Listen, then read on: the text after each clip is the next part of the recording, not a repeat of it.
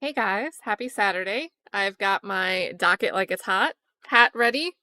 If you guys missed, I feel like it was everywhere. If you missed the headlines or the talk over on X, Tyra Banks filed a lawsuit against Netflix and a few other parties, and we're going to look at that complaint. We are going to look at that complaint.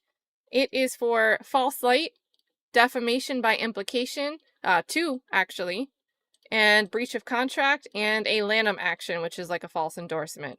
So we'll get into that as we go on. Remember, Tyra Banks is a public figure, so we're going to be operating under the actual malice standard. So higher burden here for Tyra Banks to make her case. And who are we suing? Who's Tyra Banks suing? So we've got Netflix, which is, Netflix is the one in all the headlines. But we also have 89 Blocks Holding, who's doing business as EverWonder Studio. We've got Netflix Music, we've got Lucy, and Daniel Sivan. So there we go. The attorneys filing this, we have Mitchell Langberg. These are big hitters. These are big hitters, you guys. We've got Mitchell Langberg, Thomas A. Clare, Megan McGuinness, Carolyn Wisniewski, and they are from Clare Locke. Now, if I'm not mistaken, Clare Locke is the firm that had that successful win representing Dominion Voting. It was a huge settlement. That was a huge settlement. I believe that was their firm. They also sued successfully Rolling Stone. Who else did I note here? They sued a biotechnology company and got like a $26 million verdict there. Let's see. Palin v. New York Times. Kitsch v. McDonald's. Project Veritas v. New York Times. Which survived an amended New York anti-slap motion, which is a very, very hard thing to do. They've got a lot, guys. They specialize in plaintiff side representation in defamation cases. They are very strong at arguing and meeting that actual malice standard. They're excellent both before trial and in appellate work. Very, very big hitters here. So I'm actually excited to read this complaint. It's 65 pages, so I don't think it's just like a willy-nilly paper thin thing. But I know a lot of people's gut reactions are like, oh, Tyra Banks, is she suing because people are calling her mean? How can you sue for that? How can you say that's defamation or that you're being painted in a false light if you're mean? Your own words make you mean. So as we go through this, let's see if we think she's got anything here. I hope you guys are all doing well today. We've got Mr. Joker was in here first. Grandma Ninja in the building. Good to see you. Hey, Afton. Hey, Amina. We got EJF. We got Factual Lie. We got Michael here saying good afternoon to everybody. Shannon Boo, how are you? I think your birthday just passed, so I hope you had a good birthday. Happy Saturday right back to you, and thank you so much for being a member for 20 months.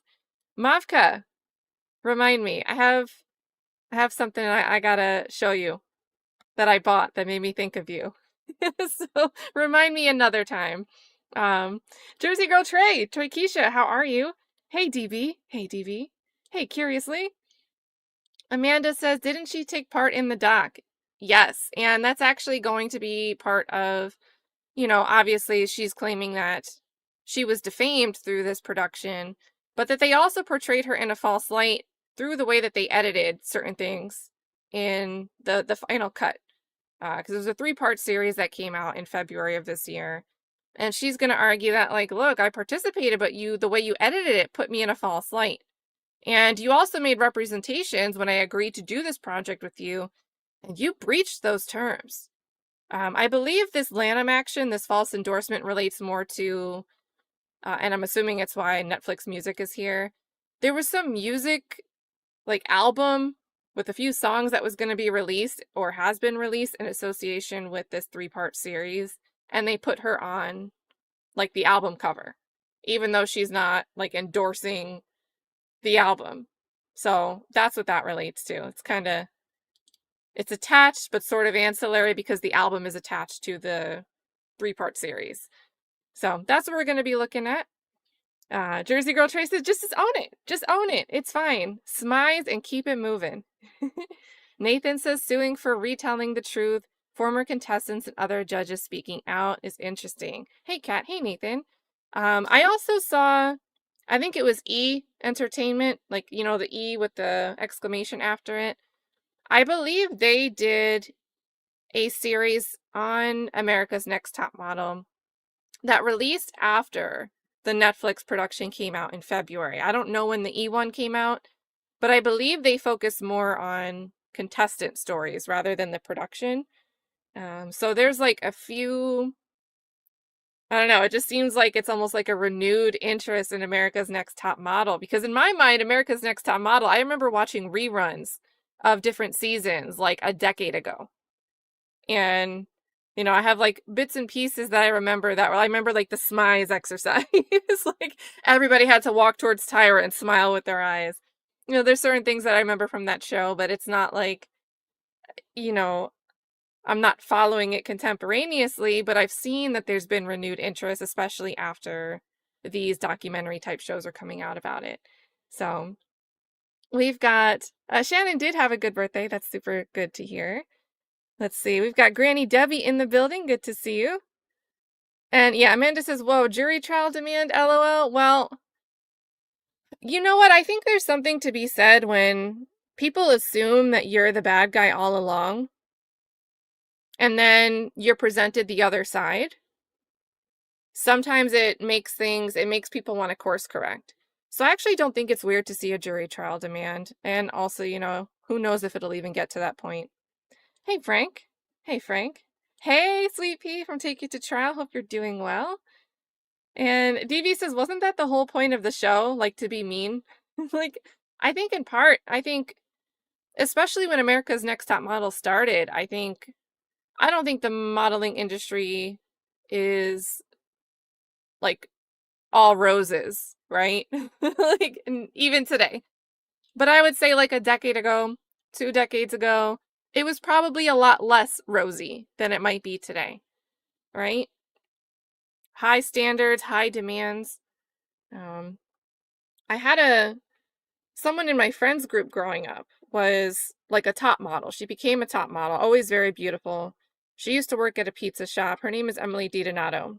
And I didn't know her personally, but she started modeling at the end of high school and she was part of friends group. So she became unavailable. She had to travel all the time. And she's missing out on all of these things that all of her teenage friends are doing. And she became very, very successful. She did very, very well. But it's just, as soon as she started doing the work, it was like her life was, I would imagine it was nonstop.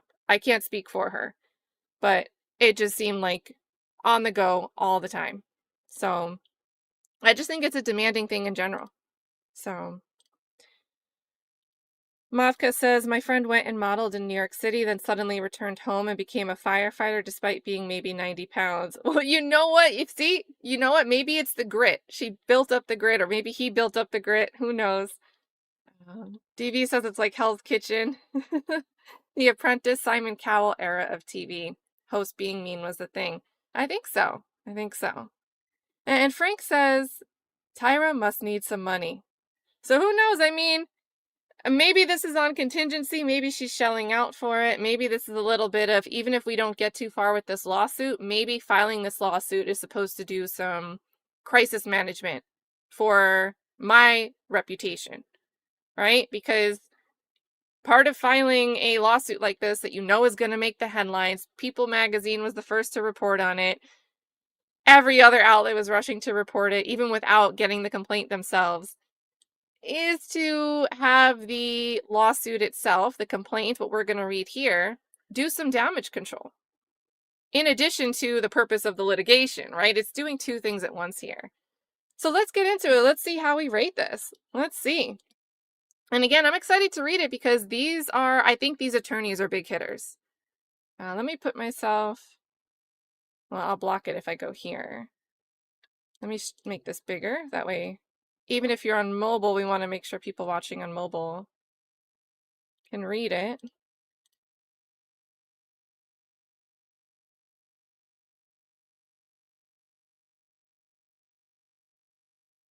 Link it over this way. You guys want to be let's get you guys on the screen. We can memorialize your reactions. see what the people think.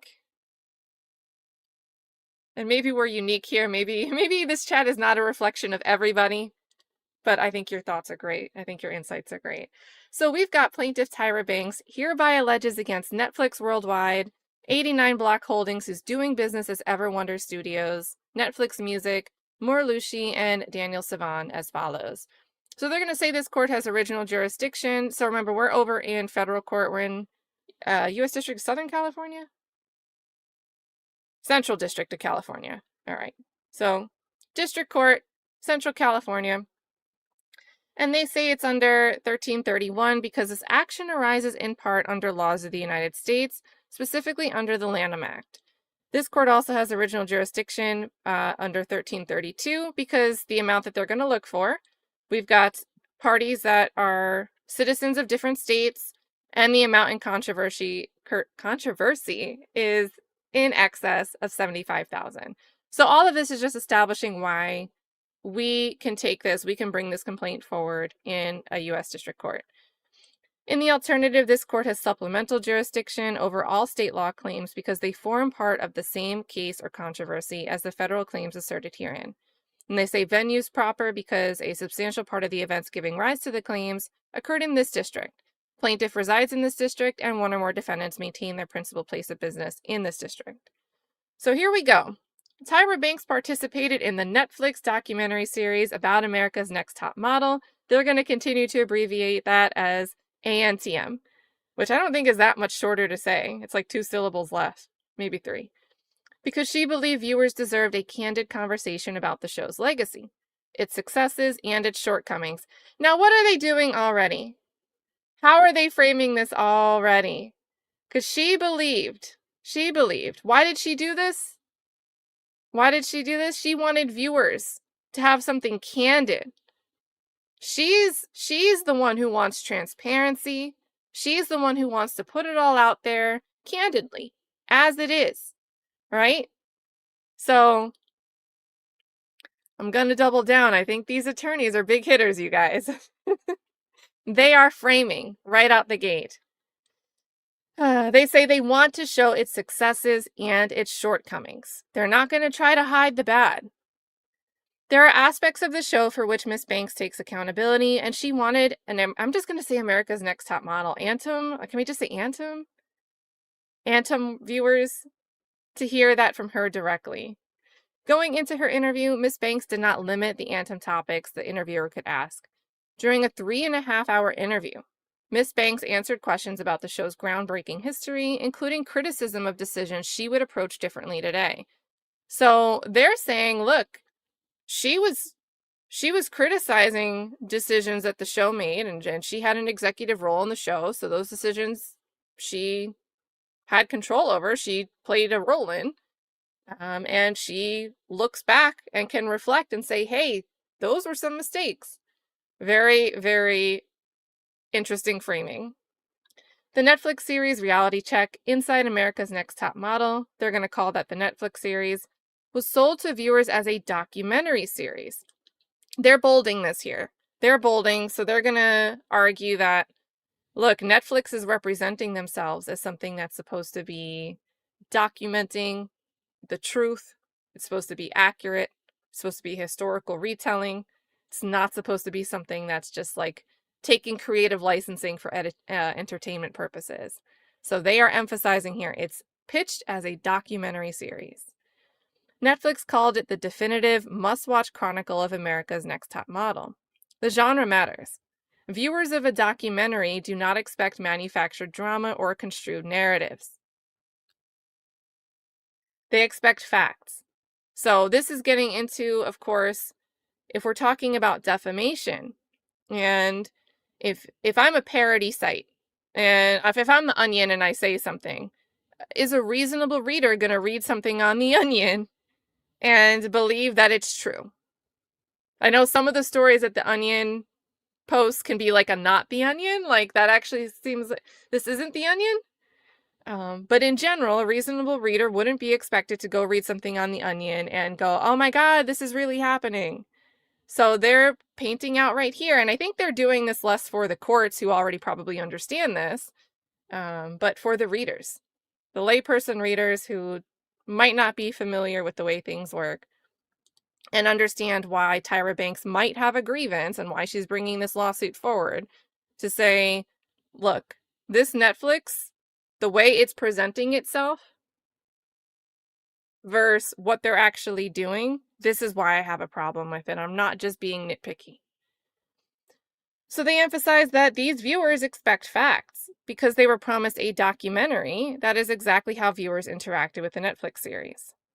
Of the hours of answers Ms. Banks provided, the producers used only about 16 minutes. The producers used what could be stripped of context and resembled to support a false and defamatory narrative unrelated to what she actually expressed. The accountability Ms. Banks took ended up on the cutting room floor. It was there, but viewers were never given the opportunity to see it. So again, this is why we're framing it from the very opening as Tyra Banks is the one who wants the candid conversation, show it all, even the shortcomings. Worse, the false narrative the producers constructed through selective editing, deliberate omission, and surgical manipulation of continuous footage included that Ms. Banks knowingly allowed a contestant to be sexually assaulted on her show. Now, this is quite different than just, they made me look mean. They made me look mean. So one of the issues Tyra Banks is raising with this production is that they made it seem like Tyra Banks knowingly allowed a contestant to be sexually assaulted on her show, and she disagrees. That is not her version. She does not think that that's true. Another example is that Tyra Banks feels that Netflix exploited, or that Netflix reflected her, portrayed her as exploiting that contestant's trauma for show ratings, and then could not even remember it when she was asked by the interviewers. That narrative about Miss Banks is a complete fabrication, one that Netflix streamed to a global audience of millions. Morlushi, one of the directors and executive producers of the Netflix series, has since told the world that Miss Banks was provided the opportunity to really go deep into the debates about America's Next Top Model and to share her side of the story. We've got a footnote here that cites to Kay Wicker. Reality Check director says documentary would have happened with or without Tyra Banks, and that's from the Griot. And it was published right after, I think, like 3 days. Look, right? February 19th. I think the show aired on the 16th. So this came out like right away. So like right in the heat of the moment. So if there were eyes, if this created a lot of buzz, a lot of people presumably would have been reading articles about the show. And then he also said in another interview, oh, it's Miss Lucy. It's a miss. So she also said in another interview that Miss Banks was ready to speak, and I think that a lot of her answers were very honest. And this is emphasized. And it's all in the show, really. Oh. So Miss Lucy goes to do another interview with Savannah Walsh for Vanity Fair, which the article is titled "The One Question Tyra Banks Refused to Answer in America's Next Top Model Documentary." So it's making it seem like only one question was refused. And in that interview, Miss Lucy says, it's all in the show, really. Both statements were partially true. Miss Banks did go deep. She did share her side. Her answers were very honest. But the story that viewers heard was the deceptive story producers chose to tell. A particularly egregious example of the producers' manipulation to create a false narrative occurred at the close of episode 1 of the Netflix series. Shandi Sullivan, so this is the sexual assault story that I remember this episode. Because I think they show, when they do like the CCTV and it's just like the bluish black and white type camera. I feel like they like aired this interaction on that type of camera from the bedroom angle. They say here Shandi Sullivan was a contestant on Cycle 2.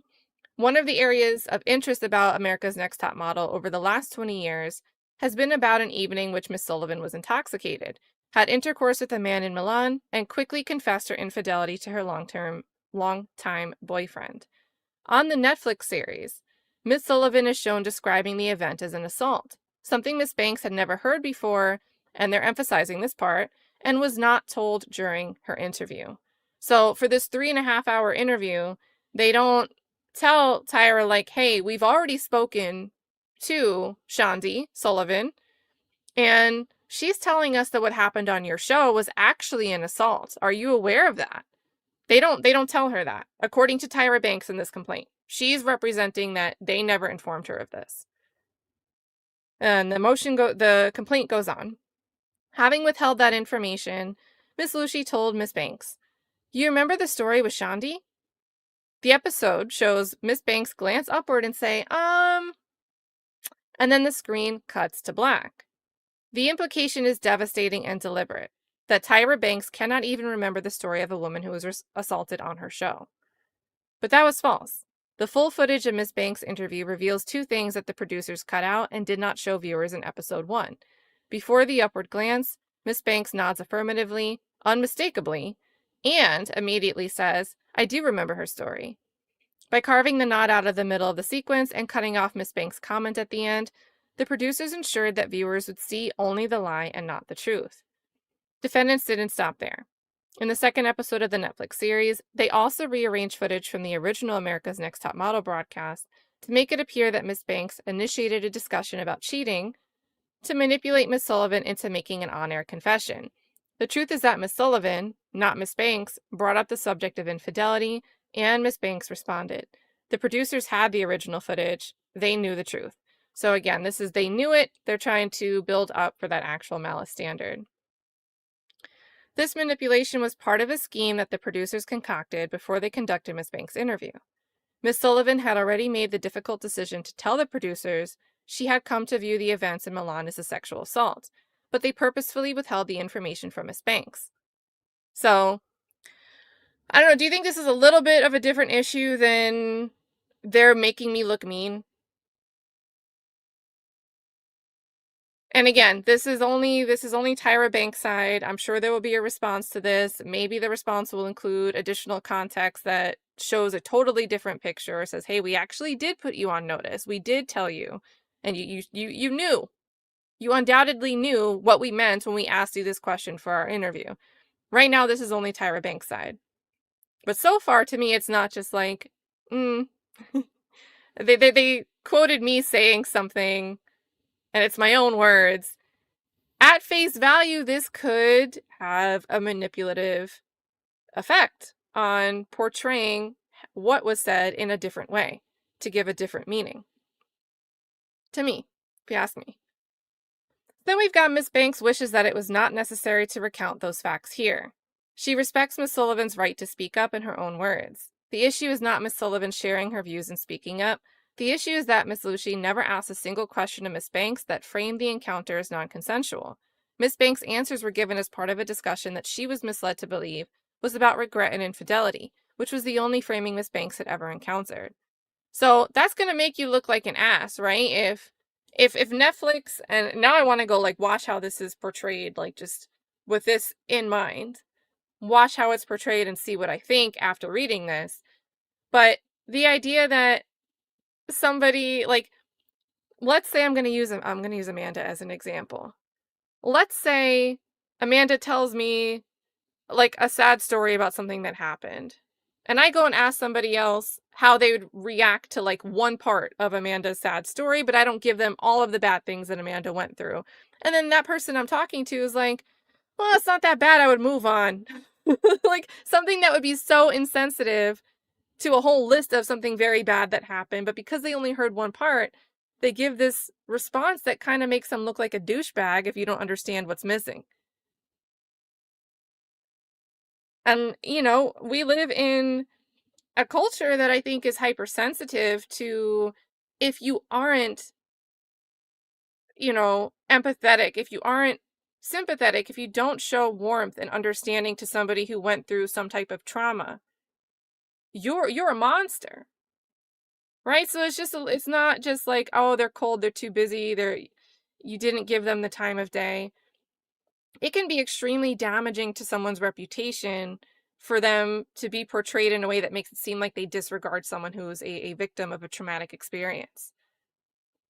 So, and that's what they're arguing here, that they framed it as like someone gets assaulted on your show, and then you make it look like Tyra Banks is just trying to give a lesson on cheating and infidelity. They say the defendants edited the Netflix series to make it appear that Miss Banks knew she was being asked about a sexual assault and was intentionally trying to evade the topic. Miss Banks respects Miss Sullivan's perspective and the courage it takes for Miss Sullivan and others to speak up. Miss Banks wishes somebody involved in the Netflix series would have told her what Miss Sullivan shared with them, but they deliberately chose not to. Miss Banks does not file this lawsuit to escape scrutiny. She came to the interview prepared to engage with America's Next Top Model's legacy, including its shortcomings, and she did for 3.5 hours. Viewers who came away from the Netflix series believing Miss Banks had not taken accountability would have known that accountability was, in fact, a major part of her interview if only Netflix and the producers had included it in the Netflix series. Little of it was. The producers erased much of that record and replaced it with a fabricated one. The Netflix series contains other misrepresentations about Miss Banks and America's Next Top Model. Some petty, some more serious, that she could have addressed, chosen to live with, or let pass as the unavoidable cost of 3 decades in public life. She's not addressing all of them here. But what she cannot leave unchallenged is the manufactured and false accusation in the Netflix series suggesting that a young woman on America's Next Top Model was sexually assaulted and Miss Banks did nothing. Worse, that she exploited that woman's trauma. That is not a lie she can correct in an interview or that will disappear with the passage of time. Hi, what do you guys think about this? I think these firms, these lawyers, they are well versed in crisis management, PR for people with high profiles. And I think this could have been Tyra's own idea. Tyra could have gone to these attorneys, sat down with them and said, look, I'm not even worried about the petty stuff. Or she could have gone and been like, look, this whole thing's a mess. What do I do? And these attorneys who are very experienced in this said, look, you've got to pick your battles. Because if you go and argue every little thing, they're going to reply to you and say it doesn't meet the standard. A judge is going to get annoyed that you're trying to nitpick every little thing. And the public, who's probably going to pay attention to this litigation, is going to look at you and say, you are in fact suing because somebody's calling you out for your own words. So this could be the strategy that came from the attorneys, and seems like Miss Banks was agreeable to it. Look, put the petty stuff aside, pick your battles. In the word of Kitty from that 70s show, pick your battles. So again, I think we're seeing good lawyering. I think we're seeing good lawyering here. So then we've got, let's see. It's a fabrication so grave, constructed so deliberately, that it overwhelms everything else. Every other conversation about America's Next Top legacy, including the candid reflection of Miss Banks came prepared to have, is now drowned out by an accusation she was never given the chance to answer. This lawsuit is that answer. Whew. Particularly after her efforts to resolve the matter directly with Netflix and the producers were refused. Oh, I think it's going to be a fun back and forth. Sometimes the complaints might seem interesting and then it just gets it gets kind of meh. This might be a very interesting battle back and forth, not just because of I'm sure Netflix is going to have great lawyering in response, right? We're going to have great attorney sparring. But it's also going to be interesting to see Netflix's statement of facts, what they contest about Tyra's representations, and any new information that they bring to the table in an effort to, put forth a defense and counter what Tyra's saying here. This is going to be, I think, one of those matches. To make matters worse and to add insult to injury, Netflix Music LLC released a separate 26-track music soundtrack entitled Reality Check Inside America's Next Top Model, using an unauthorized image of Miss Banks on the album cover to serve as a false message to consumers that Miss Banks was a source of or otherwise affiliated with the album and endorsed it. Okay, so this is the album cover. So you got Nigel, that's Miss J. I don't remember that guy's name. But they say soundtrack from the Netflix documentary series, Reality Check Inside America's Next Top Model, with music by Joshua Clabe, Benny Reiner, and Impara Mai. So before deciding to take legal action, Miss Banks asked Netflix and the producers for one thing: access to the unedited footage of her own interview under whatever conditions they chose, so the parties could work together to correct the record. Her request was refused. Had they agreed, Miss Banks could have made the truth public and this litigation would likely have been unnecessary. Oh, I would love to see this exchange. And not for nothing, but do you think I feel like Netflix could have made a lot of money, and maybe Miss Banks wasn't amenable to that, but like maybe they could have worked together and both made money releasing like bonus footage or like a fourth part of the series, or like, you know, some shows just have like behind the scenes stuff after the actual episodes, and a lot of people watch that stuff. So maybe they could have, maybe they didn't want to release it because they foresaw like issues. But at the same time, if they came to some agreement where, you know, we would forego any type of legal action if we release this together, I would love to see these communications and we just get the whole thing out there. I think they both could have made decent money putting the whole thing out.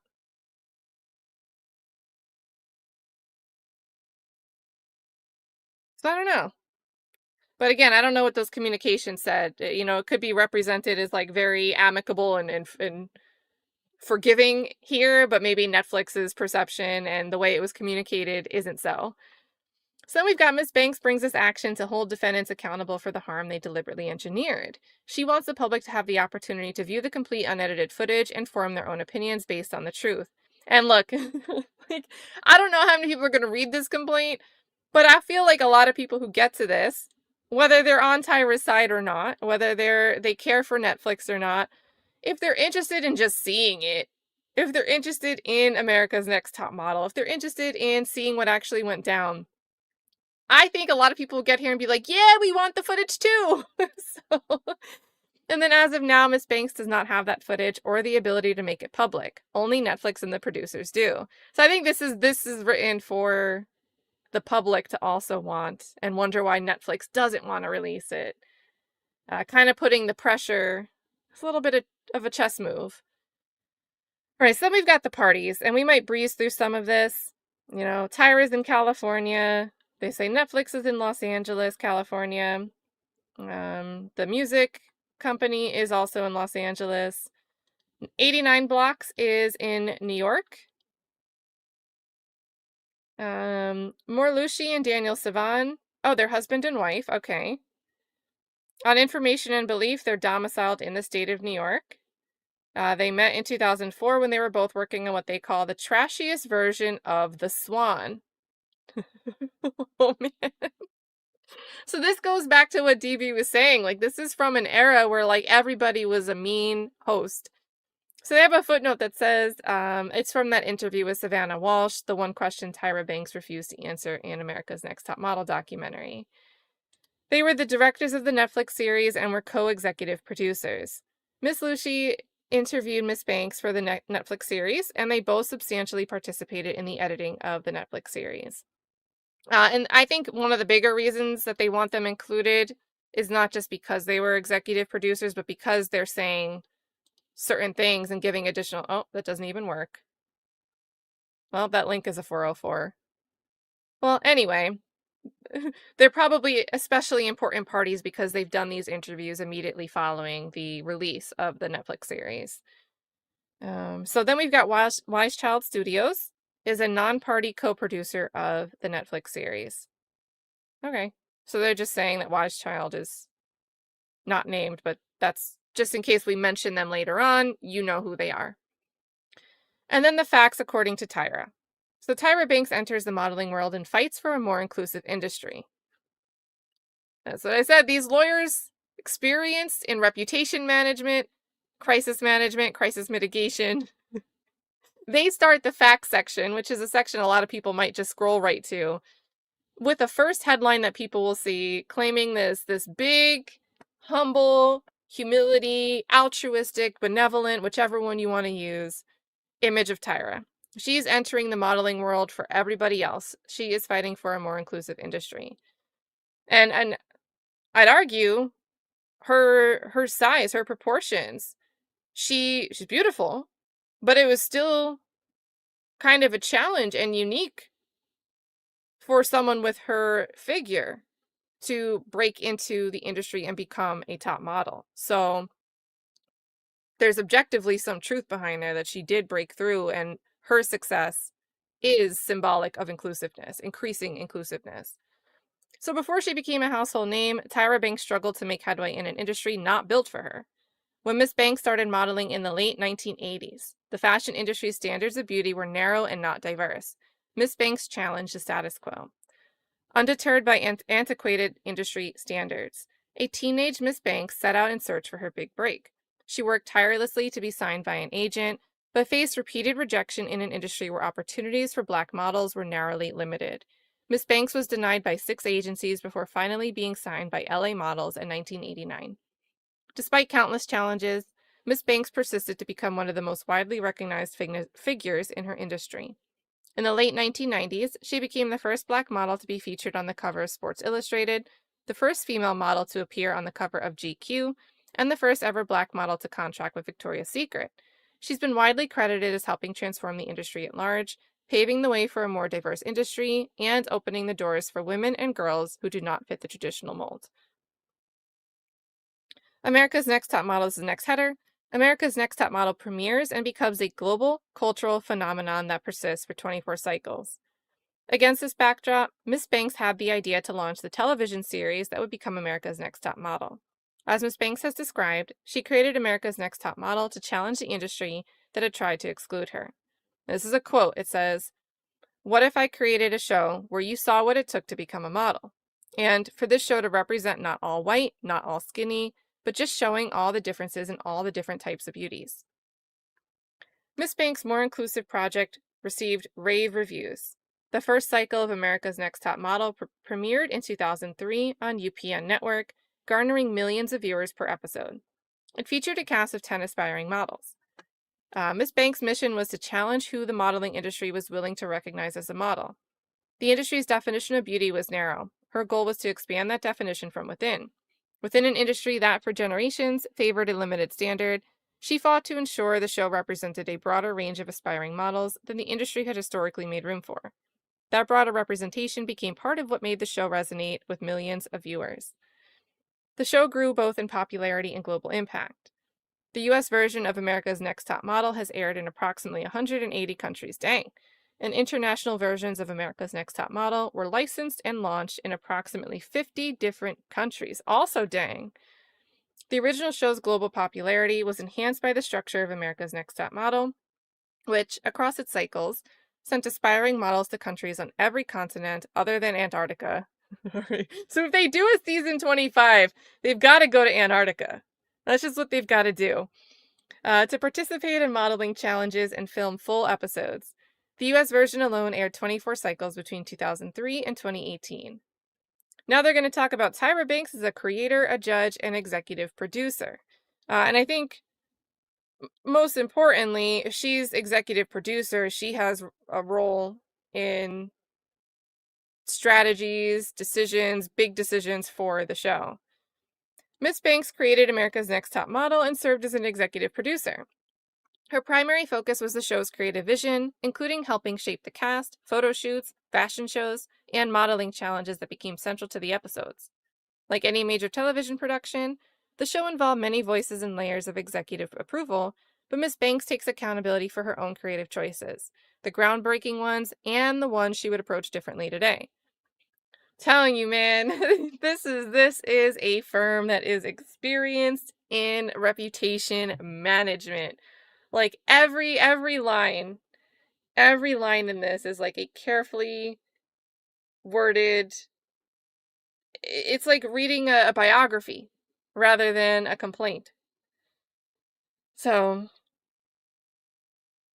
I know Amanda's like 80s, whoa, 80s, whoa.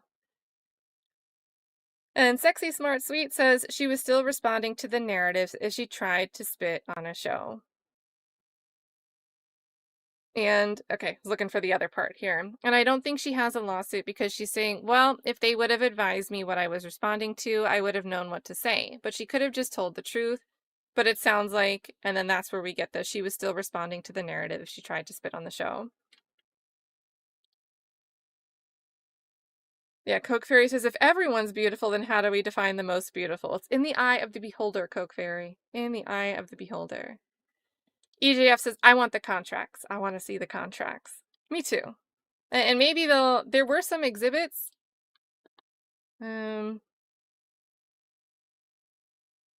So if we read and we think any are worth grabbing, we can grab them.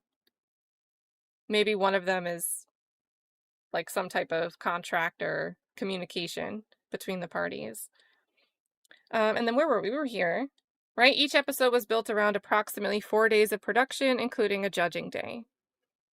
Miss Banks was present for the entirety of each judging day, the days on which the panel convened to evaluate contestants and deliver results. Her presence on other filming days varied based on the nature and requirements of the day's activities. On some days, she was not on set at all. Yeah, and didn't she, they would, send a Tyra mail or something to the house where the girls were staying? So, she wouldn't be there, but she would send those letters. It'd be like the Blue's Clues mail time. So on some days she wasn't there at all. On others, she was present for a limited time. For instance, to welcome contestants at the start of a news cycle, to introduce a challenge, or to make a surprise appearance. On still others, she was on set for several hours, including mentoring contestants one-on-one or in a group setting, like the smize exercise. She had to be there for the smizing. Let's see. Oh yeah, she was a photographer sometimes, right? That was one of the themes that she's like, I'm the photographer. She conducted training sessions, attended contestant fashion shows, or would be coaching them during photo shoots. Cameras ran continuously across all filming locations, capturing contestant interactions, challenge prep, training sessions, and off-hours activity. The volume of raw footage generated in the course of a single episode was enormous. Miss Banks was not present for most of what those cameras captured. Nor did Miss Banks review that raw footage. The day-to-day production team reviewed the footage, developed the episode narratives, and assembled the initial cuts. Miss Bank reviewed episodes once they were initially shaped, sequenced, and given a narrative direction, and then participated in additional editing until the episodes were locked.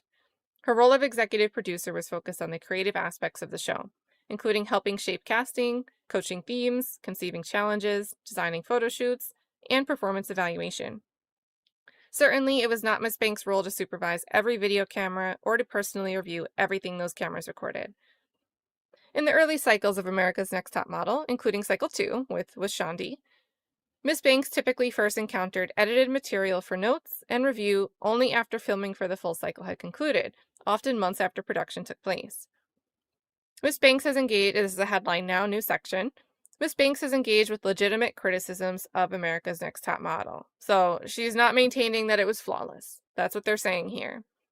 They say Miss Banks is proud of America's Next Top Model's accomplishments, opening doors the industry had long kept shut, decades before inclusivity became part of the modeling and beauty industry narratives. The list is long, but by way of example.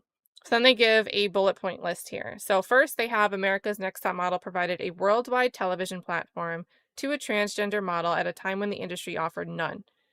It proved that a model outside of the industry's sample size standard could win an internationally televised modeling competition. It showed the world that a contestant who's deaf could not only compete at an exceptional level, but win. And it crowned a winner who defied the industry's traditional height expectations in Cycle 3 and later dedicated an entire cycle to petite models, challenging the industry's long-standing height barriers. But Miss Banks and America's Next Top Model did not always get it right. Miss Banks knows this and has been receptive to constructive feedback about the show. Now, are they going to give examples of this? I mean, maybe all of this is going to be examples of it. But if we stop here, that's a little bit flat. That's like saying I'm sorry for something, but not actually addressing what happened, correcting it, or meaning it. You're just saying it to say it. Let's see what we get next. There was renewed interest in America's Next Top Model during the COVID-19 pandemic. You guys remember we were all stuck at home watching Tiger King and reruns of old shows or shows that did a revival series because everybody was stuck at home? Because that was the time. just all stuck at home on Twitter and YouTube together, talking about these episodes. They said at the time, all cycles of the show were available for streaming. Confined to their homes during lockdown, the public began binge watching the show, offering commentary on those prior cycles, and critiquing America's Next Top Model through a modern day lens. Miss Banks took ownership of the show's creative choices. With the benefit of time, reflection, and evolving social norms, Miss Banks many times directly responded to that criticism. For example, millions of her followers saw her acknowledge, quote, the insensitivity of some past America's Next Top Model moments, owning that she made some really off choices. So then they have a screenshot of a tweet from Tyra. This is May 9th, 2020. So this is like 2 months into the COVID shutdown. Been seeing the posts about the insensitivity of some past America's Next Top Model moments, and I agree with you. Looking back, those are some really off choices. Appreciate you honest feedback, and I'm sending so much love and virtual hugs. Well, at least it wasn't written by ChatGPT. We've got, it still says Twitter. This is how you know it was a few years ago. This post, amplified by others who shared and quoted it, was not the only time Miss Banks acknowledged things she considered to be mistakes. I actually wish they included... Let me type and just find that and see. And obviously it could change from when they gathered it for this lawsuit or when it was, maybe that tweet got renewed attention in the last few weeks or in February of this year when the Netflix thing dropped. But I kind of wish they included how many times it was shared. Let me go to Tyra.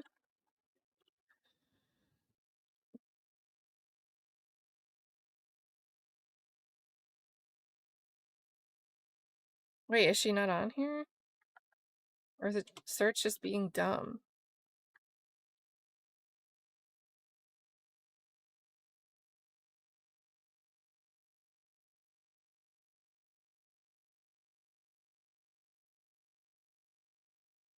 I mean, I don't know. I like tried to just put her username. Maybe she's changed her handle. Maybe it's not Tyra Banks currently.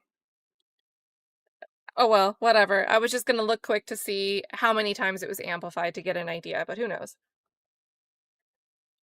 Yes. EJF says, I will continue to dead name Twitter. I like Misdemeanor. Shout out to Misdemeanor. Great channel. Says the Twix. Just combines the names together. Makes it easy. So we've got, can't go look at those stats. Would have been cool to see just to know, but they say that this post, amplified by others who shared and quoted it, which we can't see, was not the only time Miss Banks acknowledged things she considered to be mistakes. Miss Banks has taken the opportunity to address some of the critiques of America's Next Top Model, and has done so publicly, including on her talk show, in the book she wrote with her mother, in interviews, and during public appearances. She acknowledged where the show fell short and offered context where the criticism might have missed the full picture. However, after 24 cycles and hundreds of participants, no one could reasonably be expected to respond to every criticism. Miss Banks realized that her prior responses were spread across time and forums, and many America's Next Top Model viewers never had the opportunity to hear those responses. So we're back to Netflix.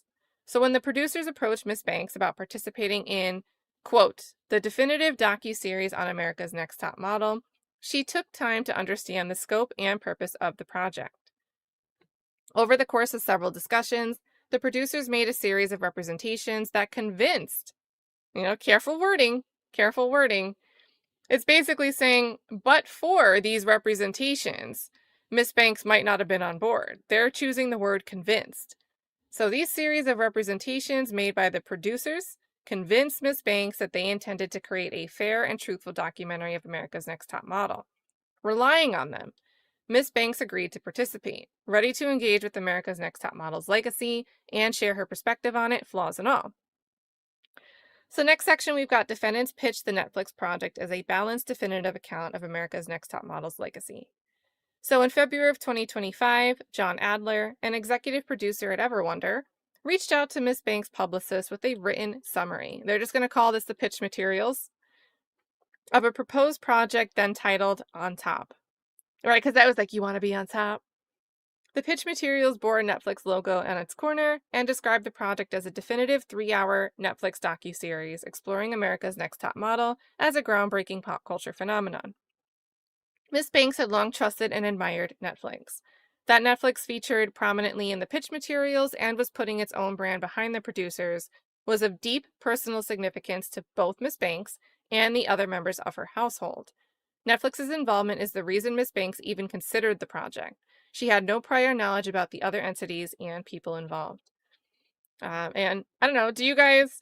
I see on X whenever there's like a big story. It's almost like a meme now. Like, oh, I can't wait for the Netflix documentary on this. Something we saw with the YSL trial, which I don't know how you could squeeze that trial into a documentary unless it's months long.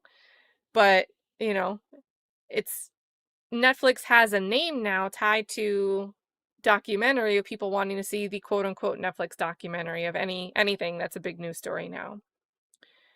Next in this complaint, Tyra says, the pitch materials made a series of specific written representations about the nature and tone of the project. Here's a bullet point list again, that the documentary would unpack the show's legacy, not as a takedown, but as a thoughtful, in-depth reflection on its influence, evolution, and impact on fashion, television, and culture. It would be equal parts authoritative and celebratory. Well, kind of seems like it should be positive. The producers wrote that, unlike other productions, we take that responsibility seriously and will treat the subject matter and all participants with respect. And the project's stated purpose was to look back and celebrate what America's Next Top Model achieved and appreciate the outsized impact it still has on pop culture even to this day.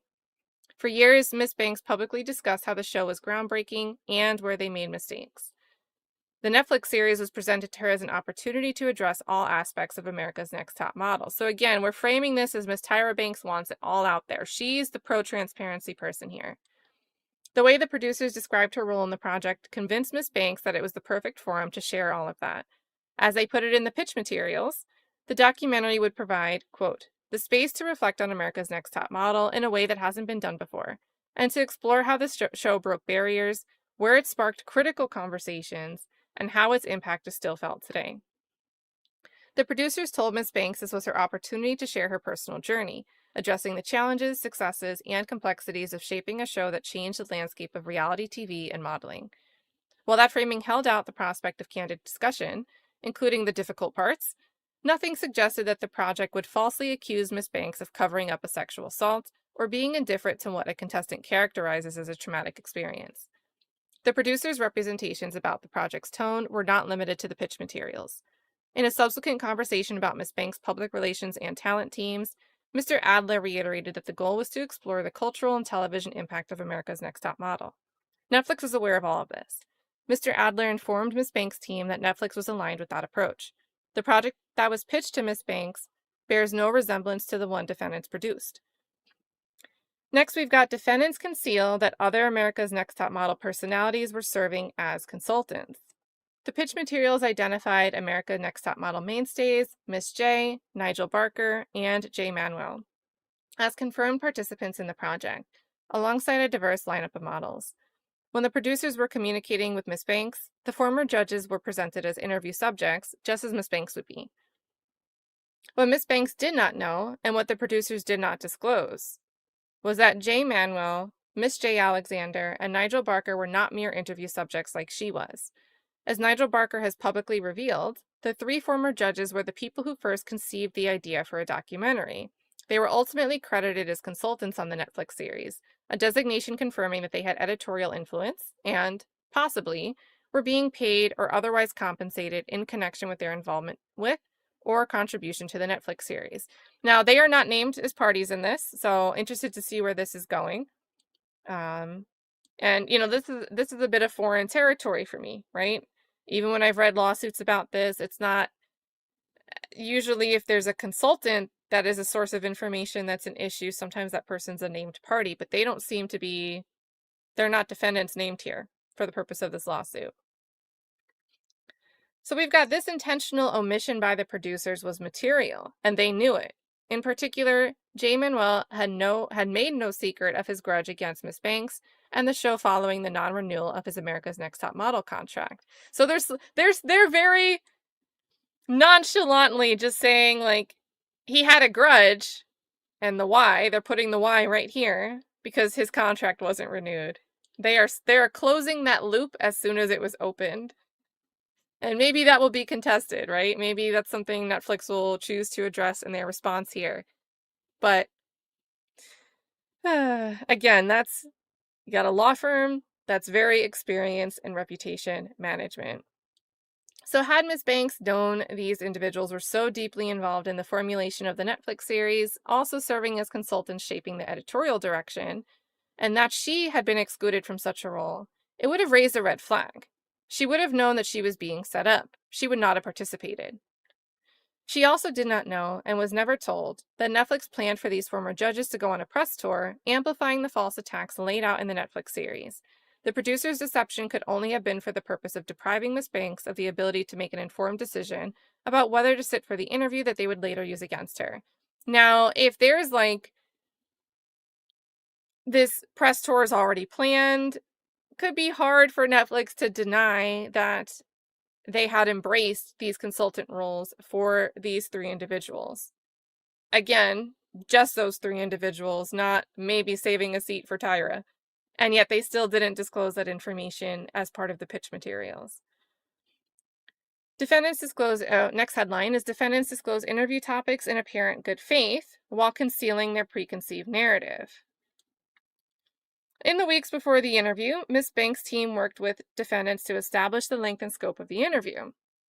On April 10th, 2025, Vanessa Golembuski of EverWonder provided the finalized list of topics they would discuss.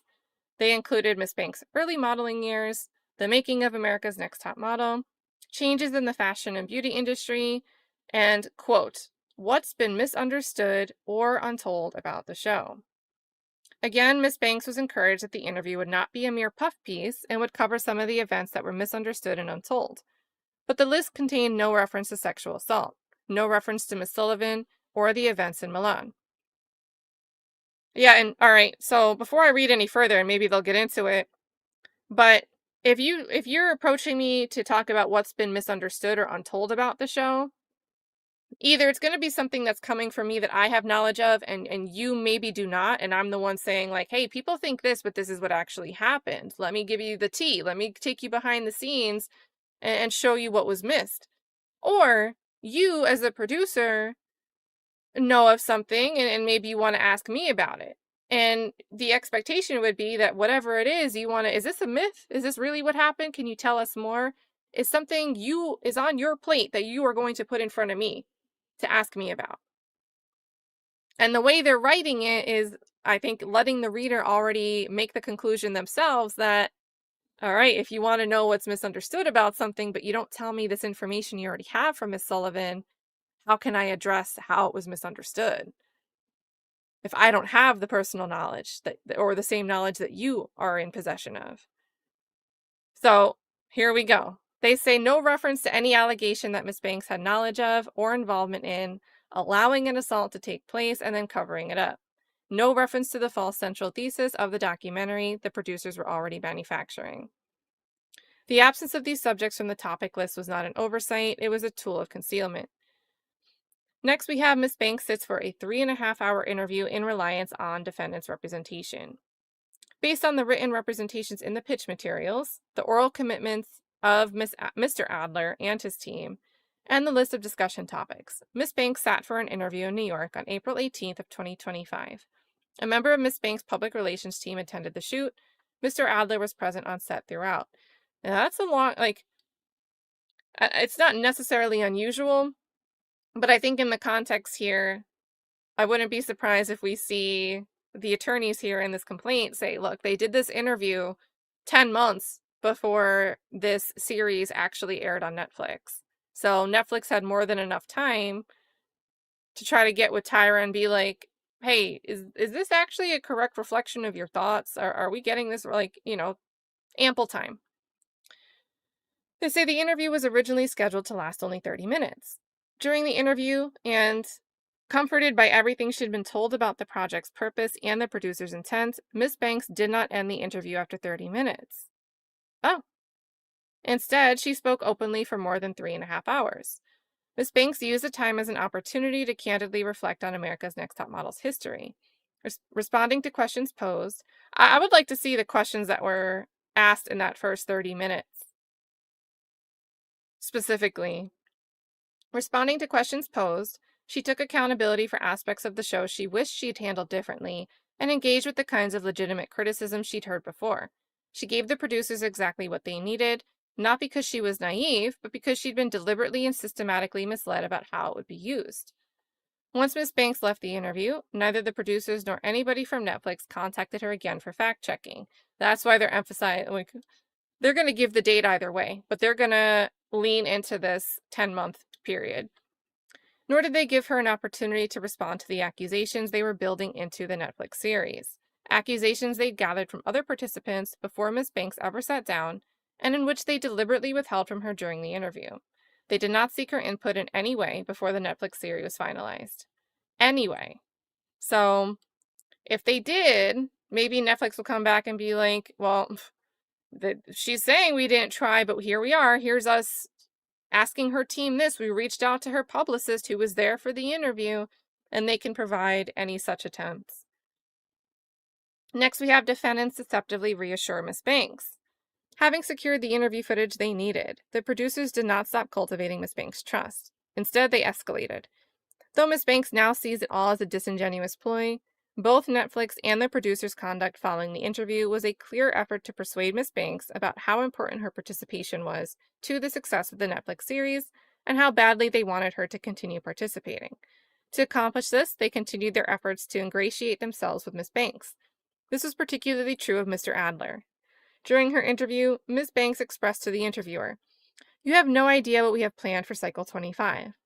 Since the final episode of Cycle 24 aired in 2018, America's Next Top Model fans have consistently and publicly called on Miss Banks to bring back the series for a Cycle 25, underscoring the sustained demand and audience interest and a meaningful opportunity to reignite the franchise." Before Miss Banks left the interview location, Mr. Adler discussed his interest in working on Cycle 25 with her. Then, shortly after the interview, Mr. Adler emailed Miss Banks to thank her. He told her how happy he was that he had a chance to meet Miss Banks on the interview set. As he explained, to say that you strengthened the series would be the greatest understatement of all time. I know it will do the story justice in a way no one else could. Oh, all right, maybe we should grab those. Give me a second. Those exhibits. Let's see.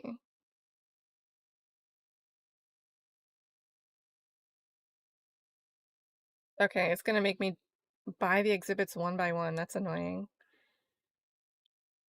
Okay, so this is the pitch. This is the pitch deck thing.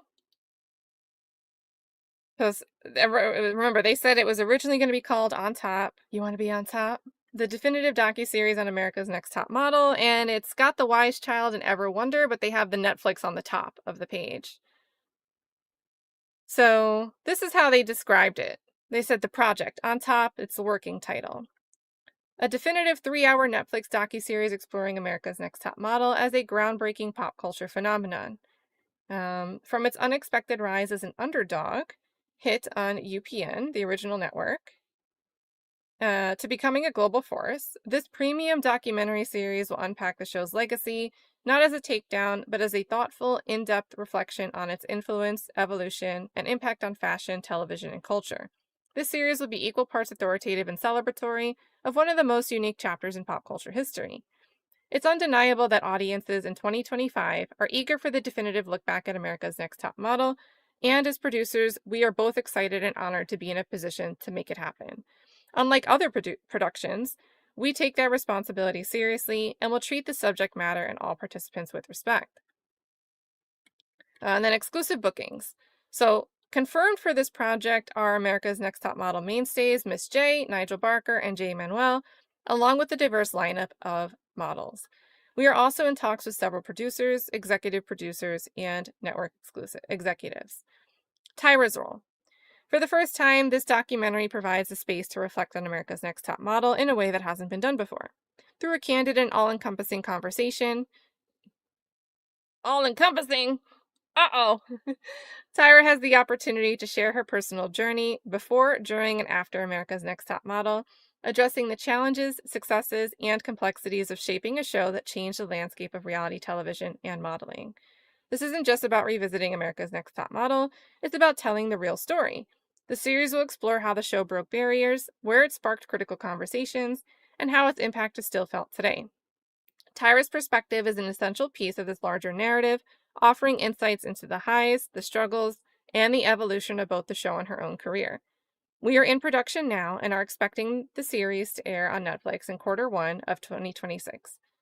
And then in bold, it says, "This is the moment to look back and celebrate what America's Next Top Model achieved and appreciate the outsized impact it still has on pop culture, even to this day." So then they go through the studio, and we could skip this, but they describe, if you want to pause, you can read it. Got a little there. Got Wise Child Studios. And then we've got directors Morlushi and Daniel Savan. Dang, they've done a lot. So they've got Netflix hit docuseries The Devil Next Door. They've got Camp Confidential, America's Secret Nazis. They've got HBO's Max hit Low Country, The Murdoch Dynasty. They've got The Oslo Diaries. Dirty Tricks, Showtime Sports True Crime, Dirty Tricks. Peacock's Investigative Sins of the Amish. And the critically acclaimed Censored Voices, which doesn't really say what that was about. And there we go. So there's a bit of background on them. All right, next exhibit, because we were on exhibit 2, we'll get caught up and then we'll keep reading. Next exhibit.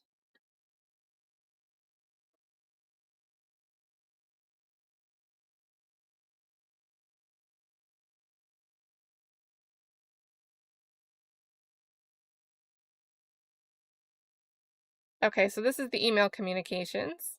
This is all redacted, whatever this is. Maybe it's a photo. I'm thinking it's a photo because it's like squared out, but I guess it could be a block of text and they just did one big square. All right, so it says from Tyra Banks. Let's go from the bottom up, right? Would this be the first one? 5:31 a.m.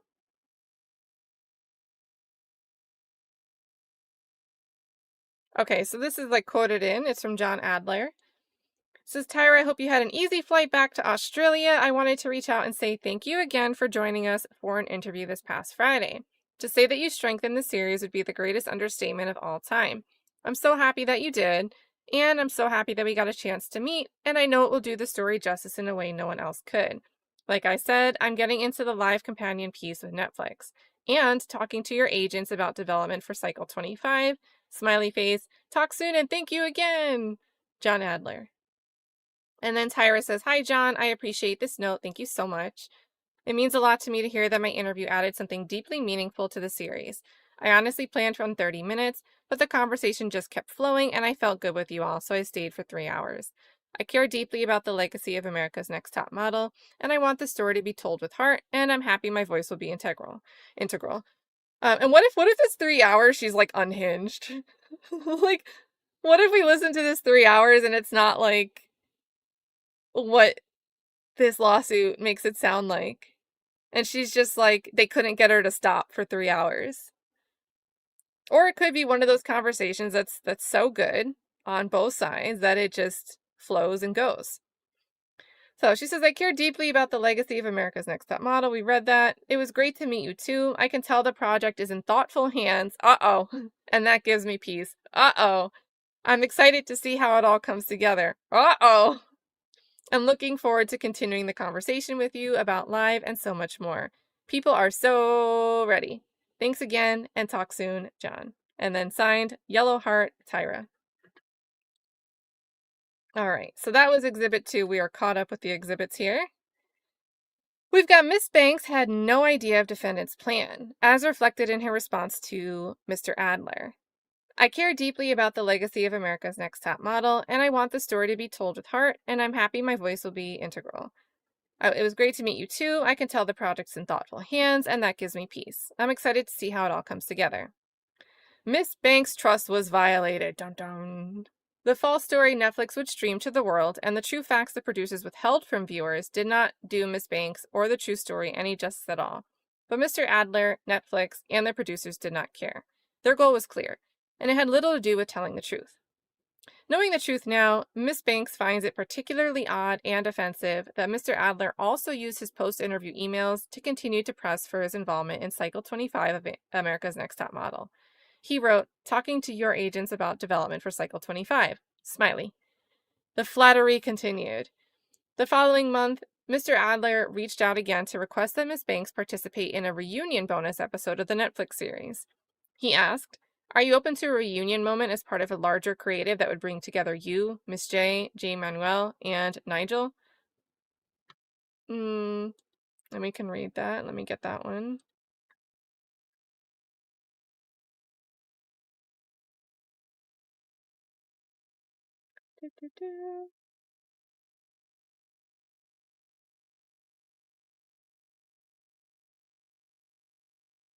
Okay, I've got the same block again. And then this one in full reads, Tyra, thank you again for an incredible day on set. As we mentioned, we're putting together creative for a live show, which would function as a bonus episode to the series. We totally hear the feedback that we don't want to go a standard reunion route, and we're excited to explore what this live episode could look like. But are you open to a reunion moment as part of a larger creative that would bring together you, Miss J, Manuel, and Nigel? We're thinking Netflix will crave a brief segment bringing the American Next Top Model icons together, but want to hear your thoughts before pursuing that idea further. So that's from John Adler. In hindsight, that we're back to the complaint.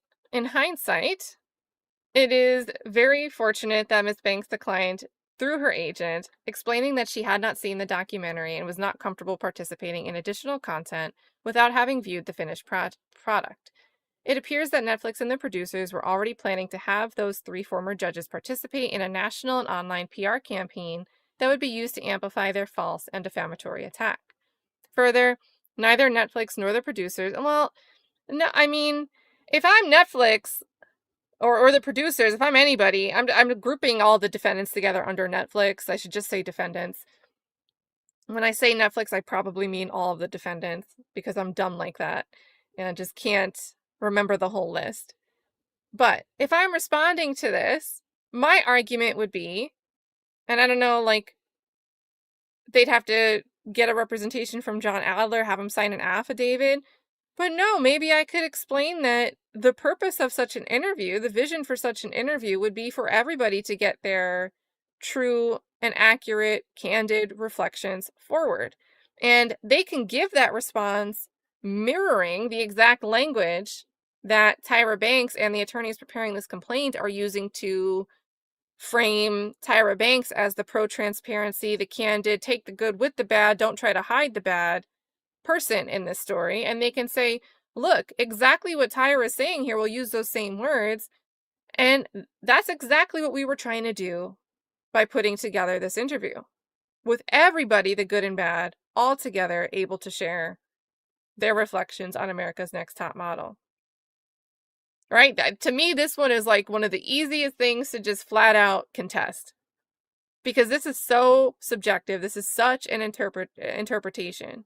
He said nice things, wanted to bring people together, and we're arguing that it was already like a early step of this preconceived scheme to defame Tyra Banks and garner ratings through that defamation, that false portrayal of Miss Banks. I would right away reply to this and be like, no, we literally wanted you to have a conversation, and this could have been your opportunity to learn more and correct something that we didn't know you didn't know, but you chose not to take part, So, further, neither Netflix nor the producers responded by allowing Miss Banks to review the Netflix series. That was no accident. They all clearly knew that if Miss Banks saw the lies the producers had manufactured, Miss Banks would not participate in any way and might take legal action to prevent them from publishing their attacks because they had contractually agreed not to defame her. And now this is the type of thing that, like, I think you would need discovery to get anything that could go to establish that this is actually occurring. But again, for the purpose of this motion, if you're taking it at face value, this type of argument can support the causes of action that they're bringing. So, undeterred, in November 2025, Mr. Adler reached out again asking Ms. Banks to record a video message for a Netflix senior leadership quarterly meeting. Do you want to just read the full thing? Let me get Exhibit 4. Let's see how many tabs we can open before we're done. Oh,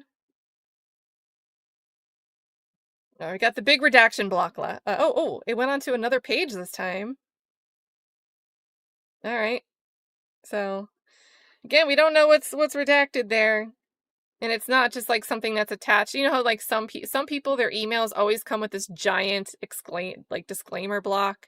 Everything that they send to you, and every single reply, half of your page is going to be this junk that they put in the bottom of their emails. It's probably not that, because it's a different dimension. It's probably a message. So here we have from John Adler. This is November 6th, so many months later. To Andrew Lear, and they're CCing David Kirsch. They say, subject is video hello from Tyra to Netflix. Andrew, thanks for jumping on the phone just now. As I told Andrew, Liz Franco at Netflix called me earlier to give me some great news. At the quarterly Netflix senior leadership meeting, they are profiling one documentary series that they are excited about for next quarter, ours. And as such, they would love for Tyra to send a video message saying hello and how happy she was to participate in the project. Uh-oh. They asked me to let you know that Ted and Reed are present at the meetings, so it's a very big deal. And typically, A-list talent show up in person, like Kristen Bell, etc. So if it's at all possible, we'd love to get a video message from Tyra by November 11th, end of day Pacific. They would love her to say hello, that she was glad to participate in the project, and specifically, they'd love to have her mention the moment in 2020 when people rediscovered the show. If she doesn't want to discuss that, they're requesting she talk a little bit about the rooting for you moment. Please let me know if this is possible. An iPhone video is totally acceptable. John. Notice they're not like, hey, if she can't talk about people rediscovering the show in 2020, can you have her talk about how she was completely indifferent to Miss Sullivan's story? Right? They're not making that the subject matter example in this video, request for a video. And then anything, all right, nothing of substance on the next page, just the agency information. All right, so then they pull into the complaint the part between Liz Franco and asking for the video project. Then Mr. Adler said the meeting would include Netflix's co-CEO Ted Sarandos and co-founder Reed Hastings. They asked me to let you know that they were present. It's a very big deal. And then they say Ms. Banks gave serious consideration to the request out of respect for Netflix's senior-most leadership. The request was not unusual. Historically, Ms. Banks has made similar high-level corporate appearances to support projects about which she was fully informed. So that's the distinction, right? To support projects about which she was fully informed so that she could speak accurately about them. But still, nobody associated with the Netflix series had provided the final Netflix series to Ms. Banks, so she politely declined. So she's saying that this is why. This is why she declined that opportunity. Again, explaining through her representatives that she could not participate because she had not seen the Netflix series. So, I mean, it'd be interesting. I mean, maybe there's a reason they don't want to provide that exhibit, but I don't see. They could have provided this as an exhibit, couldn't they? Or maybe they'll just wait for the parties to request it. And I guess they'd have to procure it from her agent, but I mean, if it's her agent, that shouldn't be difficult to do. Even after that, nobody provided Ms. Banks with an opportunity to review the final Netflix series. Nonetheless, Mr. Adler persisted. As the streaming release date for the Netflix series approached in early 2026, Mr. Adler introduced Ms. Banks to John Rafael Oliveira from Netflix Public Relations team. Oliveira requested permission to use still images of Ms. Banks from her interview in promotional materials. Uh-oh. This is where we're getting to the Lanham issue, maybe. Maybe. So, permission to use it in promotional materials, you would think, for the series itself. Noting that Netflix participated to get a lot of incoming requests once we start our promotional campaign for the documentary. Let's read that exhibit.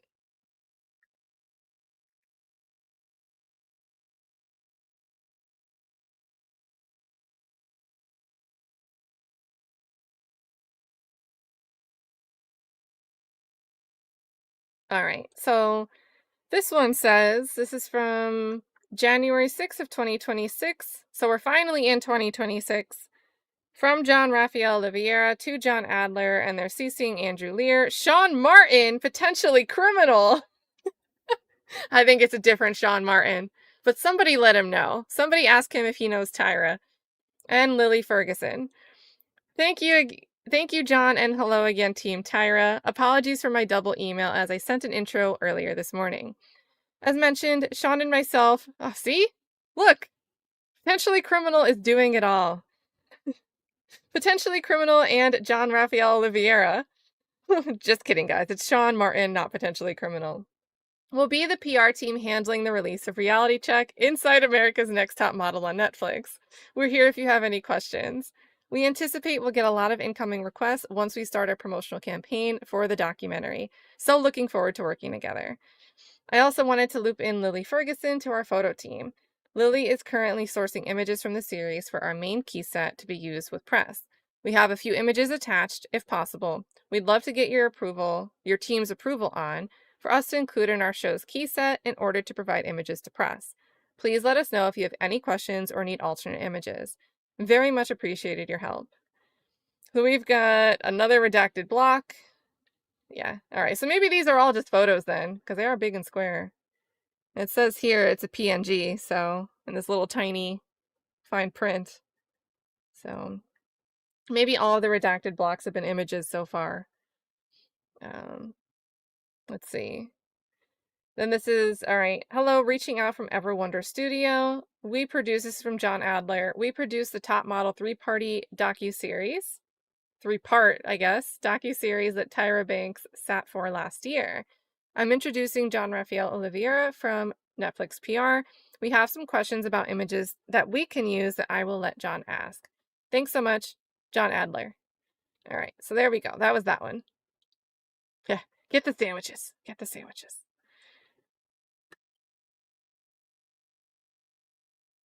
Let's see.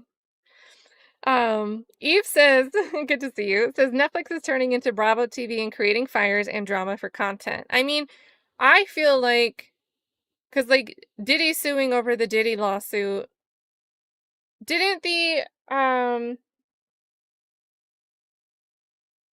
what was the Baby Deer lawsuit thing?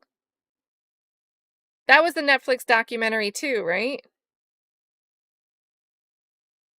So like, I mean, these lawsuits, like you heard me at the beginning of this, I'm like, I want to go watch this to see how I view the docuseries with this context in mind.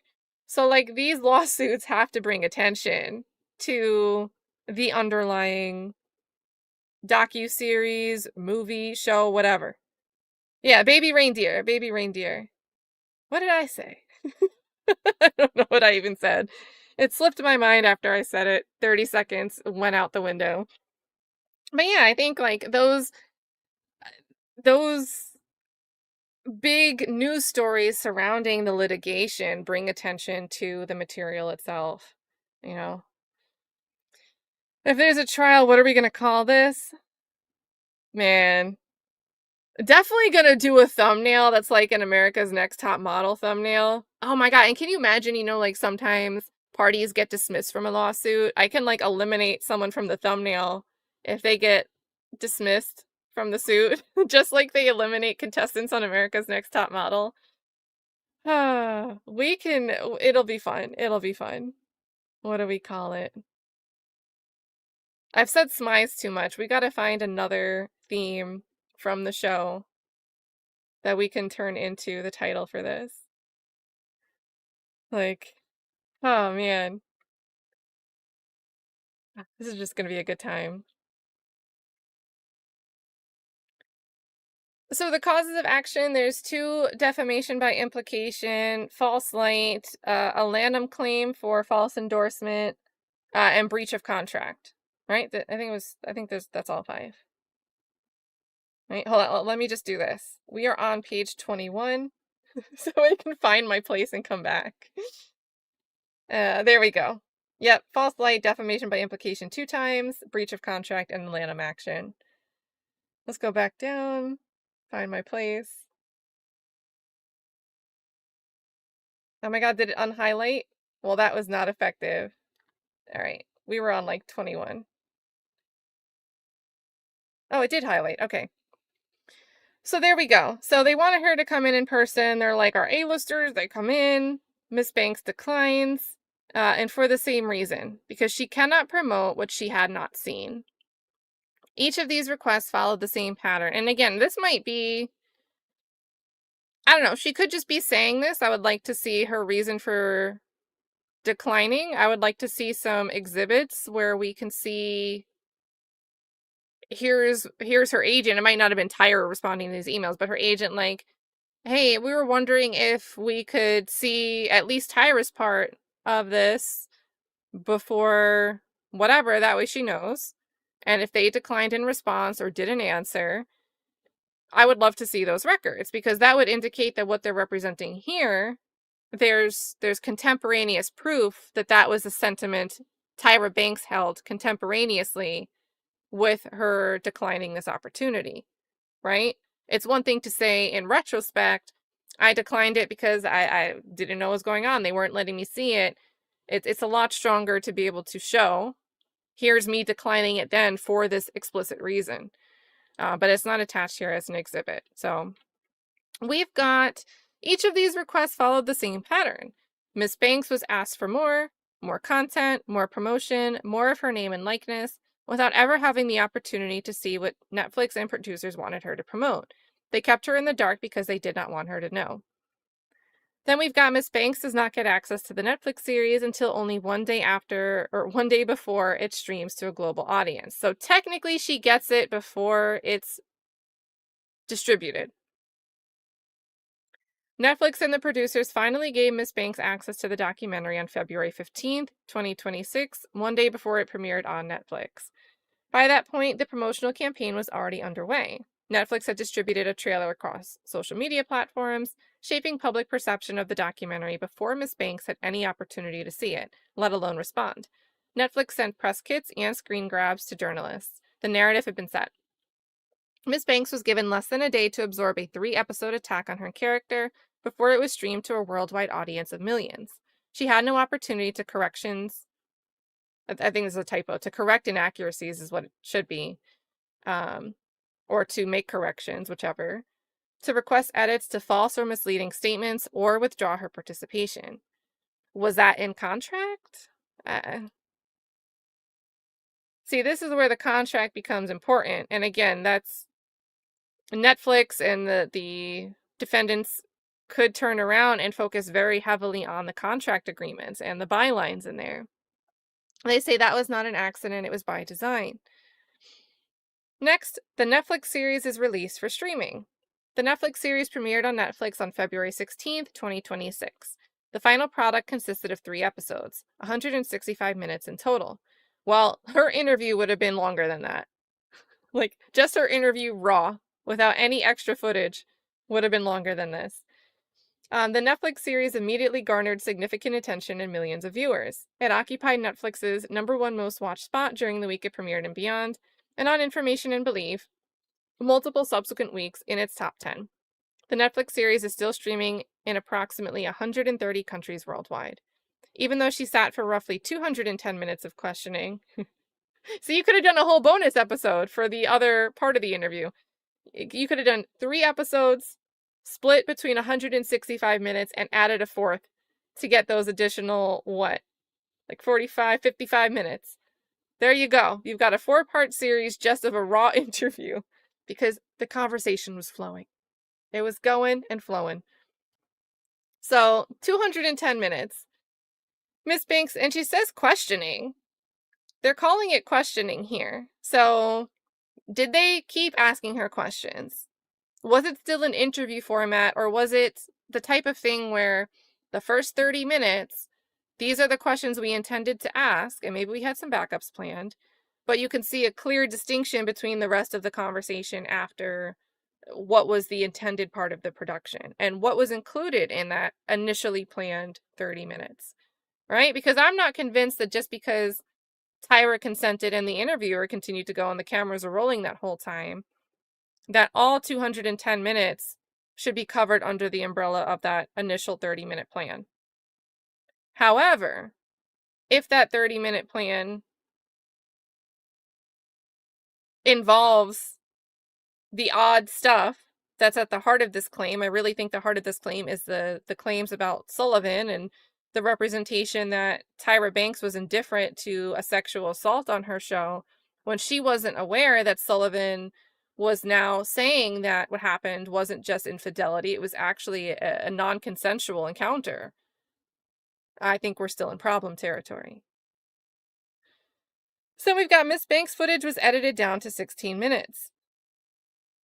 Obviously, not all of her interview would be used, but by incorporating so little of it and manipulating the parts that remained, the Netflix series did not include a faithful reflection of what Miss Banks said, nor was it a fair and accurate factual account about America's Next Top Model, as Miss Banks was promised by the producers in their efforts to persuade her to participate. It was carefully crafted to convey a series of false narratives, including one that intentionally and falsely portrayed Miss Banks as knowledgeable about and indifferent to a contestant's sexual assault. Was this part of what they wanted to ask her in that 30 minutes? Was it? Because maybe it's, I think it could be argued. It could be argued that if it comes up in the longer extended conversation and you choose to use that material without informing me of something that you know, and then you manipulate it to make it look another way, it could still be argued. But I think the stronger argument is when, if you came in here and intended to ask me about this in those 30 minutes, and you'd already spoken to Miss Sullivan and had the information but withheld it from me, while you're representing to me in a pitch deck that this is going to be like true and candid and all of those other things, it's different. Again, since the resurgence of interest in America's Next Top Model, the show was the focus of both renewed appreciation and public criticism, including about some of the shows and Miss Banks' creative choices. Miss Banks heard the criticism, reflected on it, and was again prepared to address it directly. The lengthy interview was her opportunity to do just that, now on the worldwide Netflix streaming platform that would ensure that America's Next Top Model viewers everywhere would hear her respond to all the questions, including the tough ones. Then we've got, over the course of 3.5 hours, she engaged candidly with many of those criticisms, acknowledged that she would do what she would do differently, and spoke with specificity about decisions she regretted. Little of that made it into the Netflix series. Viewers who had watched America's Next Top Model, who had followed the criticism, and who deserved to hear Miss Banks' genuine response were denied it.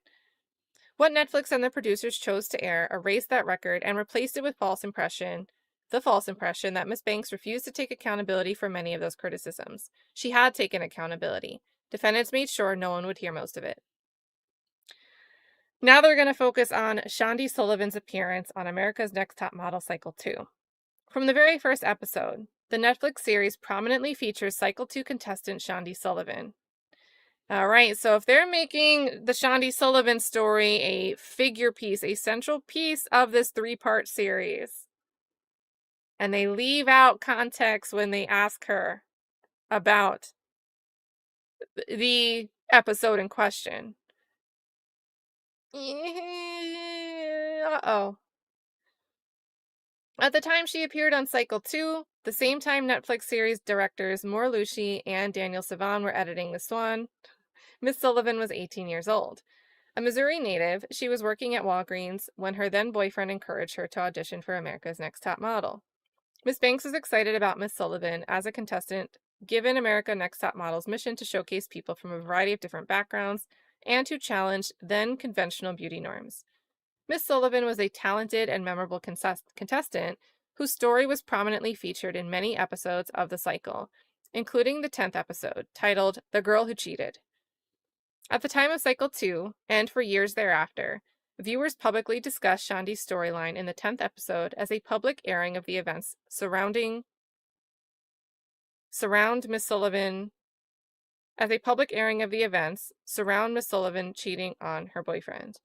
Today, many criticize America's Next Top Model decision to show those events and Miss Sullivan's emotional struggle in the aftermath. But at the time, the broad public discussion did not characterize the events other than as infidelity. And that was also Miss Banks' understanding. In the 9th episode of Cycle 2, Miss Sullivan spoke to her boyfriend by phone, and they had an intense argument about one of his female friends. In that same episode, Miss Sullivan commented on camera, "I miss my boyfriend, but then I thought, I'm here. I'm going to have a good time. I don't care." This was the only framing that viewers, including Miss Banks, understood at the time. Miss Sullivan was a young woman making a conscious choice to have a good time while away from her boyfriend.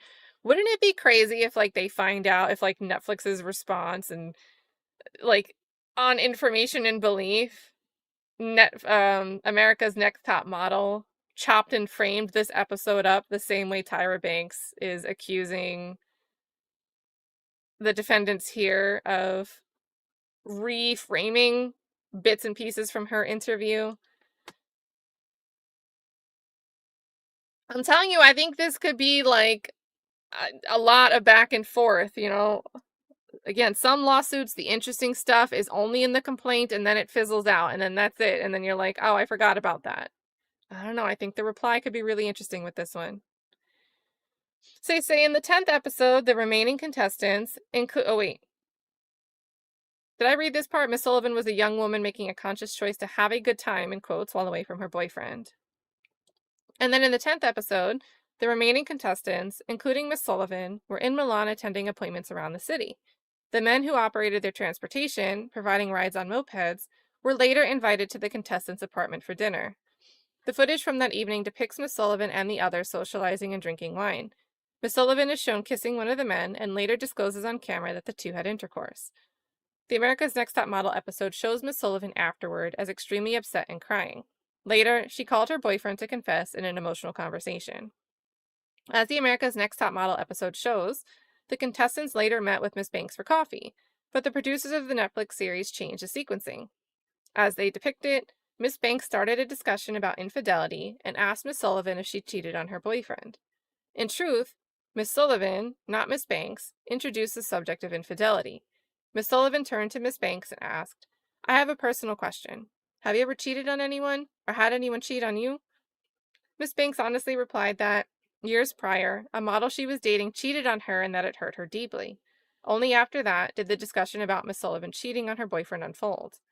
Miss Banks responded with compassion. "Everybody's messed up, Shandi. I'm not judging you."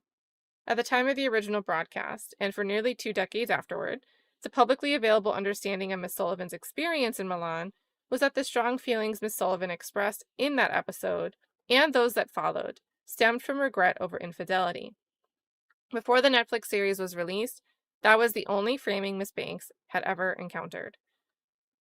Miss Sullivan has since spoken publicly about coming to understand those events differently over time. Miss Banks respects that process entirely. Had the producers informed Miss Banks about what Miss Sullivan said during her interviews with them, so they're talking about the Netflix producers again. So we are all the way in 2025, 2026. So had the defendant producers informed Miss Banks about what Miss Sullivan said to her during their interviews with them, Miss Banks would have addressed the situation in a vastly different way. So again, Tyra Banks' position is, I go into this interview with Netflix, and when the topic of Shandi Sullivan comes up, they already have it in the back of their mind that she's a sexual assault victim, but I don't know that. My only context is that she, her own words, had regret over quote-unquote infidelity, because that's what she remembered Shandi's words being when they had a conversation about it and when it was part of the show. And Tyra Banks does not have this additional context, a very different context, when she's discussing the situation or asked about it after she remembers it. So she says, had the producers informed me, Miss Banks would have addressed the situation in a vastly different way. But the producers deprived Miss Banks of that opportunity. Instead, they withheld that information from Miss Banks and made the intentional decision to have the Netflix series falsely imply that Miss Banks possessed an understanding in 2003 that, to her knowledge, was not publicly articulated by anyone, including Miss Sullivan herself, until the Netflix series was about to stream. Now, I think this is where we're getting into, if you watch this Netflix series, do you walk away with the interpretation that Miss Banks was somebody that had information about a sexual assault and did nothing about it? And then, additionally, for the purpose of her show, framed it as a dramatic confession of infidelity, rather than it was shown contemporaneously in the context of infidelity because that's what was expressed at the time and nothing more.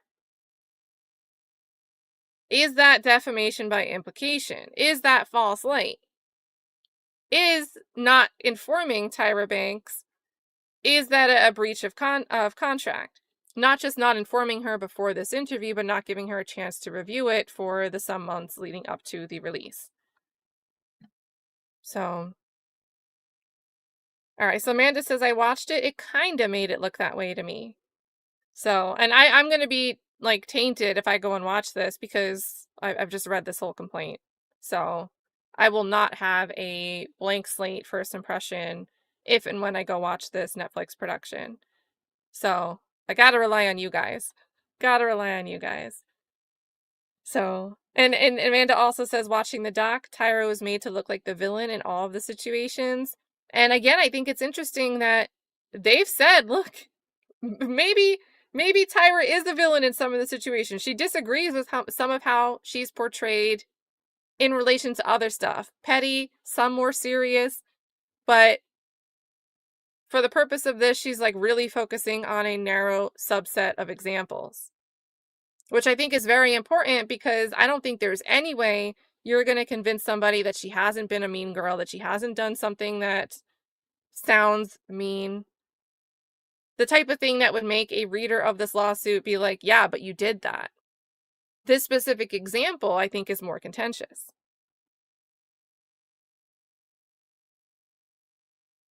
Devious says, does Shandi say Tyra knew? I don't know. Maybe we'll get that. Maybe we'll get that.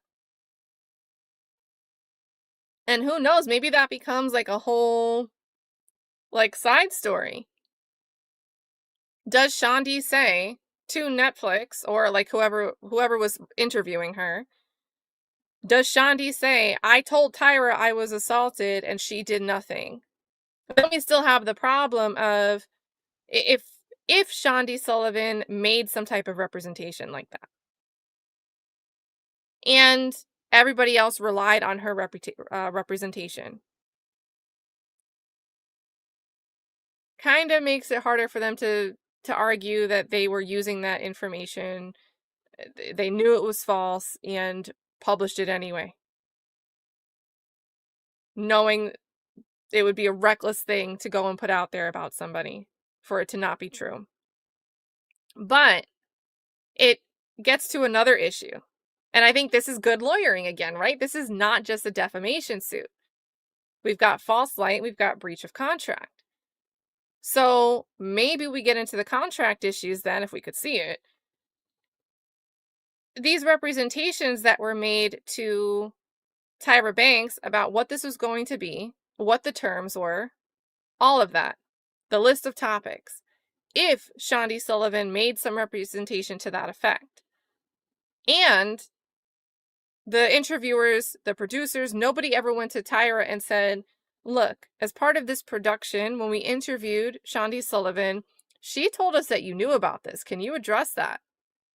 You know, put Tyra Banks on notice, not just give her a chance to respond to it, but at least put her on notice. Did they do these things?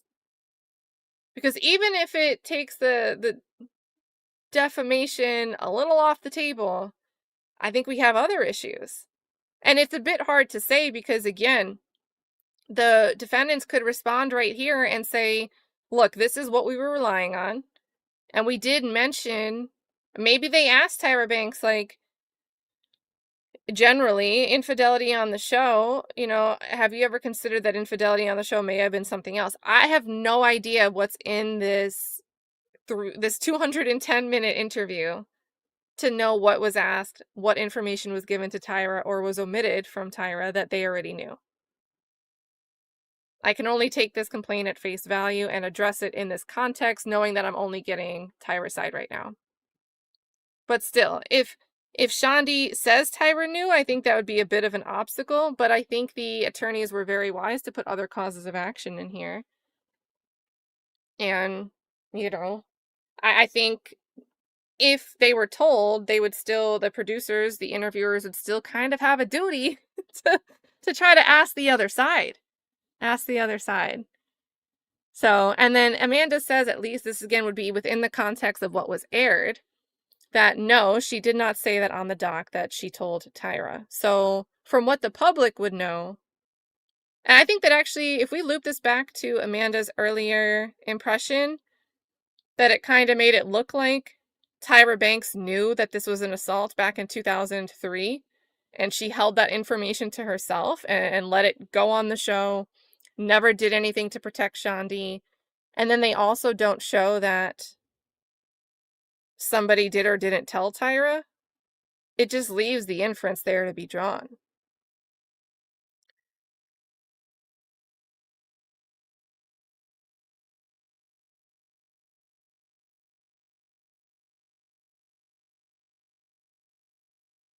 And also, what do you think of like the idea of a final review? Because production takes time, trying to redo things takes time. Do you have to go to every single party, let them know you want to review something and give them a chance to review? Do you take their criticisms and critiques into account and go do another cut? Or do you construe it down to, hey, look, this is the most important person. This is the A-lister, the quote-unquote A-lister that we want to promote this series. You would think if they're asking this person to do all the promotions for it, and this documentary is largely based around a show that she was a critical part in creating. She wasn't just the host of it. She had the creative vision, and she was, co-executive producer or whatever. You would think that this would be one of the people you'd want to go and show some of the final review, even a preliminary review, even a review just of her own part early on. Because even if they showed her own part and didn't show her the Shandi part, they would still have to show her the clip where she's apparently just like looking up into space and it fades to black. And she might have said, but wait, I answered that question. So why are you making it look like I didn't? I don't get it. Right? They didn't even give her that smaller opportunity that wouldn't have been much of a resource suck to do. So, and again, I want to see the contract. We don't have it. I don't have it. So, yeah, Mavka says it's media pornography. It gets the clicks. It causes the sensationalism.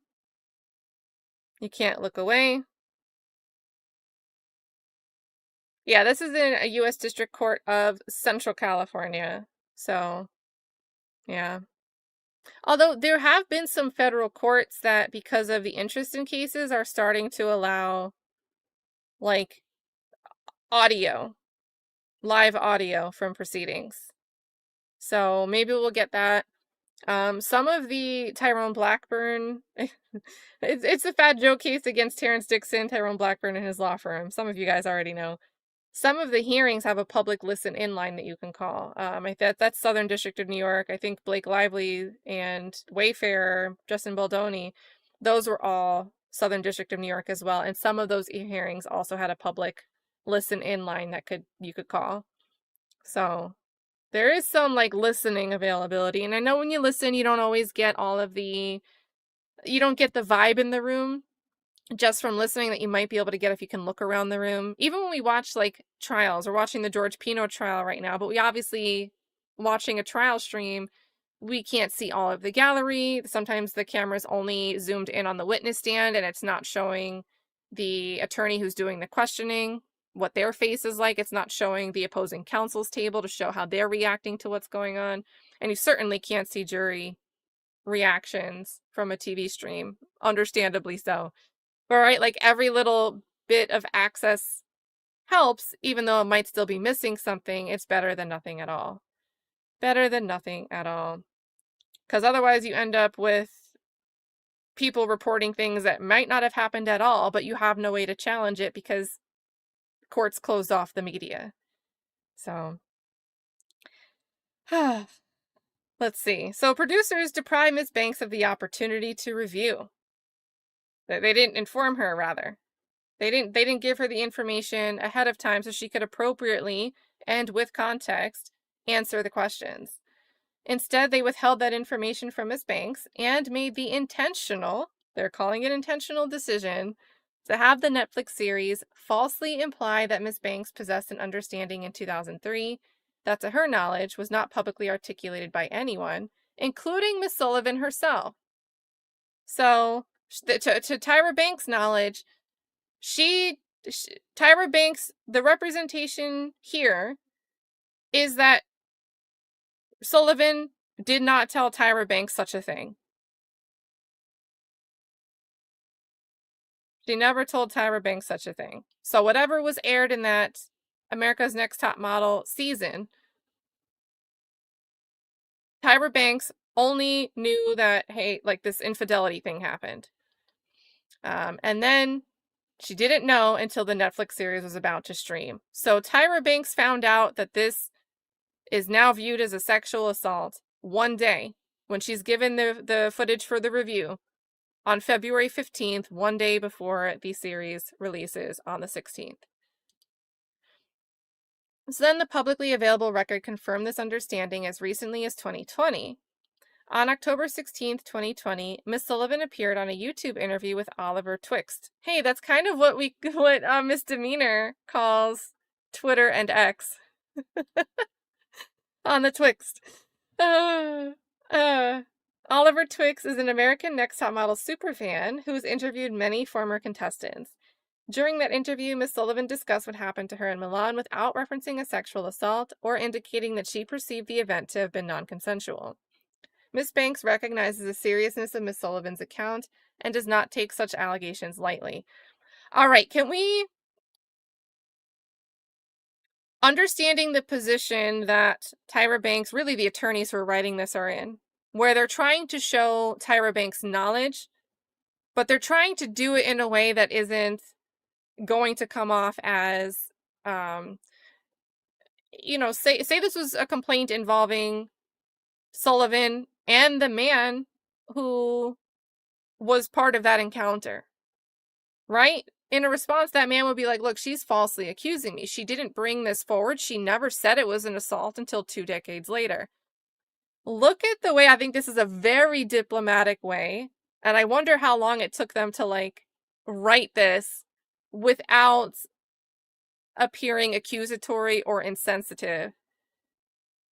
But I think, do you guys want to rate this on a 0 to 10 level of how difficult do you think it is to try to write this in a way that you're trying to show that Tyra Banks did not have the knowledge, and it seems like the general public didn't have the knowledge and wouldn't have the knowledge because as late as 2020, Miss Sullivan is still representing it as a moment of infidelity and not mentioning anything about sexual assault. So why should anybody, including Tyra Banks, know any different?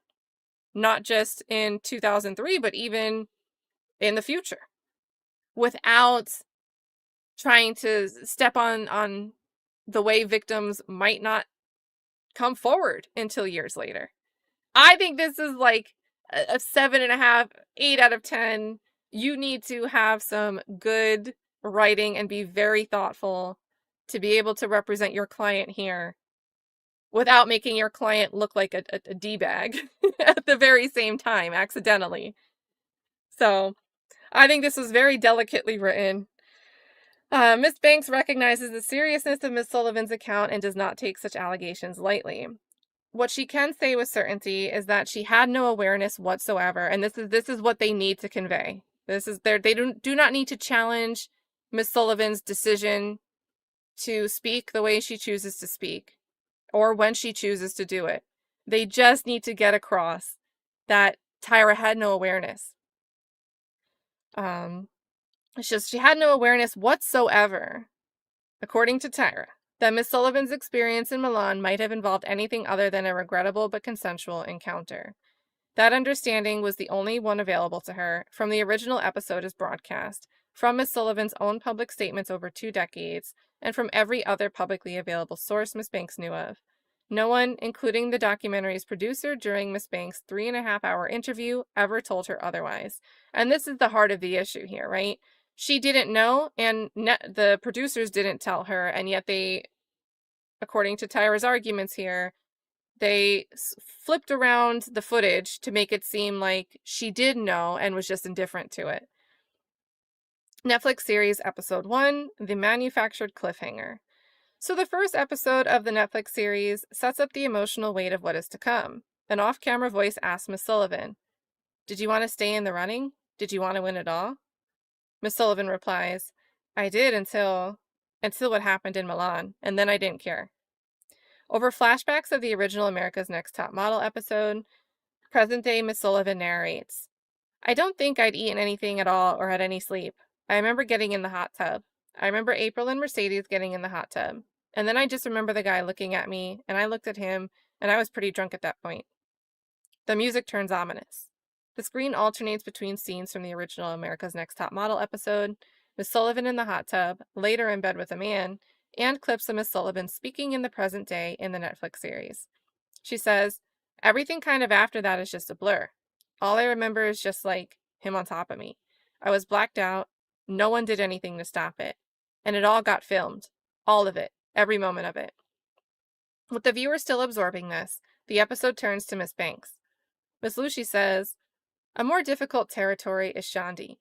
Miss Banks replies, "Shandi, okay." Miss Lucy asks, "You remember the story with Shandi?" The episode shows Miss Banks glance upward and hesitate, saying only, and then the episode abruptly ends. The implication, they left the episode like that? How did they come back in episode 2? So they argue here that the implication is devastating and deliberate. Miss Banks cannot even remember the story of the woman who was assaulted on her show. This implication is false. Miss Banks remembers Miss Sullivan well. She stood out as a remarkable young woman and a talented aspiring model. Miss Banks also remembers the encounter in Milan as a matter of regret over infidelity. As far as she knew at the time, that was how everyone involved understood it, not as a sexual assault. Before it aired, no one involved in making or clearing the episode, not the producers, the network executives that oversaw the show, or the network standards and practices reviewers, told her that anyone regarded it as a sexual assault. The full footage from Miss Banks, and I think this is like, hey, we discussed earlier that Tyra Banks can't be in all places at once, and there's so much footage because the cameras are rolling in multiple places at once. But even people who'd review those things, none of those people who may have observed a different characterization of the incident told Tyra, right? She just never came across that information. That's their representation. The full footage of Miss Banks' interview reveals 2 things the producers removed from the continuous sequence in which Miss Banks is asked if she remembers Miss Sullivan's story. First, along with the upward glance and the Miss Banks nods affirmatively, unmistakably, confirming that she remembers. That nod was carved out of the sequence. Second, Miss Banks goes on to say, "I do remember her story." That response was cut off from the end. One piece of evidence was deliberately extracted, the other was simply silenced. The producers had this footage. They knew that revealing it to viewers at the end of the first episode of the Netflix series would destroy the story they were trying to construct. Instead, they made it appear that Miss Banks was responding to Miss Sullivan's present-day account of events that took place more than 20 years ago. Thus, the producers made deliberate editorial decisions to suppress Miss Banks' answers, take them out of context, and mislead the audience. In doing so, the producers deceptively portrayed Miss Banks as having known and forgotten about what Miss Sullivan now understands to be a sexual assault, a false characterization of Miss Banks' understanding and statement. Then we've got Netflix series episode 2, Defendants falsely portray Miss Banks as knowing of a sexual assault and manipulating Miss Sullivan into admitting to cheating. Having manufactured the false impression that Miss Banks knew and forgot that Miss Sullivan suffered a sexual assault, the Netflix series escalates in episode 2 to an even more damaging set of falsehoods, including that Miss Banks had real-time knowledge of an assault, did nothing to stop it, and then afterwards deliberately initiated a conversation to manipulate Miss Sullivan into admitting to cheating. The second episode of the Netflix series opens with unsettling music and alternates between a black screen and scenes from the original America's Next Top Model episode. Present-day Miss Sullivan states, "I was hammered." And let me actually pause here, because what we're getting into, I think, is very important for this claim, because it's not, if Tyra Banks, if people had discourse like, oh, it was really mean how she, like, didn't she make a girl, like, get veneers to cover up her gap? I don't know what the procedure was, but it was something to close a girl's gap, one of the model's gaps. And like, there's been a lot of commentary about that, and not favorable commentary towards Miss Banks. But this would be the type of thing that if people are going around and talking about how, oh, Tyra Banks, she, tried to cover up a sexual assault on her show, whatever it's going to be characterized as, that would come from this Netflix series. Unless there's somewhere else out there where Miss Sullivan has said this and it was framed, and Tyra Banks was also looped in on it, which doesn't seem like she's participated in anything else, where she's giving this sort of like framed dismissal of this experience of a sexual assault. It would come from this production. And I think that's very important for the claims. So then they've got, they've got this unsettling music. We're alternating between the black screen and the scenes admitted from the original America's Next Top Model episode. Present day Miss Sullivan states, "I was hammered. I think I had 2 bottles of wine by myself." She explains that she just remembers little bits and pieces, including being in the shower and then just sitting in the shower, and then we were in the bed. She continues, "I was blacked out for a lot of it. I don't even feel sex happening. I just knew it was happening. And then I passed out." The original America's Next Top Model footage then plays. A young Miss Sullivan hunched at the edge of the bed, her back to the camera, crying with her head hanging down. The Netflix series continues with Miss Sullivan's current commentary.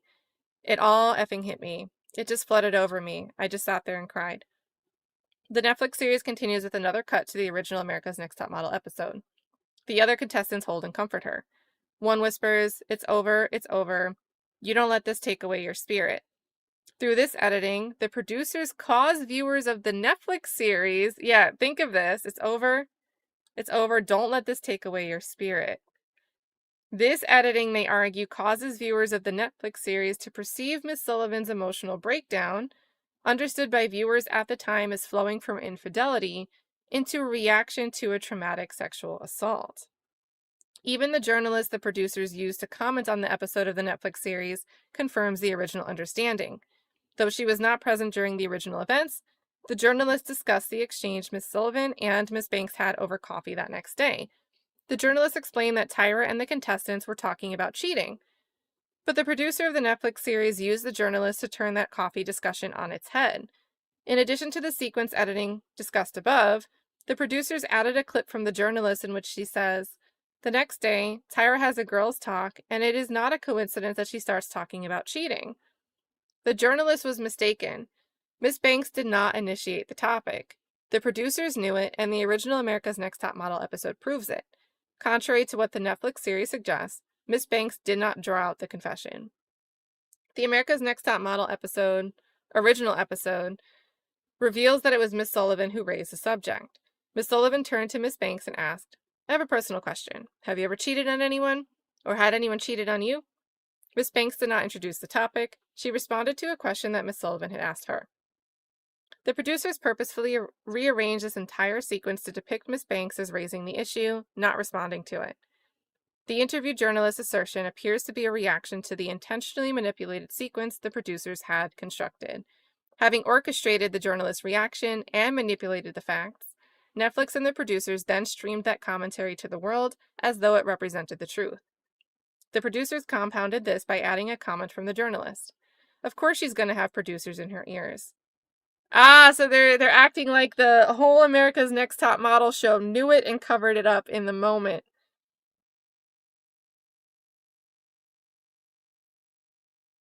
Yeah, I don't see what other implication is supposed to be there.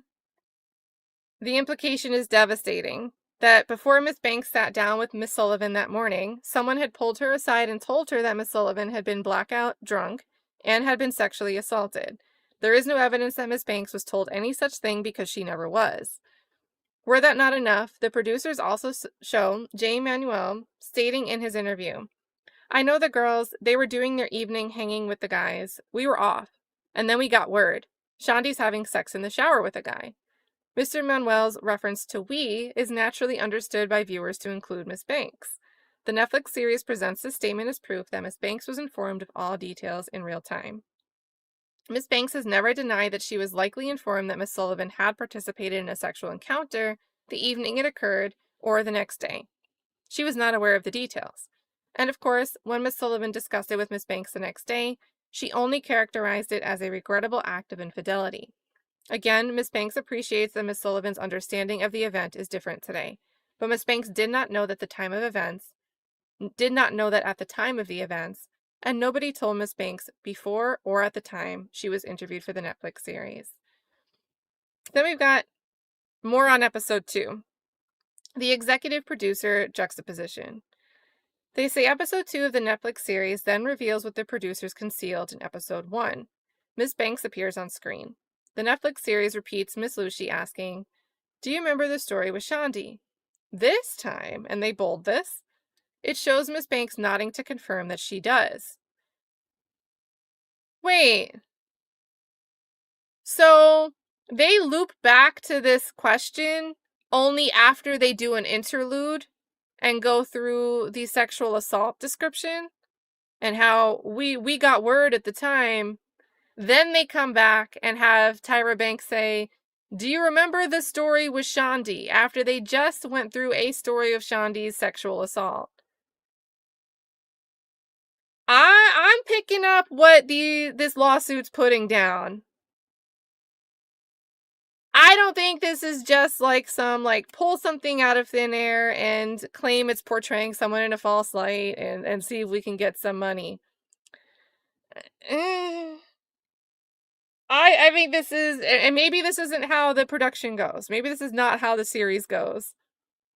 But if this is if you can track the way they're describing these episodes, the chronology of these episodes, and bring it back here, I think this is problematic. I think this is problematic. Again, on this specific example. And again, I think it's very wise that they chose to focus on a specific example and pick their battles. So then they come back. They say, "Do you remember this story with Shandi?" And this time it shows Miss Banks nodding to confirm that she does. But now the producers create another distortion. Miss Banks' full name appears alongside the title, creator and executive producer of America's Next Top Model. It is in that context that viewers see Miss Banks reply, "I do remember her story. It's a little difficult for me to talk about production because that's not my territory." Oh. The juxtaposition of Miss Banks' title with this manipulated soundbite is calculated. The on-screen title executive producer, and was this not her title with previous title lines?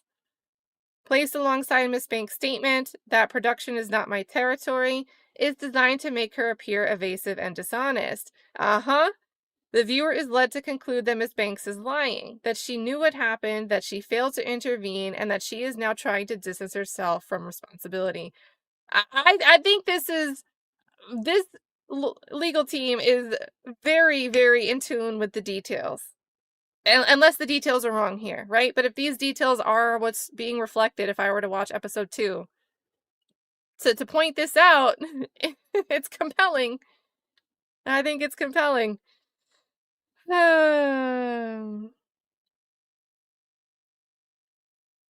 And again, if they showed all of this before, if they just showed her like uncut responding to this question and then played the story and then asked her like, did you know all of that? Oh my gosh, no, I wasn't aware of that. Totally different ballpark. But to end on a cliffhanger, then to go through the whole story of like the Shandi detailing her memory of a sexual assault and then coming into, do you know this story? Yeah, I remember that story. But I can't talk about it. You know, production things, I don't know about them with the big giant executive producer title. That's a different light, right? Those are two different lights to portray a story in. I don't know. Yeah, I haven't watched it because I've got Hulu. So it's like I don't have Netflix. So I've got to do one of those things where like you like park your Hulu account for a month and then go to Netflix for a month and then do it back and forth. But yeah. Science and sass. Getting a little sass and sciency here. So now in response to the same question, Tyra nods immediately, but before they showed Tyra hesitating and trying to remember. And it's like, I mean, I would argue that the reason they did it the first time, if this all didn't happen after, they could have just done that as a cliffhanger. If they didn't circle back around and like close the loop by having her say, "Yeah, I remember, but that's not my territory. Production's not my territory." Then it could just be looked at as a cliffhanger that isn't portraying Tyra as having known something. But when you bring it back around this way, now it just kind of looks like you are trying to make it seem like this somebody was completely violated. These people knew about it. They tried to cover it up. And especially Tyra. Tyra wanted to make sure it was covered up because she's the one that goes and almost confronts her and convinces her it was just infidelity. Right? They could have used a cliffhanger without also doing these other things that are giving credence to this argument that it was this intentional framing to make her look evasive and dishonest. I don't know. I don't know. Yeah, I agree. I agree it still looks bad to like not remember. But it's not quite framing her as somebody that's like knowingly and intentionally trying to cover up a sexual assault for the sake of the show she was working on succeeding and not having any issues. But yeah, it certainly does not help to have this extra part added in. Yeah, tell me about it. Jillian says so many streaming services and usually I just want to watch one show from each. I know.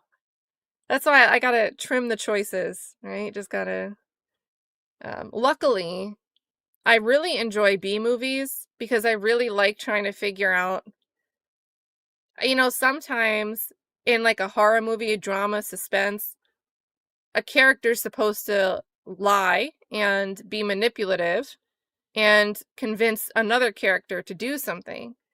And I always wonder, like, are we supposed to perceive this person as being a bad liar? Or are they just not a great actor? And it's not supposed to come off this way. Because if they're coming off as not being a good liar, that could be written into the story, right? Because the other person's missing it, or maybe the other character's catching on. Something's not right about this guy because their lie seems really obvious. Or is it just me as the viewer who just feels like this actor isn't as convincing as he's maybe supposed to be if the script were being delivered as it was meant to be?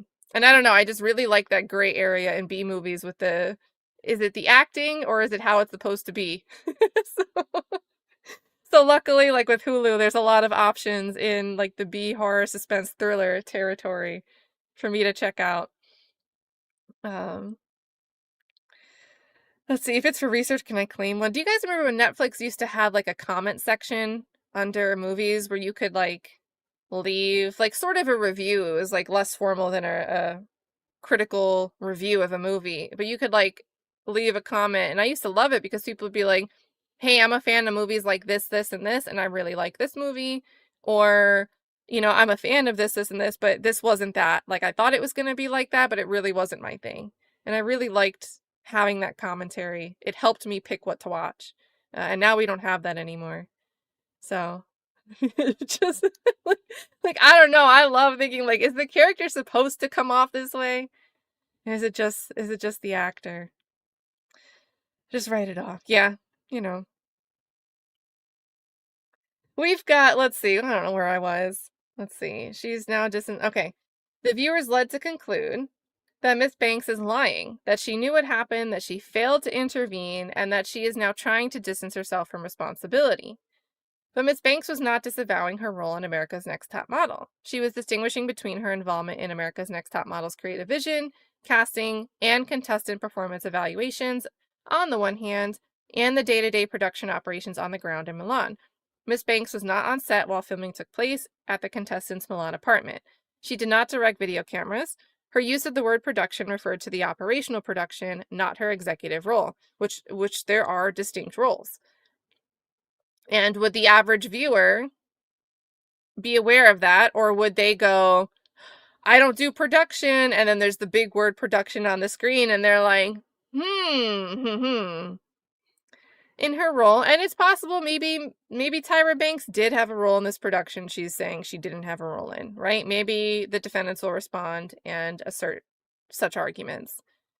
So, in her role, Miss Banks reviewed and provided notes on initial and subsequent cuts of episodes, but she did not review all the raw footage from which those cuts were assembled, nor could she.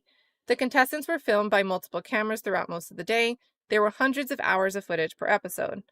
To this day, Miss Banks has never seen the full, unedited footage of that night. As experienced producers, Netflix and the producers certainly understood this entire process. And that's the point, right? This isn't to defend the lack of knowledge. It's, you guys should understand that if you're aware of some information and you want Tyra to talk about it, give the context within the questions. That way you get an answer that's based on the appropriate context. The false narrative the producers created was not accidental. Having created that false narrative, the producers exploited it. An off-camera voice then asked Miss Sullivan, "Do you think production should have stopped it?" She replies, "I think after getting out of the hot tub and whatever happened after that, I think they should have fucking been like, all right, this has gone too far. We got to pull her out of this." Notably, in her prior interview with Twixt, Miss Sullivan recalled that someone from production did intervene during the encounter, stating, "I think we were also making out in the shower, but I don't really remember that. I just remember getting dragged out of the shower by production. I don't remember why. Production guys were so freaking awesome." Episode 2, there's an ellipses here, so I don't know what's missing from this. Episode 2, defendants imply Miss Banks concealed an assault. Not satisfied with implying that Miss Banks failed to stop a sexual assault, the producers went further, using manipulated clips to suggest she actively concealed what happened. Miss Banks appears on screen immediately after Ken Mock explains that the Milan footage was scaled back in a significant way. This seems like a good portion, at least of episode 2, and we know some of episode 1, but it seems like if these are these hour-long episodes with room for breaks or whatever, well, they must be more than it was 210 minutes total, right? Or is that her interview? No, that was her interview. It was 165 minutes total for the Netflix series. So, all right, the just shy of an hour-ish average of each episode. It seems like a good deal of this is dedicated to Shandi, so maybe she's not really even having to pick her battles. It seems like Netflix put a significant amount of focus on this. So, they say that Miss Banks appears on screen immediately after Ken Mock explains that the Milan footage was scaled back in a significant way. Did he contextualize that? Did he say we scaled it back to conceal a sexual assault? Or did he say we concealed it because, it was a lot of partying. There was a lot going on in the house. We had all these different faces in there. Did he give a reason why? seemingly in response to a question about Miss Sullivan, though the question itself is not aired. So they just jump. Miss Banks states, "I'm not head of story. That's Ken Mock. But I did become a master editor. It's important for people to know that we didn't put everything on TV." So it seems like she's on board with something being scaled back, and we're not saying what was scaled back, but we're saying this after talking about somebody's assault and asking if production should have stopped it. The producers then show a clip of Jay Manuel and make it appear that he's contradicting Miss Banks. As edited by the Netflix series producers, Manuel suggests that footage was cut because of the regulatory attention that followed a Super Bowl halftime show wardrobe malfunction. Oh, the Janet Jackson. So they're saying that that was still fresh on people's minds, right?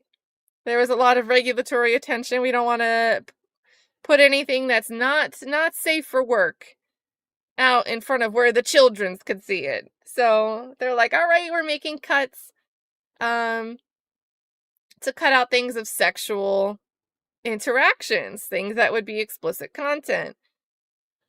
So Manuel says that we're making these cuts because of regulatory attention that followed a Super Bowl halftime show wardrobe malfunction, implying that the cuts were not editorial judgments, but efforts to suppress evidence of an assault, i.e., like because it would show something explicit. While some edits were made by the team to address new network standards in the wake of the Super Bowl incident, the sequence in the Netflix series is designed to falsely make it appear that Miss Banks is admitting to having edited out evidence of a sexual assault, and also falsely make it appear that Manuel is exposing dishonesty. I'm not sure if this is the only way to interpret, like a reasonable viewer would interpret this part. Because I do think a ordinary viewer, an average viewer, could sit here and go, look, we were just editing stuff out because it was sexual in nature, and not taking it to mean like Manuel saying we edited that out because it showed a sexual assault, right? It's just like additional context surrounding why people might not have had a clearer understanding of what Miss Sullivan is saying now, right? She's saying it was a sexual assault, and maybe if we didn't edit this for a different reason, we didn't edit it for that reason specifically, but maybe we would have known, right? I think there's different ways to interpret this. But they're arguing that it was only because they wanted to frame it as Tyra Banks trying to suppress a sexual assault. The producers deliberately concealed their false narrative from Miss Banks during her interview. The false impressions described above were not the product of mere artistic editing choices. They were the result of a deliberate strategy that began before Miss Banks ever sat down for her interview. The producers knew, before the interview, that Miss Banks had no knowledge that Miss Sullivan perceived the Milan encounter as non-consensual. On information and belief, Miss Sullivan had already sat for her own interview and described the events as an assault. The producers chose not to share this with Miss Banks. During Miss Banks' 3.5-hour interview, no one from the production team indicated that Miss Sullivan had characterized what happened to her in Milan as a sexual assault. Miss Banks was not asked a single question that framed the encounter as non-consensual. Because Miss Banks did not know the Netflix series would present the encounter as an assault, her answers could not have reflected that understanding. The producers then manipulated her answers, given in the context of a discussion about infidelity and regret, and framed them as part of a discussion about sexual assault. Had Miss Banks been told that Miss Sullivan perceived her experience in Milan as an assault, she would have addressed it in that context. She would have explained the seriousness with which she treated such issues, and then she would have stopped the interview. That response would not have been hypothetical. It would have been based on what Miss Banks actually did during one cycle after a person on the crew reported directly to Miss Banks that another regular member of the America's Next Top Model cast had engaged in a pattern of inappropriate sexual conduct during production of America's Next Top Model. Is this known? Was this known? Miss Banks immediately shared, and I'm asking because she's not giving names. Miss Banks immediately shared the report with other executives and ensured the issue was escalated to the network. Miss Banks acted promptly and gave the matter the serious attention it deserved. In response, production was paused so the entire cast and crew could undergo sexual harassment training conducted by an outside expert. Attendance was required for the entire team of approximately 100 people. Separately, the individual identified in the report was confidentially reprimanded through appropriate channels. And they don't tell us what the reprimand was. Was it like a verbal warning, or was it like you're off? The decision to withhold critical information from Miss Banks was not an oversight. It was the mechanism they used to support the preconceived narrative they intended to construct. The intent is underscored, and let's see, wait. All right, so they say it's sexual harassment training. So if the conduct was like a sexually inappropriate joke or comment, and they took this action, I think an inference here would be that a sexual assault, like, obviously they would do more than just try to cut footage.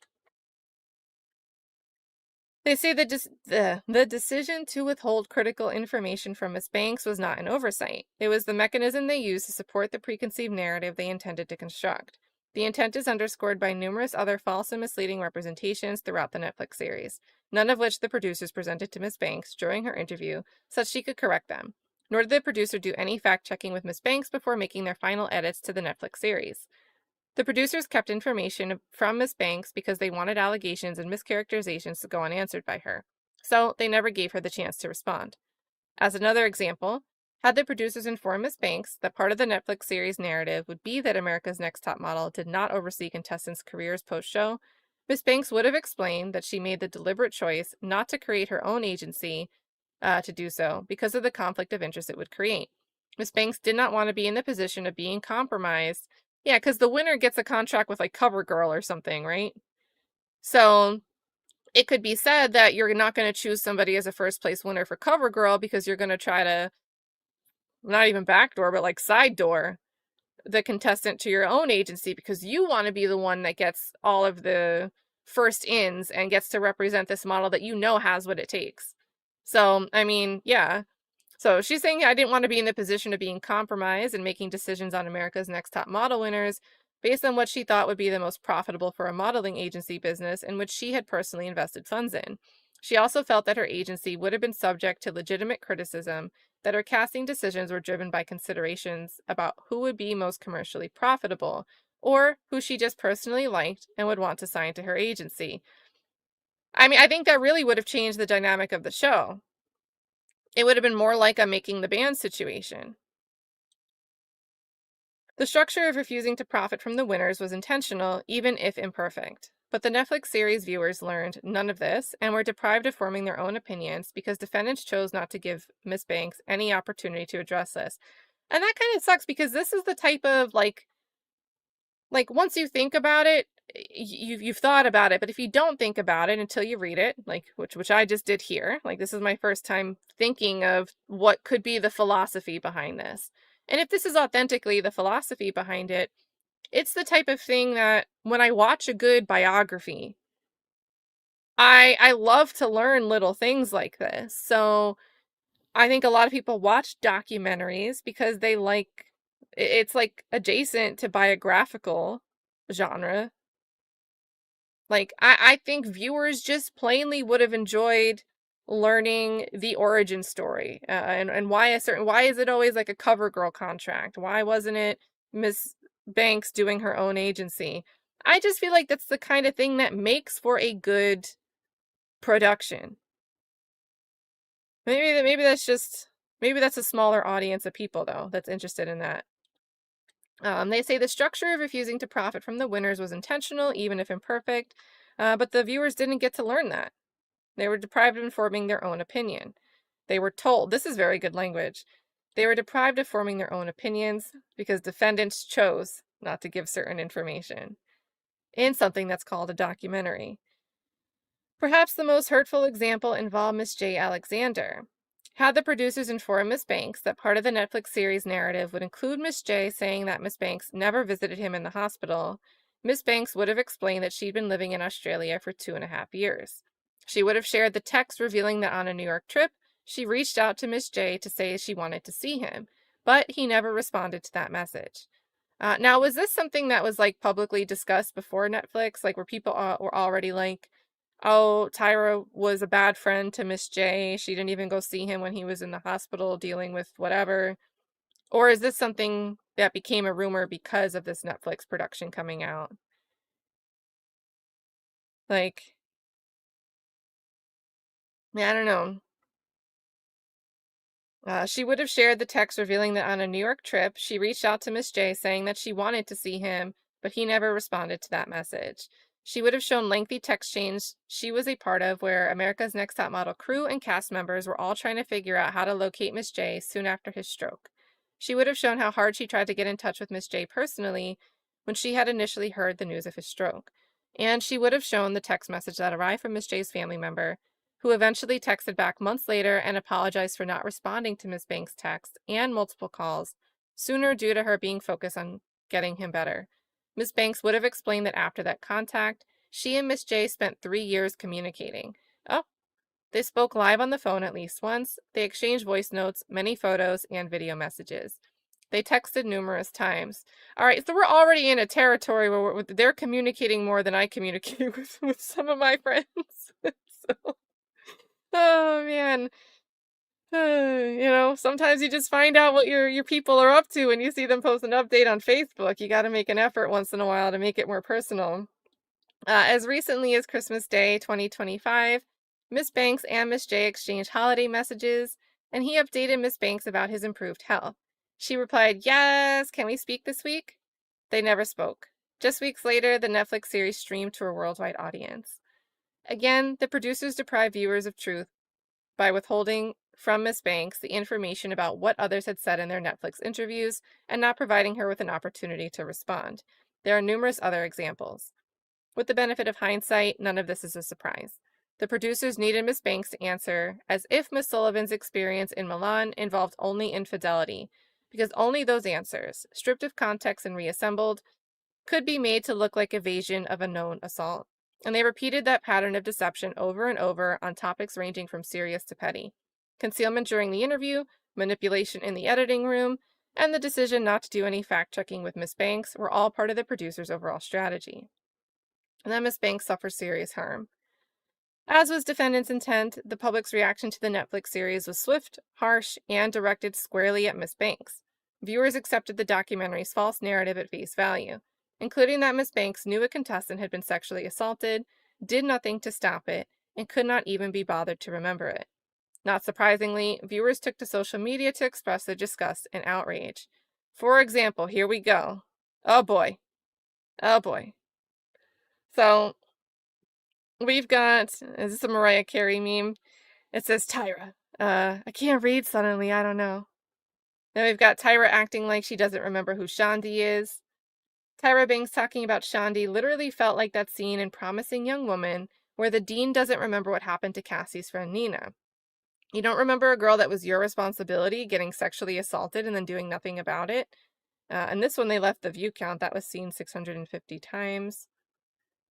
Or actually, these were either taken from different devices or maybe after an update. Because, like, the display, this one has the insights as the little 98 wave bar graph. We've got master editor. So they're picking up on the titles, right? They are paying attention to the titles. The viewers are paying attention. This post says, Master Editor Tyra Banks forgot about all those times Shandi was on the Tyra Banks show. My favorite part during Netflix reality. So this person thinks that Tyra was saying, I don't remember Shandi. And they're saying, but she was on your show multiple times.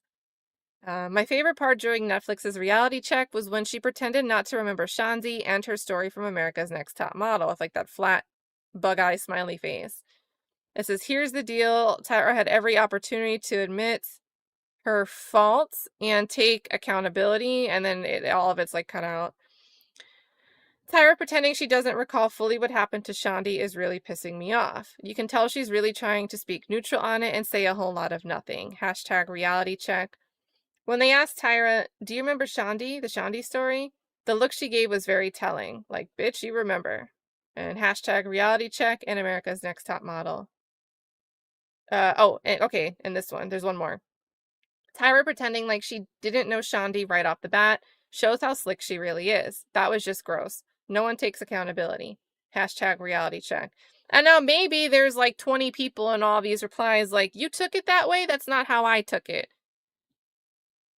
But if not, I mean, this is a cross section that's showing the way viewers are walking away from this documentary and the perceptions they're forming because of what they saw just from this Netflix documentary. This is very good, a good selection of example, because each of these posts is either, you see this one, even though it's cut off, it's not saying hashtag reality check, but it's posted February 17th. This one's not posting reality check, but it's posted February 17th. This one is specifically talking about a quote from reality check. And then all of these specifically hashtag or state that they are watching reality check. So it's a very direct inference that these perceptions are coming from Netflix and not anything else out there that Tyra Banks may have said or done herself. So very, very good examples for these attorneys to choose. As a result, Ms. Banks had suffered significant harm and damage to her personal brand she's worked for decades to build and maintain throughout the world. Now, Netflix is going to come in and say, all right, even if whatever, like they're going to fight this argument that this is, they're free to think these things, and that's not how they represented it. But they're also going to say, like, look, you're arguing significant harm and damage to your personal brand, but you had all these issues before we did this documentary, right? People were already making comments about you online, calling you this mean girl, saying that you were like really horrible to the contestants on the show. Like, they're going to come back and say all that stuff, I'm sure. But this complaint goes on to say another example of harm to Miss Banks' personal brand is reflected by the impact that has been suffered in some of her other businesses. Oh my god, she has a business called Smize. For example, Miss Banks has invested millions of dollars into her ice cream business, Smize. So how do you gotta lick the ice cream? You know where I'm going. You gotta just do that face while you eat the ice cream cone. Make eye contact with somebody. And Dream, which operates in Sydney, Australia. The producers needlessly featured Smize and Dream, including footage of the store's flagship location in Sydney, in the Netflix series' final episode. Following the Netflix series premiering on Netflix, the business's online rating plummeted from 4.6 to 3.6 after viewers they review bombed. They flooded the site with retaliatory reviews parroting the documentary's false portrayal of how Miss Banks handled and reacted to what happened to Miss Sullivan. And my guess is the attorneys, they're not including it in this motion, but they've probably archived that information. Yeah. Let's see. As a direct result of the producer's conduct and the extensive harm they've caused to her personal and professional reputation, Miss Banks was forced to engage in substantial efforts and expense to mitigate the ongoing harm to her reputation. So Miss Banks' pre-litigation efforts to correct the record. Now, this is important because she's going to be, I'd argue she's just overall a public figure, but if anyone wants to argue that she's fallen out of the limelight, I mean, I don't see why Netflix would argue that. They want the actual malice standard. What did she do? You've got to try to mitigate before. She says, before filing this action, Ms. Banks made serious and good faith efforts to resolve this matter without litigation. On March 9th, 2026, so this is just shy of a month after the Netflix thing publishes, Ms. Banks' counsel sent letters to all Netflix and the producers. In those letters, counsel called out that Ms. Banks' interview had been intentionally altered to advance a false narrative about her. Ms. Banks' counsel requested that they preserve all documents relating to the Netflix series. So they're on notice. Don't go deleting anything. Let's check that one out. Let's see. Oh, Slim and Bone says this must be the Shade Room post, LOL. Was it showing that they were threads? Hold on, we're on page... I'm pulling up the exhibit.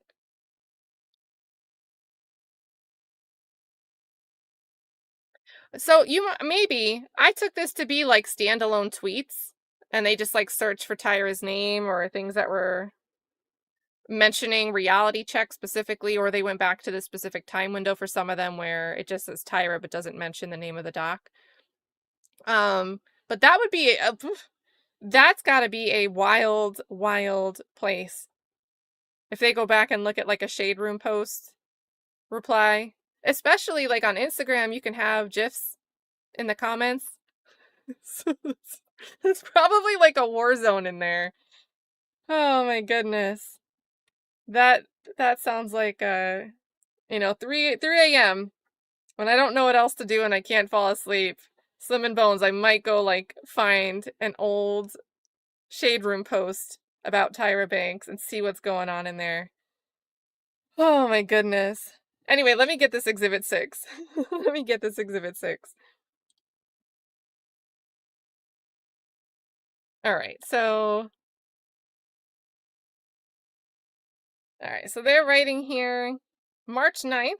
Got the nice letterhead from Clairlock. They're like, listen, we are not playing. Get it together. So they send this to Wise Child Studios, Jason Beekman, founder, CEO, and executive producer. And it's regarding legal correspondence, reality check inside America's Next Top Model. Dear Mr. Beekman, our firm is defamation counsel to Tyra Banks. We've been retained by Ms. Banks to address the false and defamatory statements and implications made about Ms. Banks in Reality Check Inside America's Next Top Model, a Netflix documentary series, currently streaming on the platform. As you are aware, Ms. Banks agreed to be interviewed in connection with the series and sat with filmmakers for approximately 3.5 hours.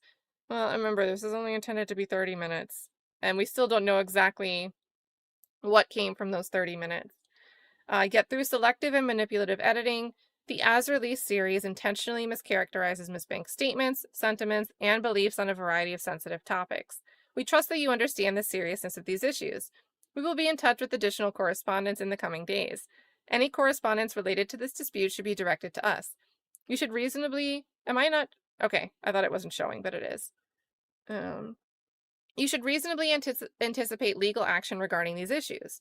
Therefore, we demand that you immediately take affirmative steps to preserve and retain all emails, text messages, instant messages, audio-visual recordings, voicemails, drafts, notes, summaries, or records of personal conversations, communications, documents, data, and electronically stored information, including all metadata, of any kind that relates to the series or Ms. Banks.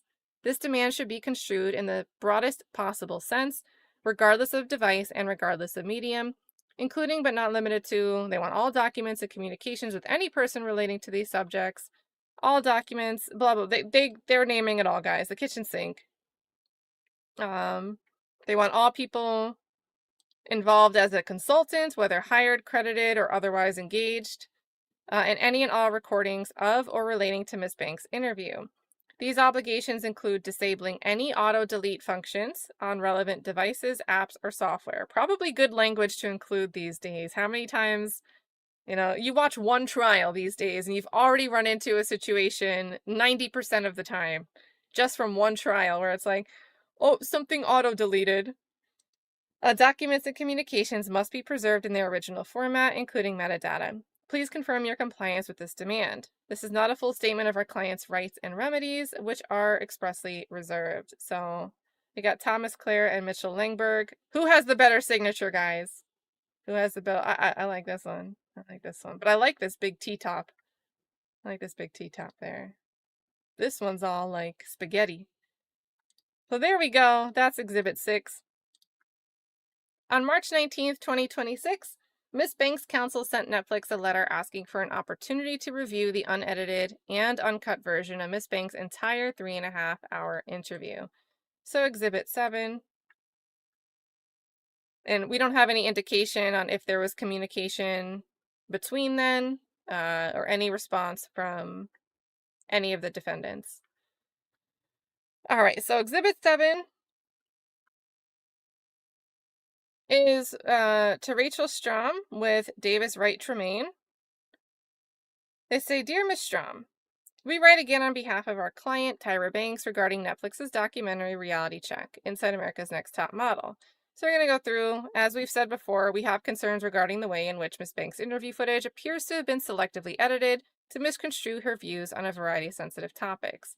So we're now requesting from Netflix an opportunity to review the unedited and uncut recorded materials of Ms. Banks' entire interview from start to finish. Now, notice what we do not have. We do not have that thing that, to me, in my opinion, makes for a foot stomping, wow, you're saying mean things about me. We so far do not have a takedown request. We do not have a cease and desist. We do not have a get rid of this, it makes me look bad. And I'm telling you, I really think that comes down to this firm, Claire Locke, being very experienced in crisis management, reputation management, crisis mitigation, and understanding that out the gate, as soon as people hear you file a lawsuit, Tyra, they are going to assume that you're upset somebody said mean things about you and you just want to shut them up because nobody can speak bad on you. And yet so far, they've done, I think, a very good job at making sure this complaint is put together in such a way that it's very focused on a specific issue that they're detailing and why they think that's an issue. And they're not requesting a takedown. And remember, we started this complaint with the framing that she wants it all out there, the good and the bad. So typically, in other lawsuits like this, you would see something like, take it down or else. Like, that's the type of like pre-litigation stuff you see. Or issue a correction, add a disclaimer to the description, add a bonus episode that corrects it. But we're not getting that here. And I think a big part of that is, look, this is going to be a public battle as well. So whether or not this interview really looks good for you, it seems like they believe this interview is somewhat exonerating, puts her in a better light if you give the context. But they're making sure Tyra Banks does not go out there and just look like a silence all my detractors. Because that would be, if you want to ruin your reputation even more, that would be how to do it. So they say we are now requesting from Netflix an opportunity to review the unedited, uncutted footage. Our hope is that when presented with all the information, including the way Ms. Banks' words were misrepresented by selective omission and editing, we will be able to work together to correct any mischaracterizations of Ms. Banks and reduce the serious reputational harm she's already suffered. Other than by filing a lawsuit, there's no way for us to obtain the full content of Ms. Banks' interview.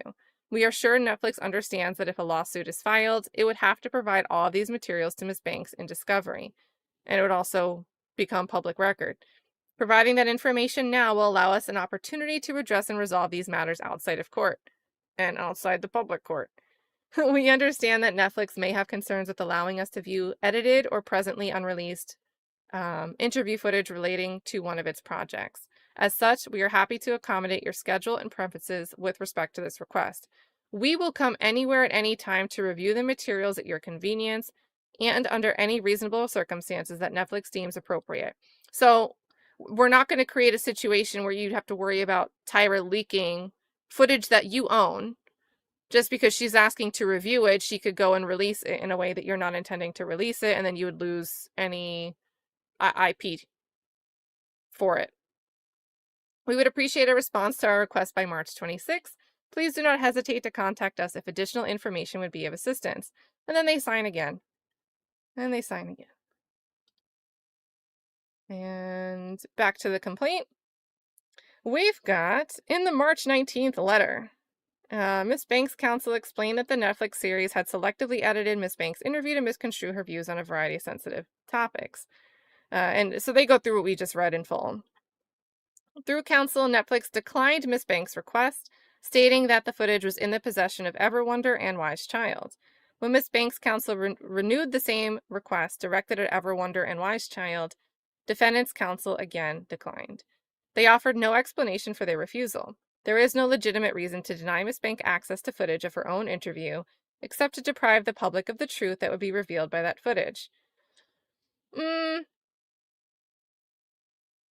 I don't see how this informs the other.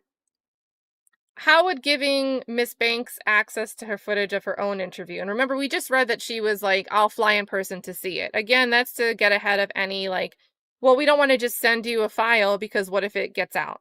What if it leaks?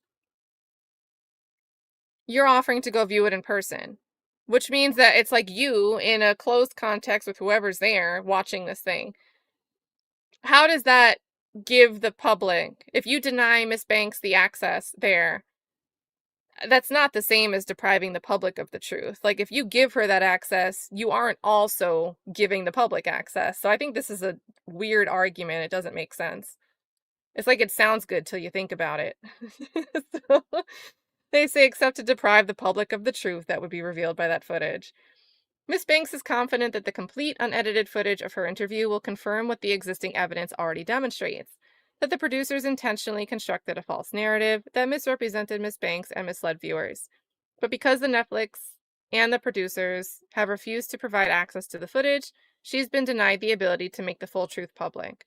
Left with no alternative, Miss Banks brings this action to hold the producers accountable, to compel the production of the unedited footage they refused to release to Miss Banks, and to vindicate the reputation they deliberately impaired. Now, if you ask me, by the point we get to this lawsuit, now the internet, if they read that Tyra wants the full thing out, there could be a large part of the internet who is anti-Tyra and is not asking to see the footage because they want to see, oh, Netflix was not telling the truth, but they just want to see. They want to see something new. They could jump on once they're realizing that this is an argument, that this is a possibility, and that one party's asking for it. You could very quickly have a large number of people on the internet like, Netflix, release it for whatever reason, because we want to see it for whatever reason.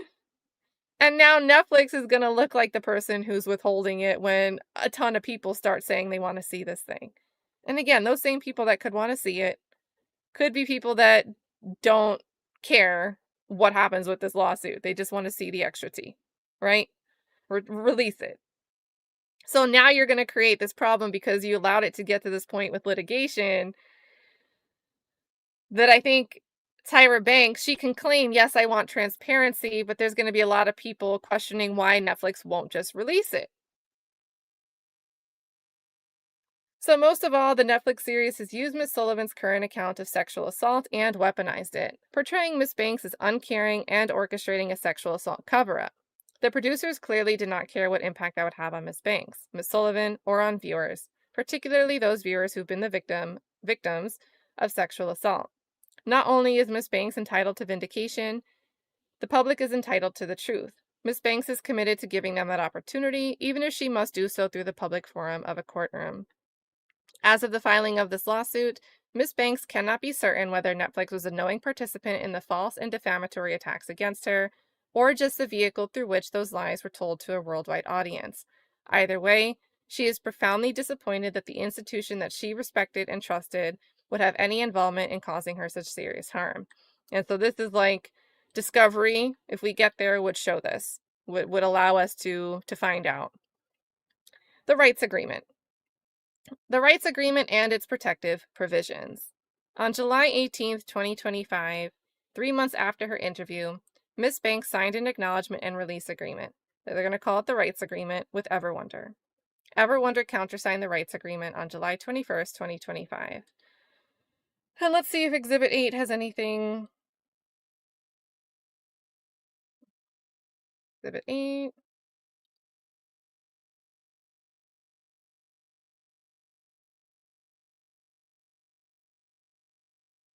Oh gosh, do I have like an AI voice reader? This is a lot. I don't want to read all this. Oh, goodness. I used to have a little voice reader button. I don't see it anymore. Oh, wait, here it is. All right. Let's see what this sounds like. Oh, God. Go forward. We don't need that.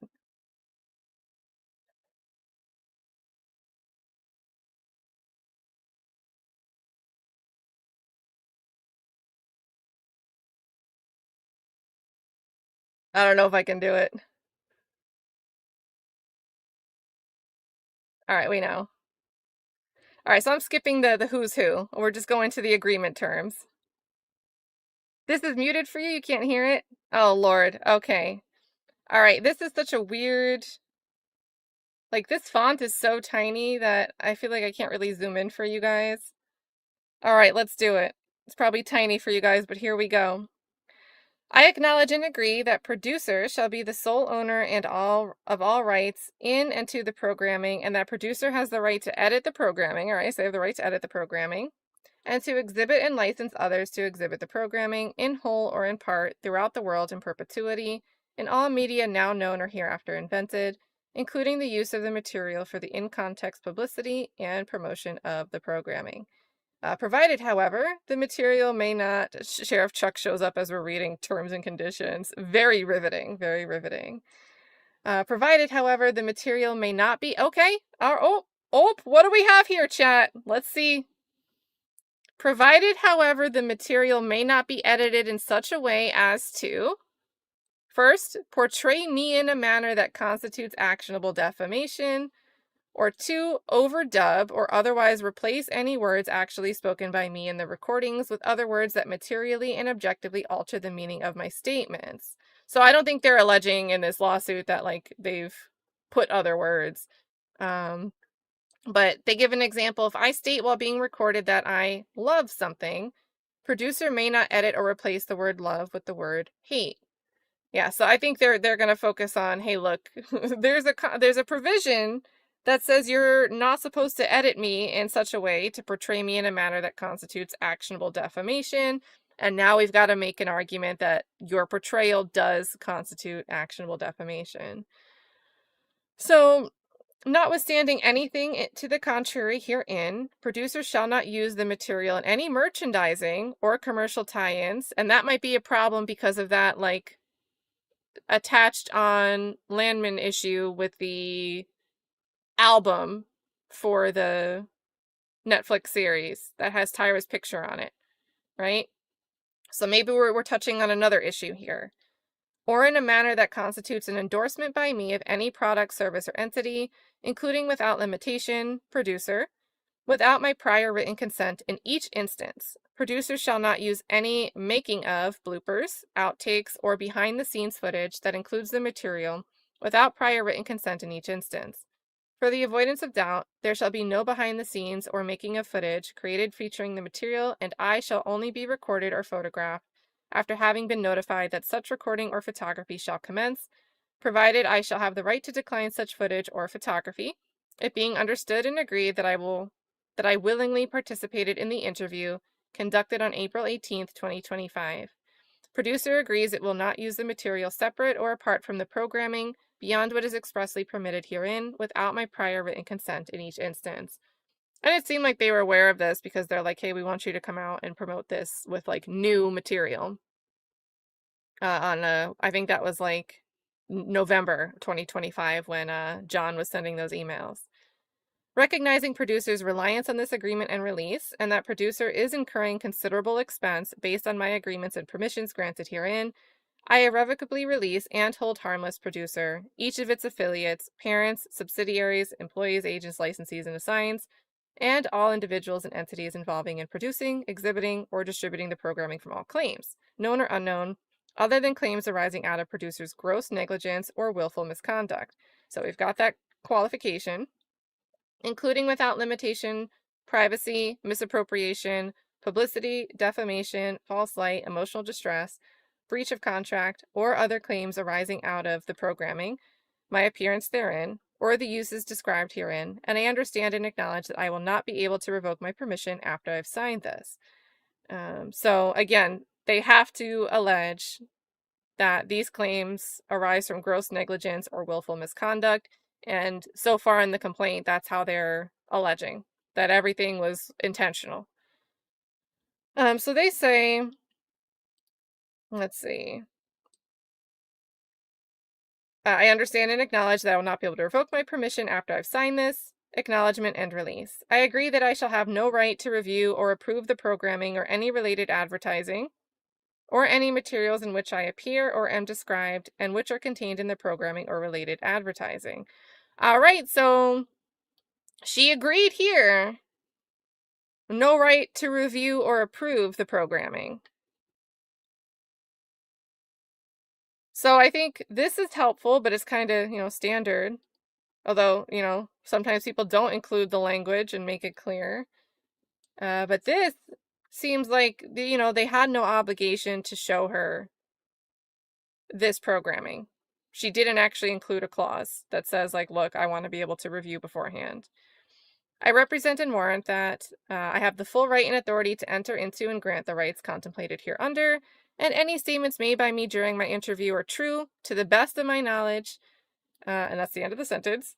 Producer agrees to indemnify, defend, and hold me and my officers, directors, shareholders, employers, representatives, attorneys, agents harmless against any and all third-party claims, liabilities, costs, damages, and expenses, including reasonable outside attorney's fees. Claims arising out of the development, production, distribution, financing, marketing, exhibition, and or other exploitation of the programming, including any, and I think, let's get to this part because this is relevant. Producers breach of this agreement, except to the extent such claims arise out of my gross negligence or willful misconduct and or breach of my representations and warranties hereunder. Further, I shall be covered under any general liability insurance policy or errors and omissions policies that producer maintains for the programming, subject to the limitations, restrictions, and terms and conditions of such policy. And then she says, I agree and acknowledge that in no event shall I seek or be entitled to obtain injunctive or other equitable relief against producer in connection with this programming. And again, she has not sought, at least as where we are in this complaint, she has not sought injunctive relief. Maybe we'll get there when we get to the end of the document. But none of the exhibits with the communications pre-litigation are asking, like, hey, we want you to put a stop on how you're distributing this, or we want you to stop being able to put my face on the album. I don't know if we're going to get that requested, though. And then here we are signing off. Tyra Banks. And, it's accepted here by John McLaughlin here. And then back to the complaint. And Sheriff Chuck, thank you for the 5 gifted. Big thank you for the 5 gifted here. We are talking about do you have what it takes or whatever? Do you want to be on top?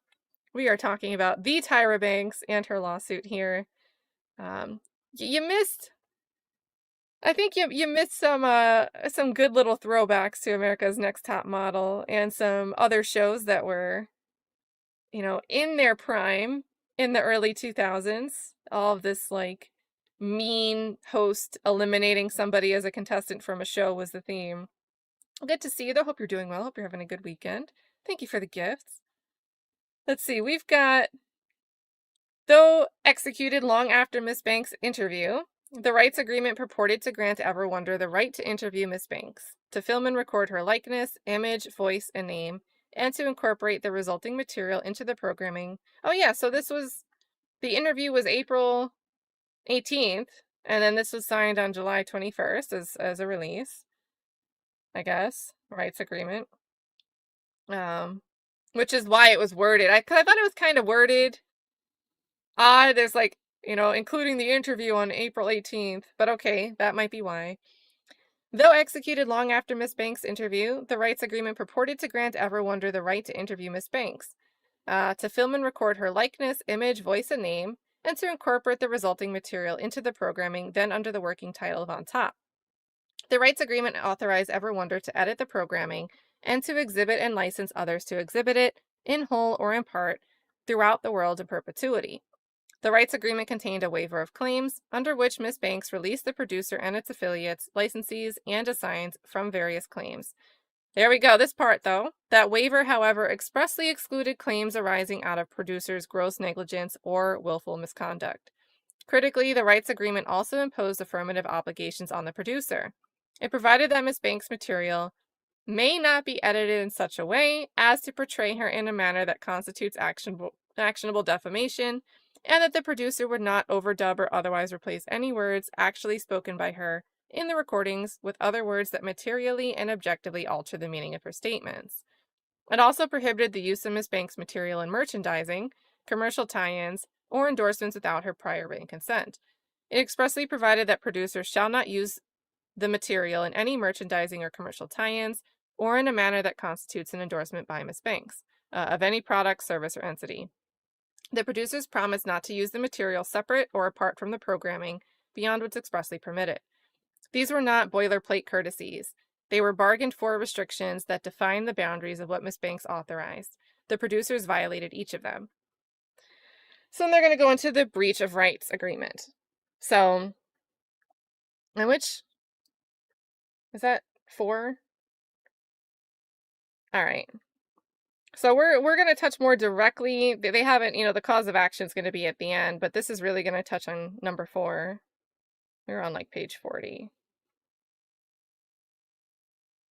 All right, so they say breach of rights agreement protective provisions by defaming Ms. Banks. The rights agreement imposed obligations on both parties. Ms. Banks agreed to waive certain claims. Defendants agreed not to edit her material in a matter constituting defamation or altering the meaning of her statements. These obligations were mutual and interdependent.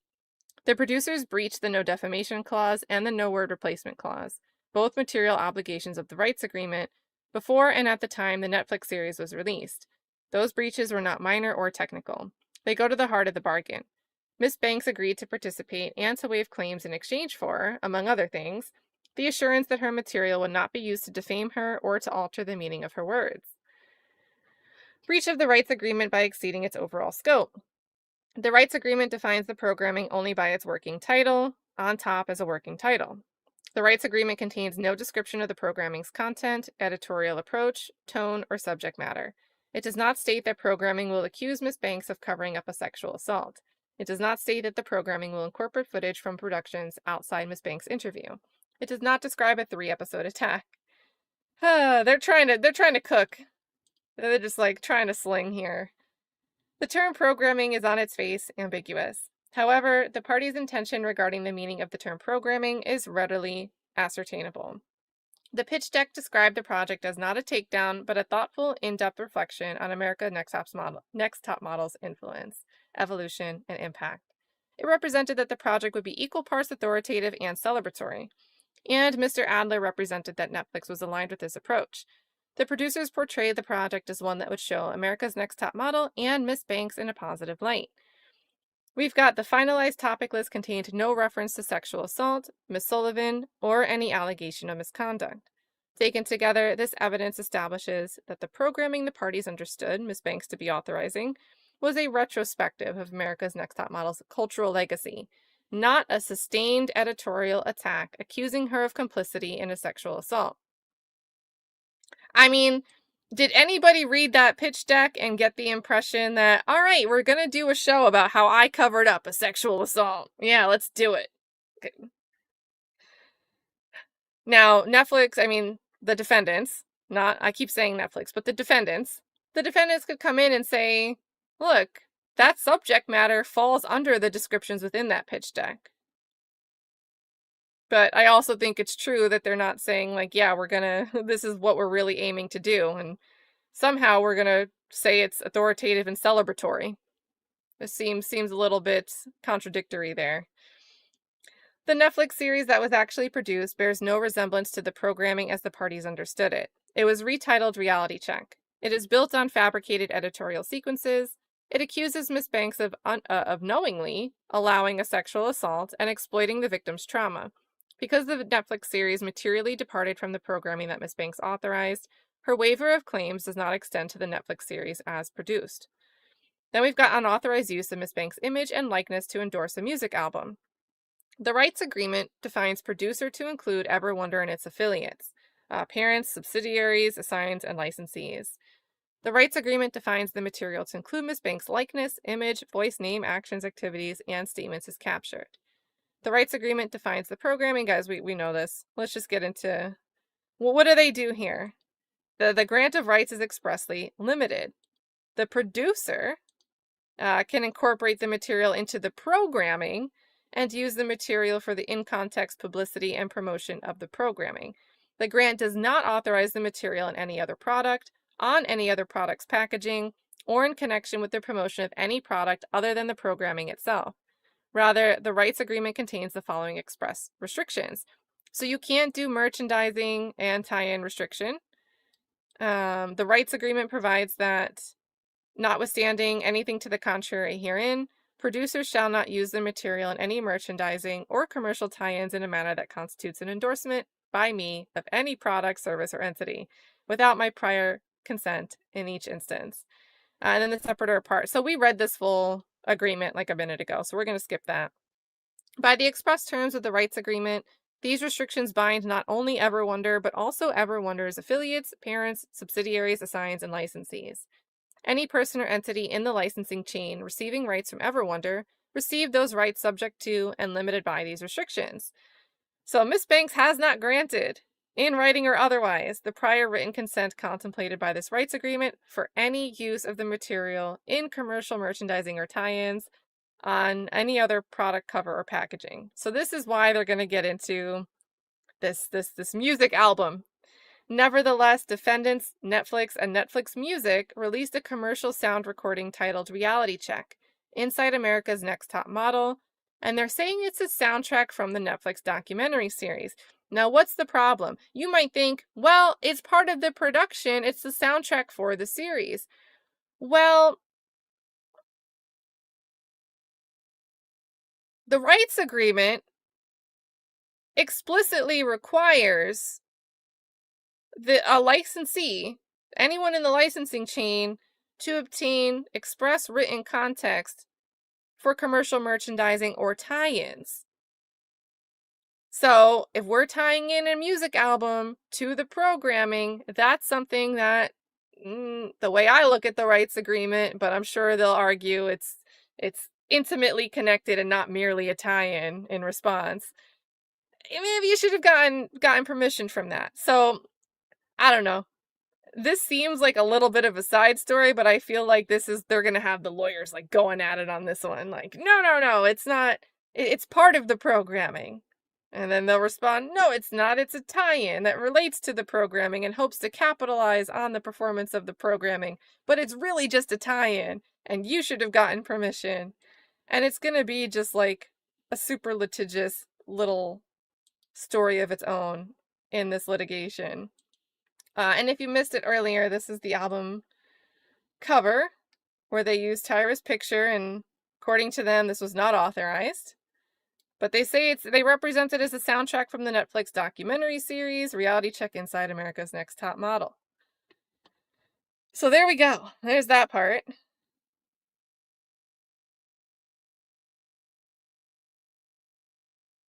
Where were we? We were here. We were here somewhere. The album is a discrete commercial product, separately released, separately marketed, and separately monetized from the Netflix series itself. All right, they're not even going to go with the tie-in. They're just saying it's separate. But I guess why wouldn't you? Why wouldn't you argue it's all the way over here? The album is offered for sale and streaming on Apple Music, Spotify, Amazon Music, and other digital music distribution platforms where consumers may purchase, stream, save, share, and consume it independently of any viewing of the Netflix series. The album cover consists of a digital collage that prominently and collaterally features a still photographic image of Miss Banks. The Banks image was extracted, derived, or composited from footage captured by EverWonder during the April 18th, 2025 interview, and therefore constitutes material within the meaning of the rights agreement. The Banks image, as displayed on the album cover, is the single largest figure on the album cover, occupying the upper center quadrant directly above the album title. Is rendered at a scale substantially larger than every other image appearing on the album cover, including the images of 3 other individuals depicted at materially smaller scale in the lower portion of the composition. So they're saying like they're making her the focus of it, is what they're saying. Like her likeness is material to the packaging, right? It's not just like they tried to put everybody on there in this tiny little collage. They intentionally wanted to feature her likeness. It depicts Miss Banks in a posed photographic portrait, fully recognizable, not stylized, abstracted, caricatured, or otherwise transformed, and it occupies the dominant visual position. The composers on the album, Clabe, Rayner, and Impara, do not appear visually on the album cover at all. Their names only appear at the text at the bottom of the composition, in type substantially smaller than the title and visually subordinate to the Banks image, which suggests And this is the nuanced way that, you know, IP, trademark, copy mark, if you want to argue some type of likeness being used or infringement, you're copying me without my permission. You argue that you're clearly aiming for the commercial benefit of using my image because the artists themselves are minimized to just little text on the album cover. And yet my picture is all big and blown up. So clearly you're using my likeness to try to sell something rather than leaning on the center of the art itself. So they emphasize that their names appear only as text at the bottom of the composition in this tiny font. And then on information and belief, EverWonder licensed the Netflix series and associated footage, including the underlying interview footage from which the Banks image was taken, to Netflix pursuant to a written delivery, license, or production services agreement. The delivery agreement was entered for the purpose of permitting Netflix to exhibit, distribute, market, and exploit the Netflix series and its elements on the Netflix service and Netflix's affiliates. On information and belief, Netflix in turn made the interview footage, or the Banks image extracted therefrom, available to Netflix Music for use in connection with the album, whether pursuant to a written inter-affiliate license, an internal rights management policy, or an informal authorization. Ms. Banks never consented, not in writing, not orally, not implicitly, to her likeness or image to be used to promote the album. And hey, maybe we'll turn around, maybe we'll get a response that's like, yes, she did, here's her consent. We'll see. All right, so remember, first claim for relief was false light. So they're going to repeat everything that followed from paragraph 193, everything that we just read. Let's see.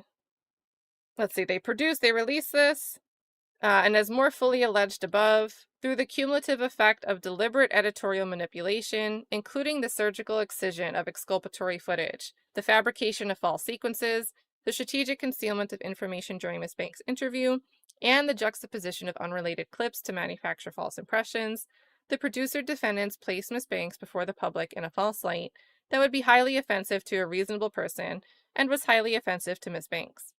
Specifically, the Netflix series placed Ms. Banks in a false light that conveyed that Ms. Banks knew that a contestant had been sexually assaulted on America's Next Top Model, was aware of the assault as it was happening and failed to intervene, C, deliberately manipulated the victim under the guise of a caring mentor, D, lied about her role in production to distance herself from responsibility, E, actively concealed the assault by controlling the editing of the footage, and F, ultimately could not even be bothered to remember that any of it had occurred. And again, this is really, they talked about the Miss J and like making it seem like Tyra was not concerned about Miss J's health when Miss J had a stroke. But this was really the bulk of it. Like, this is really not a complaint. And I really wonder how many people saw today's headlines and will not dig any further into this and will just get the impression that a celebrity is stomping their feet because someone doesn't like that their own words make them look bad. This is quite a different allegation. And maybe this allegation isn't accurate, or maybe there's more than one way to view the way this Netflix series was put together. And this will be disputed and debated, and it's subjective. Who knows? But the argument as they're making it, just their argument in a bubble, is not foot stomping that somebody said mean things about me and I want them to stop. It is, you made it look like I covered up an abuse. And I did not do that. I had no knowledge that somebody was abused. And you did not inform me that that's what you were questioning me on. And then you took my answer and edited it in a way that made it look totally different. So, like, you know, I don't know. And again, is there going to be like, I love a lawsuit where at first all the defendants are like on board with each other because they're just trying to like stay discovery. They don't want to, we don't want to get into discovery. Can we get this dismissed? Um, you know, like are we going to go the anti-slap route? I'm sure we will. I mean, this is I expect it. We're in it's federal court. We're in California though. And, federal courts do give some deference to the state law for the jurisdiction of the parties. And remember, we have the parties being domiciled or doing business out of California, at least most of them. Very, very anti-SLAPP friendly state, California, even though this is a federal court. I'm sure we'll see those arguments. But as time goes on, if those motions fail and we keep this litigation going, are we going to see a divergence where these production companies start to split and Netflix starts to say, look, we were licensed this information and we followed everything according to the licensing as represented to us? Right? We're going to see a little bit of that going on, where the parties' defenses necessarily are adversarial to one another. And I love that. I love when it gets like that. I just love when it gets like that. Because you usually have really good law firms now all fighting with each other, while sometimes maintaining things that still work for them, right? They'll stay aligned on the issues that align them against the plaintiff, but there are times where they'll have to be adversarial to one another. All right, so then they've got the light in which Miss Banks was placed is false in every material respect. So this is their fist pounding here, right? Miss Banks did not know that Miss Sullivan may have been sexually assaulted. As discussed more fully above, she was not aware of all the details of the sexual encounter as it was happening. She was not on set during the apartment shoot and did not make real-time production decisions that night. She did not initiate the conversation with Miss Sullivan about cheating, which is seemingly how it was represented in Netflix, that production calls Tyra and says, oh, we just had a sexual assault. We got to make this go away because, there's all these regulatory things on TV. We can't have that. So Miss Tyra Banks rolls in and goes,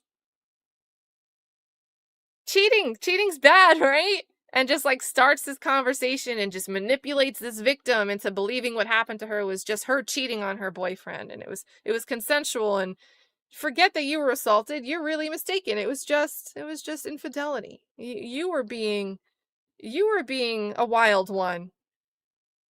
But that's not what happened. Miss Sullivan goes to Tyra Banks, and she's the one that asks the question and initiates the conversation. Have you ever been cheated on? Or someone cheated on you? Very, very different stories, depending on how you edit it and portray it. So this is the attorneys putting in their, our client is in the right.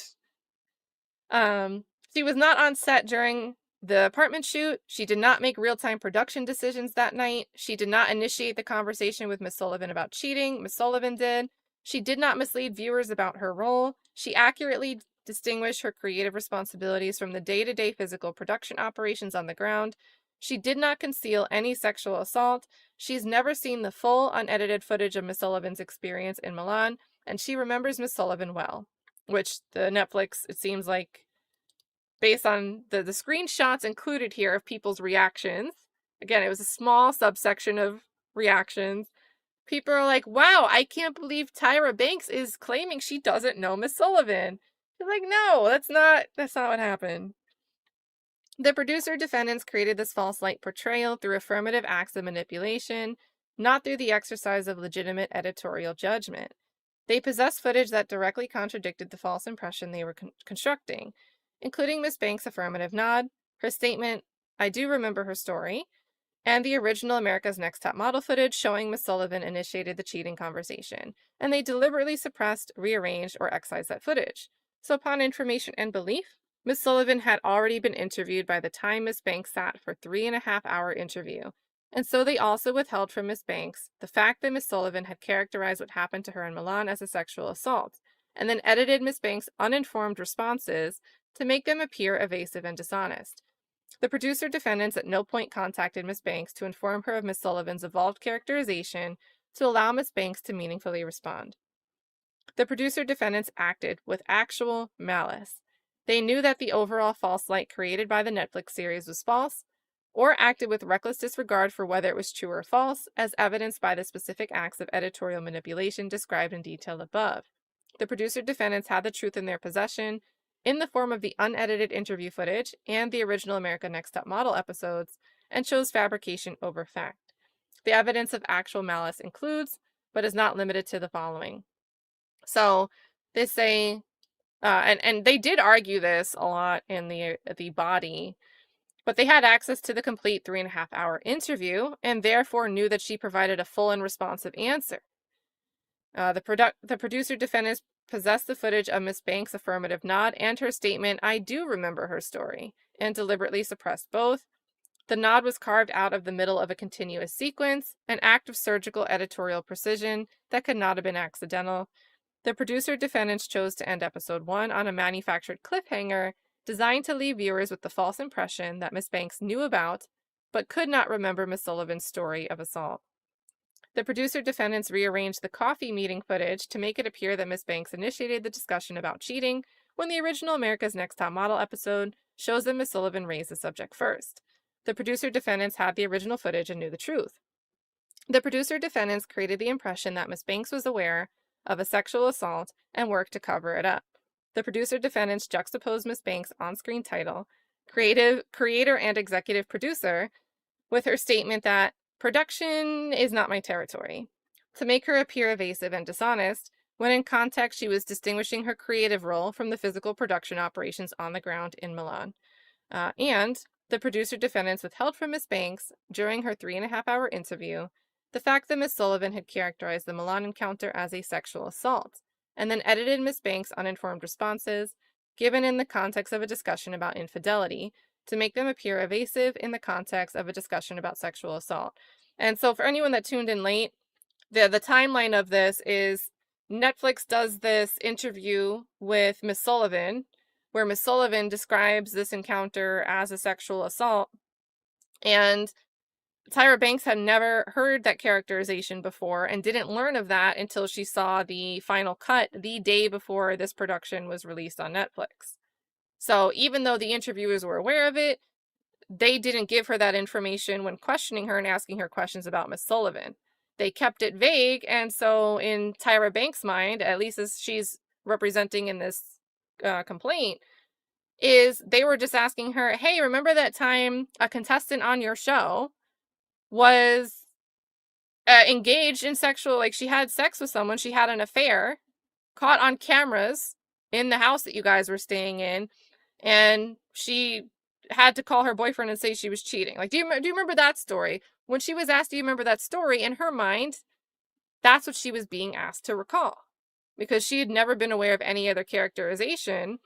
And she's provided some information that it seems like the general public wouldn't be aware of any such characterization until this Netflix show, because even in somewhat recent interviews, she was describing it as, just something that happened on the show that wasn't in any way, she never used the term sexual assault or described it in a way that would sound like a sexual assault, and even said she loved the producers on the show. So why would Tyra Banks know any different? But yet they asked her the question in such a vague way and then manipulated and edited her answer and showed her answers right after having Miss Sullivan detail the story that she's now characterizing as a sexual assault. Like, I mean, I agree. I will be open to a counter argument, but I agree that the takeaway intended by that type of editing is a very dramatic, oh my gosh, Tyra, this top model, this mean girl, did the meanest thing ever and tried to cover up a sexual assault, and then pretended she didn't even remember the victim that she stomped all over. I think that's a very, very logical inference to make, that that is what was intended by this type of editing. So then they say, let's see, they wanted her to appear evasive, and then as a direct and proximate result of the defendant's conduct, Miss Banks has suffered substantial harm, including they're going to say mental anguish, loss of personal dignity, public humiliation, and the expenditure of significant resources to correct the false light in which defendants placed her, all in an amount to be proven at trial, but not less than the jurisdictional minimum of this court. The producer-defendant's conduct was willful, malicious, and undertaken with conscious disregard for Ms. Banks' rights, such that an award of punitive damages is appropriate. So next is the defamation by implication. I think this is going to be pretty repetitive, right? It's going to re-alleging all of the stuff before. They published this through deliberate editorial manipulation. They created the false and defamatory implication that Miss Banks had known that Miss Sullivan was sexually assaulted during the filming of America's Next Top Model and had forgotten about it entirely. By presenting this implication immediately after Miss Sullivan's account of her assault, the producer-defendants conveyed that Miss Banks was so indifferent to what had happened to a contestant on America's Next Top Model, her own show, that she could not even be bothered to remember it. The producer-defendants achieved this by editing the final moments of episode 1 to show Miss Banks glancing upward, hesitating, saying in response to a question about Miss Sullivan's story, and then abruptly cutting the episode to black. The producer-defendants removed 2 pieces of footage from that same continuous sequence. Miss Banks' affirmative nod, carved out of the middle, and her statement, "I do remember her story," cut off from the end. Now again, I said earlier in the stream, if this is all that happened, I could see that just being a cliffhanger, but not necessarily a representation that, next episode we're going to frame it as if she is denying knowing this person who experienced a sexual assault. But when you take this bit and the context of what happens in episode 2, I do think it's difficult to argue that this cliffhanger is innocuous. So then we've got the implication is and of concerning Miss Banks. The implication purports to ascribe knowledge and conduct to Miss Banks. The implication is factual and reasonably understood as factual, specifically as an assertion that Miss Banks knew that Miss Sullivan had been assaulted and she did not remember it. That implication is false. Miss Banks remembered Miss Sullivan well. She was not aware that anyone had come to understand the events in Milan to be a sexual assault, or that Miss Sullivan had characterized it that way to the Netflix series producers. And the footage defendant possessed and suppressed proves it. The implication is defamatory because it tends to expose Miss Banks to public contempt, ridicule, and aversion by portraying her as a person who is indifferent to a sexual assault that occurred in connection with her own show, a characterization that is fundamentally incompatible with public trust and that has caused immeasurable harm to her personal and professional reputation. The implication is defamatory per se because it tends to injure Miss Banks in her profession and business as a television host, producer, actor, brand ambassador, entrepreneur, and public figure whose commercial value depends on public trust and credibility. Miss Banks has also previously taught courses on personal branding at the Stanford Graduate School of Business, and having been unknowingly coerced into participating in a project dead set on destroying hers, has damaged her credibility as an expert in that space. The portrayal of Miss Banks as indifferent to a contestant's sexual assault has a natural tendency to cause others to refuse to associate or do business with her. This is especially true given that the implication that Miss Banks knew about the sexual assault of a female contestant on her own show and forgot about it directly undermines Miss Banks' hard-earned legacy developed over 3 decades as a champion for women and girls. The producer-defendants intended and endorsed the false implication. For example, the nod was not accidentally omitted. It was carved out of the middle of a continuous sequence, requiring at least 2 deliberate editorial decisions. The "I do remember her story" response was not inadvertently truncated. It was cut to manufacture a cliffhanger. Defendants possessed the full footage, understood that it contradicted the impression they were creating, and chose to suppress it. The producer-defendants published the defamatory implication with actual malice, that is, with the knowledge of its falsity or with reckless disregard for whether it was true or false. The evidence of actual malice includes, but is not limited to, the following. So it's similar to what we saw for first cause of action. They have the full interview. They have the footage of the nod and the statement, "I do remember her story." They carved the nod out intentionally, and that couldn't have been accidental. And the producer-defendants chose to end episode 1 in that way to leave viewers with the false impression.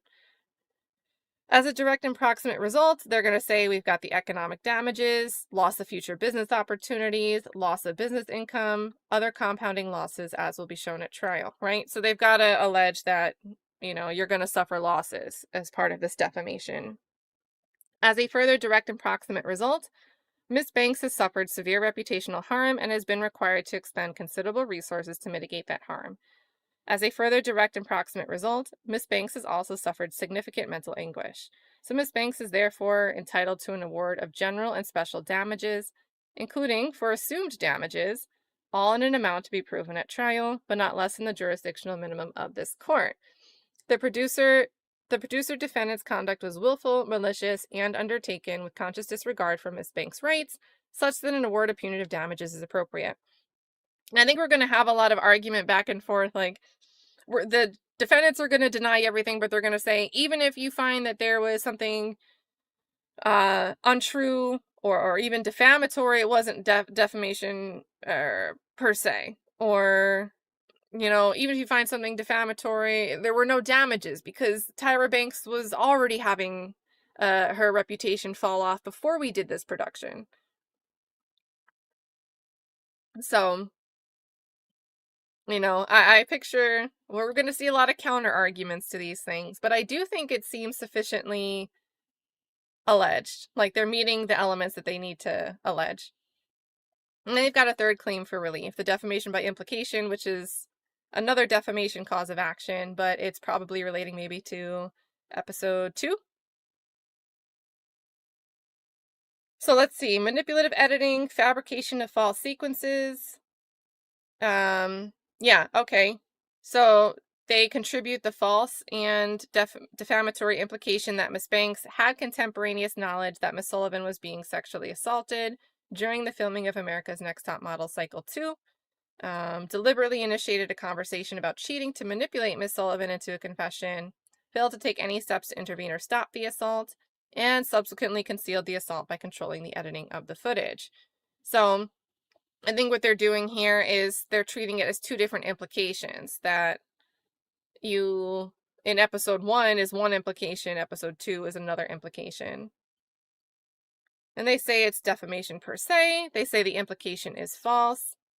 The implication is defamatory because it accuses Miss Banks of knowing that a contestant under her care was being sexually assaulted and choosing to do nothing, and then covering it up. The implication is defamatory per se because it tends to injure her. And then let's see. Yep, so they go through all of the stuff from episode 2 here. So this is what they're saying is evidence that this was intentional, a specific act of editorial manipulation. So all things from episode 2. They rearranged this coffee meeting footage to make it appear that Miss Banks initiated the discussion about cheating when the original America's Next Top Model episode shows otherwise. The producer defendants created the impression that Miss Banks was aware of a sexual assault and worked to cover it up. The second episode is also where we get that juxtaposition of creator and executive producer with the statement that production's not my territory. And then we have producer defendants withheld from Miss Banks during her 3.5-hour interview the fact that Miss Sullivan had characterized the Milan encounter as a sexual assault, and then edited Miss Banks' uninformed responses given in the context of a discussion about infidelity to make them appear evasive in the context of a discussion about sexual assault. So the producer defendants published this defamatory implication with actual malice, as evidenced by the above. We suffered because of that. As a further direct and proximate result, we've got reputational harm. We had to expend considerable resources to mitigate that harm. And Miss Banks, because of that, is entitled to actual, assumed, special, exemplary, and punitive damages in amount to be specifically determined at trial. Let's see. Breach of contract. I think this one's going to be a bit more interesting to see if they lay out anything more specific. Even though it kind of like the boring, right? The boring, it's not the salacious cause of action. So they reincorporate everything. On July 18th, 2025, Miss Banks and EverWonder entered into the rights agreement, a valid and binding contract governed by New York law. The rights agreement imposed affirmative obligations on EverWonder, including A, that Miss Banks' material may not be edited in such a way as to portray her in a manner that constitutes actionable defamation. All of these terms, you guys, all of these terms that we read twice. So Miss Banks performed her obligations under the rights agreement, so she didn't breach the contract. She participated in the interview, provided the material, she signed the agreement. EverWonder breached the rights agreement among other things, editing Miss Banks' material in a manner that constitutes actionable defamation, as alleged in accounts 2 and 3. And I actually don't know. Actionable defamation is a different phrase than defamation. Like, I'm not a lawyer, but my reading of this would be, if something's actionable in any way, shape, or form, then you shouldn't be editing things in that way. And thus, we've already met a breach of contract. Right? So, I don't know.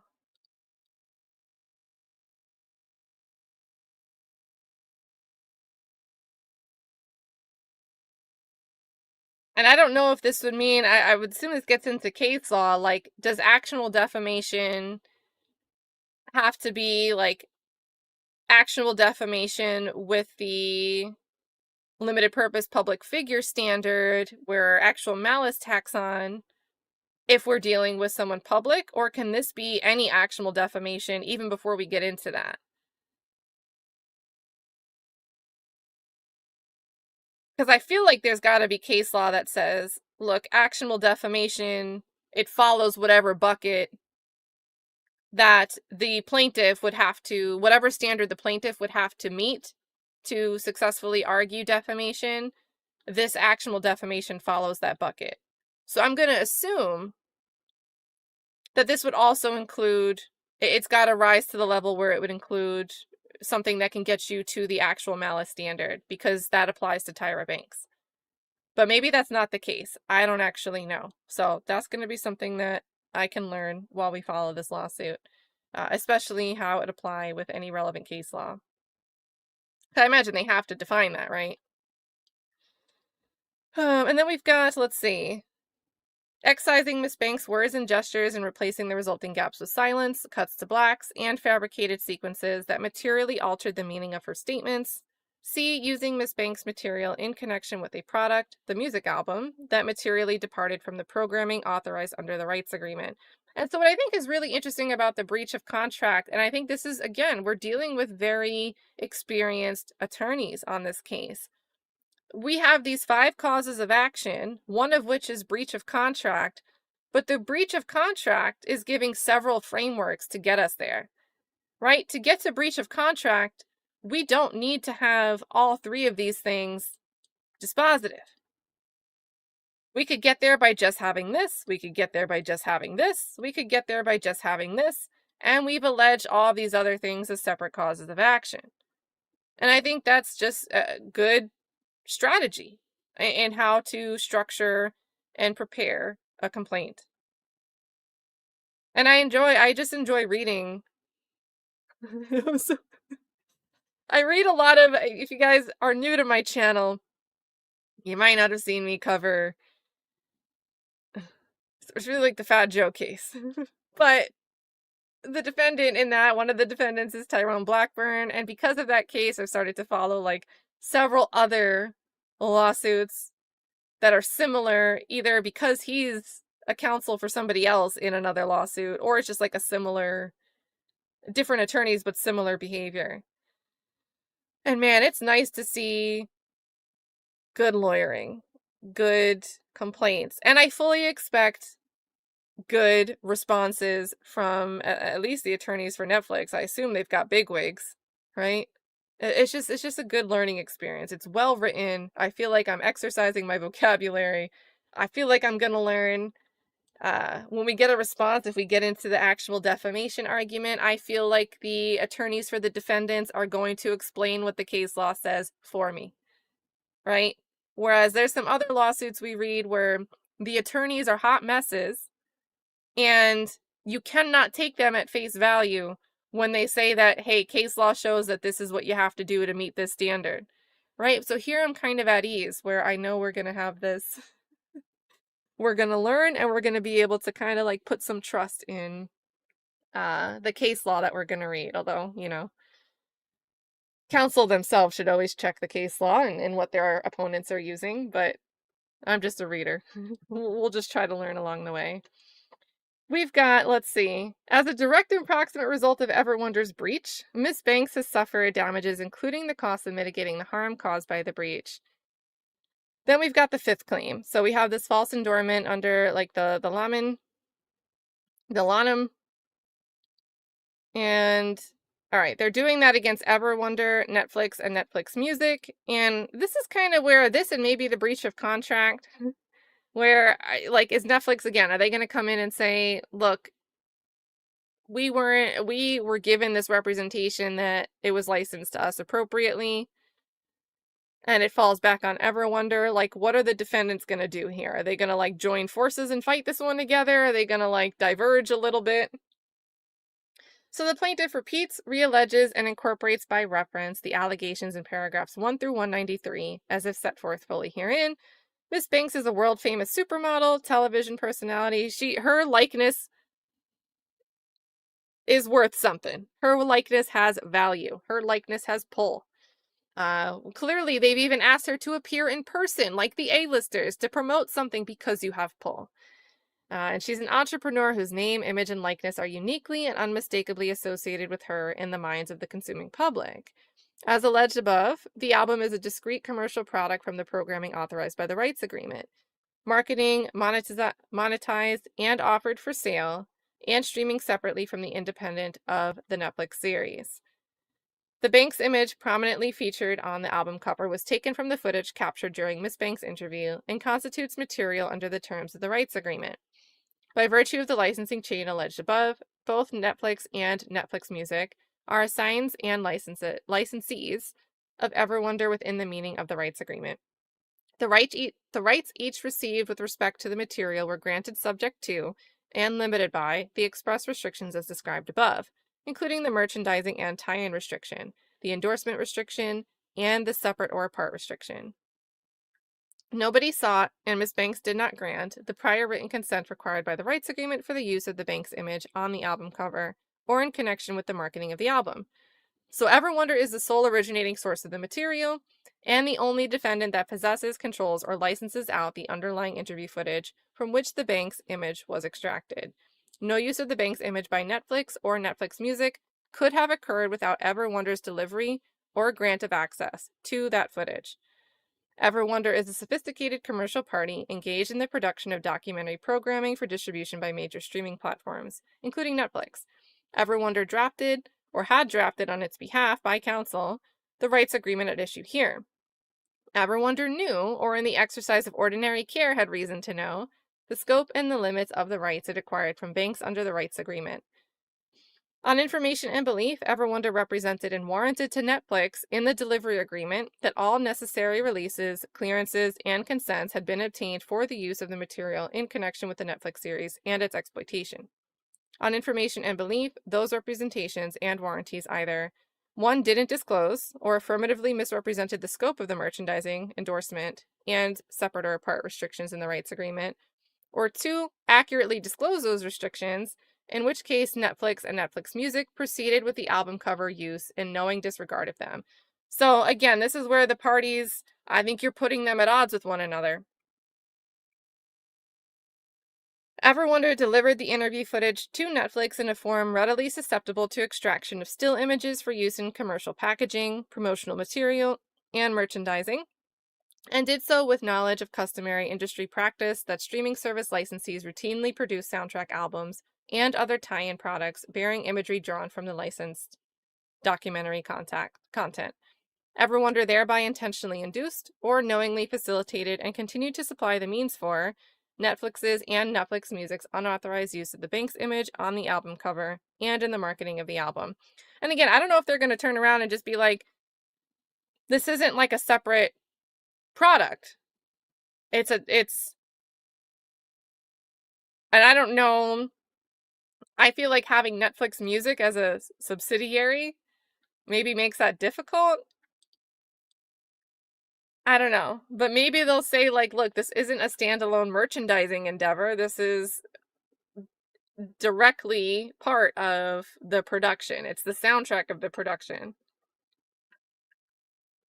And I don't know how that works. I don't know the nuances. So I'm looking forward to the response that we give, but that might be an angle where like EverWonder, Netflix, and Netflix Music can all stay aligned. Like they can say like, look, we don't even get there because we're not getting to it's not established that this is separate from the merchandising for the Netflix production.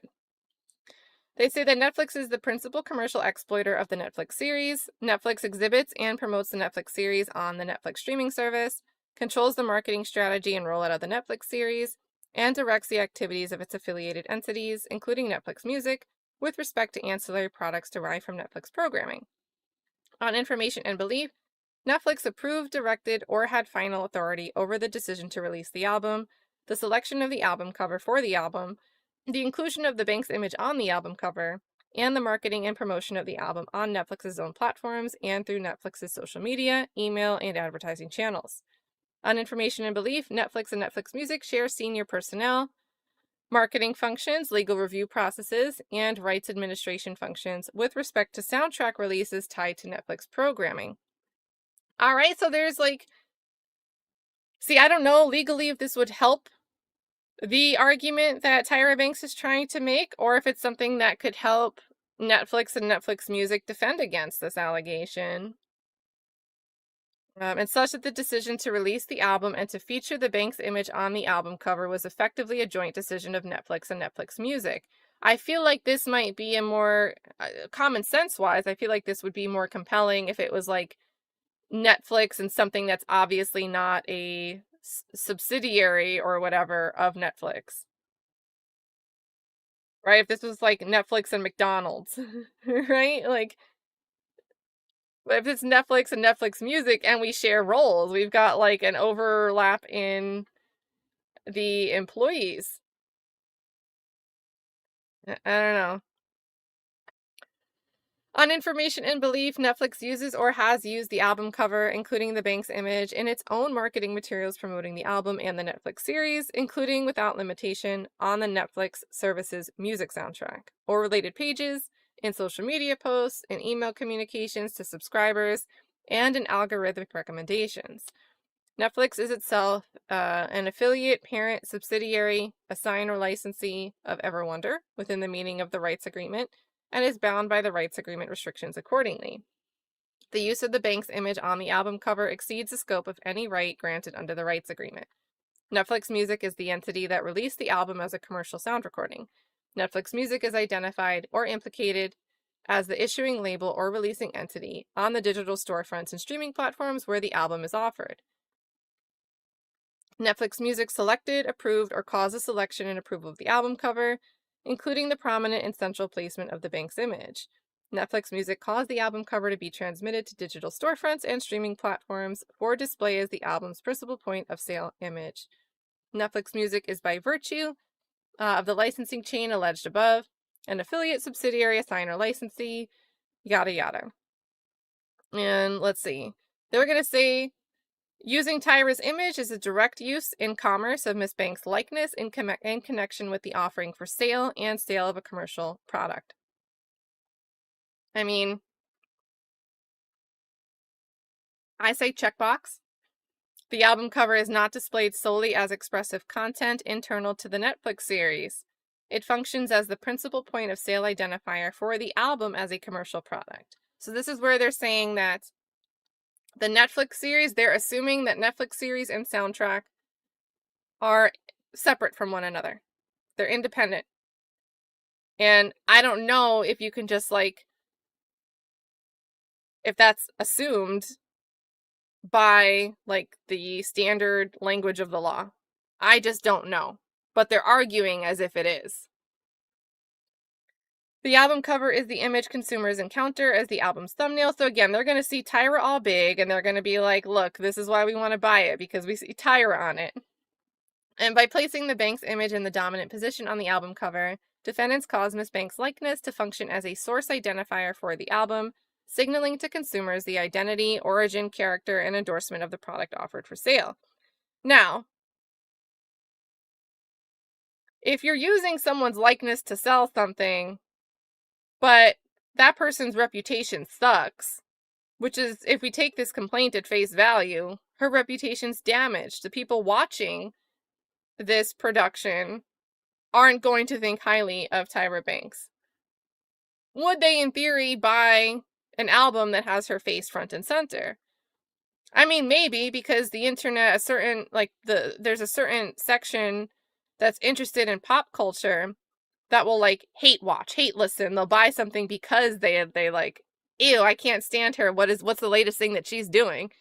Right. So yes, I guess technically you could even make this construed argument that yes, her reputation's hurt, but that could actually cause people to buy and want to listen to something that she's part of. They're nosy, they want to know. But more plainly, you're arguing her image is damaged, but you're also saying that her likeness is being used commercially to get people to buy this product, and something for commercial interest that she didn't authorize. So is it really what's compelling people to buy this album? I'd say by common sense, yeah, and that's why they're doing it. But legally, I would lean on, hey, that's contradictory to their arguments. So it's internally inconsistent. Defendants selected the Banks image for this prominent placement with knowledge of Miss Banks' fame, her identification with America's Next Top Model, and the commercial value of her implied association with the album. On information and belief, defendants did so for the purpose of leveraging Miss Banks' recognition and commercial drawing power to attract consumer attention to and drive consumer transactions involving the album. And I guess the argument could be, even if her reputation's hurt, people could look at it, and while they might not buy something that is just to support Tyra if her reputation's been damaged, you could also argue, look, by the time they read that, then they're reading that it's reality check. But then if they're going to buy it because it's reality check, is it really independent from the production? And I just feel like this has to be such a complicated area of law. I just feel like this has to be so complicated. Stupidly complicated, probably. These promotional uses of Miss Banks' identity were likely to cause and did cause confusion as to whether Miss Banks endorsed, sponsored, approved of, or was affiliated with the album or the Netflix series promotional campaign. That likelihood of confusion arises from, among other things, Miss Banks' extraordinarily high level of public recognition among the relevant consumer population, the close and well-established public association between Miss Banks and America's Next Top Model, such that the appearance of her image on a product bearing the America's Next Top Model name reinforces, rather than dispels, the inference of authorized association, the dominant scale and central placement of the Banks image, which corresponds to industry conventions signaling endorsement, headlining artist status, or featured personality status in album packaging, the lack of any disclaimer, legend, or visual cue on the album cover indicating that Miss Banks does not endorse, sponsor, or approve the album, the ordinary commercial expectation, well established in the music and entertainment industries, that the use of a celebrity's image on the cover of a commercial sound recording occurs only with that celebrity's authorization, and the fact that the Banks image is more prominent on the album cover than the images or names of the persons actually responsible for the album's musical content, inverting the visual hierarchy that would ordinarily signal authorship and reinforcing the inference that Miss Banks' involvement is featured, principal, or endorsing in nature. The subject matter of the Netflix series. Well, what's the cover of the Netflix series? Reality check. Is the cover of the album just a reiteration of the cover for the show?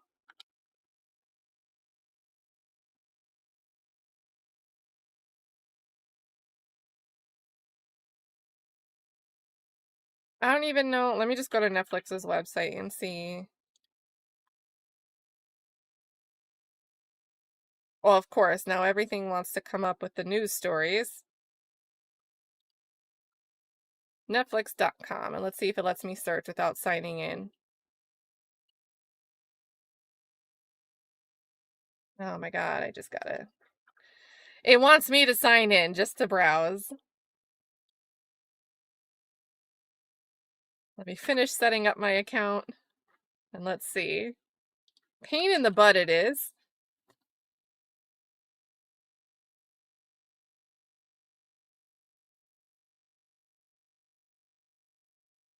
You can't even browse unless you actually sign up. That's stupid.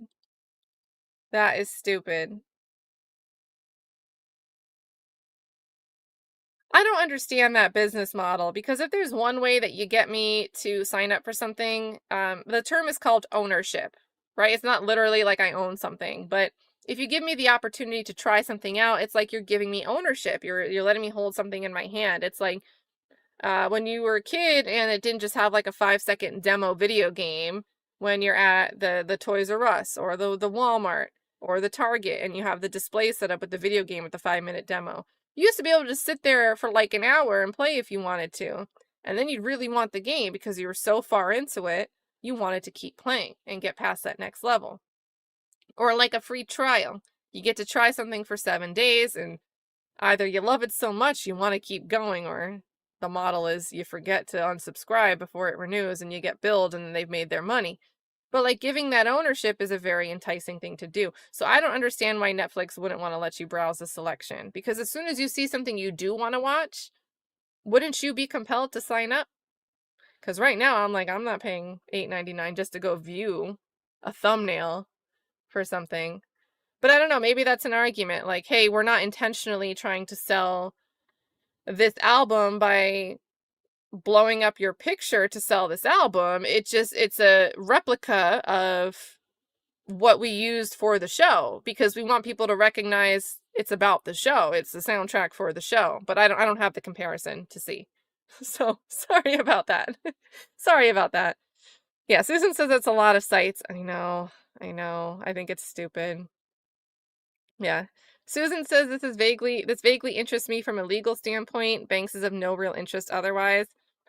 Same, but I'll give the extra that I really do like to explore reactions to things, and defamation cases that involve a big celebrity kind of inherently involve social media reactions, how the public reacts to, oh, a celebrity did this and this is what they say about it. This discourse erupts, it's trending. Everybody has the sentiment shift because big bad person did something or a big great thing happened, someone else is bad. So I do have an interest in it being Tyra Banks because it's someone that there's a lot of discourse because it's a celebrity, but not specifically because it's Tyra Banks, if that makes sense. And again, like, also being a public figure kicks it into a difficult legal hurdle of where it's got to be this actual malice standard. So, interesting for two reasons, because it's a celebrity, not necessarily Tyra. Oh, I could switch my hats when I argue with myself. Oh man, that'd be funny. That's a good idea. That's a good idea. Or get like 2 camera angles. I think Recovery Addict uses 2 cameras. And I could switch it so it'll be like when I'm like this person, it's like this, and then when I'm this person, it's like cutting like this. And it looks like 2 different screens. Oh, that would be too fun. That would be very, very fun. I'll think about it. I'll think about it. I'll do it like a year from now. And I won't even tell you guys I'm doing it. Just one day, way down the road, this will be a reality. So, hey FFS. EJF says, I didn't know Netflix music was a thing. Well, now we do. Now we do. Well, and I wouldn't even sign up for Netflix just now. So if I have to pay for Netflix music, probably not going to do much for me. Oh my goodness. Let's see. Yeah, Sheriff Chuck, I think, and I don't know if the chat got really into it, but a point of discussion maybe earlier. The idea that is this somebody suing somebody for the same thing that they used to do on their own show? And by they, I mean maybe not specifically one person, but like the whole crew that would be involved in the production, the editing decisions. Are they now coming after another crew for doing the same thing? So, and the description you're referring to is producer. Wait, is there more than one comment here? Okay, because this one starts lowercase. It starts mid-sentence, and I don't see another one. So I feel like, sometimes YouTube with long comments breaks it apart. I think maybe one got lost. But still, we can still get the context. It says producers heavily staged, manipulated, and manufactured drama. Behind the scenes, the show relied on strict control, psychological pressure, and selective editing to create intense storylines. And then that's the description of America's Next Top Model. So,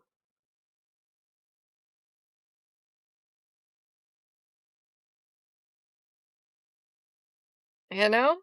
But sometimes the best person to call somebody out on a shenanigan is somebody who's intimately familiar with the shenanigans through their own personal experience. A great example of that, I think, is Alex Spiro, whatever. You know, when he was representing Elon Musk, he got himself into some hot water because he went and sat for Elon Musk's deposition. This is in the Benjamin Brody defamation lawsuit. He goes and sits for this deposition, but it's in the state of Texas where he's not licensed, and he didn't apply for pro hoc vice admission or something like that. Or either he applied and it wasn't approved. Something like that. He either didn't apply or it wasn't yet approved, but he didn't have permission to practice yet. But yet he was counsel for Elon Musk's deposition in the Benjamin Brody case, and Mark Bankston called him out for it. He's like, that's a violation. Can't be doing that. And the suspected reason behind that is when you do something without the authority to practice in front of the court in that jurisdiction, you're not subject to discipline by the court. You're not submitted to their jurisdiction. So it's like a way that maybe if you're doing something outside the lines, you're ensuring that you can avoid being held accountable for it. So then Alex Spiro, when he's in this big litigation in New York, in a federal court in New York, in relation to Jay-Z and the Jane Doe accusation, where Jane Doe, represented by attorney Tony Busby didn't properly have pro hoc vice admission to practice in front of the court. And so Alex Spiro's like, he's doing this to avoid being subject to the court's jurisdiction because he knows he's doing something wrong. And I'm like, well, I mean, shoot. Game is game. Like, Alex Spiro would be aware of this issue because he just recently got called out on it, and now he's calling somebody else out on it. So maybe it's that, Sheriff Chuck. Maybe it's that. Let's see. Okay. Created by EJF says it's just Tyra. Let me see. Thank you. Let me load that up. Thank you for grabbing that.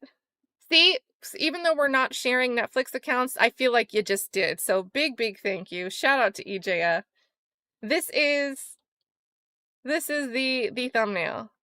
So, I mean, I'm not sure that this soundtrack is distinct from the production. I don't know how that works. I'm sure there's like a ton of law about it and a ton of nuances. The attorneys can argue that out. I can't even speculate. I don't know. But now that I'm looking at this and it's only her, and maybe there's more variations, right? You know, sometimes the thumbnail can change over time.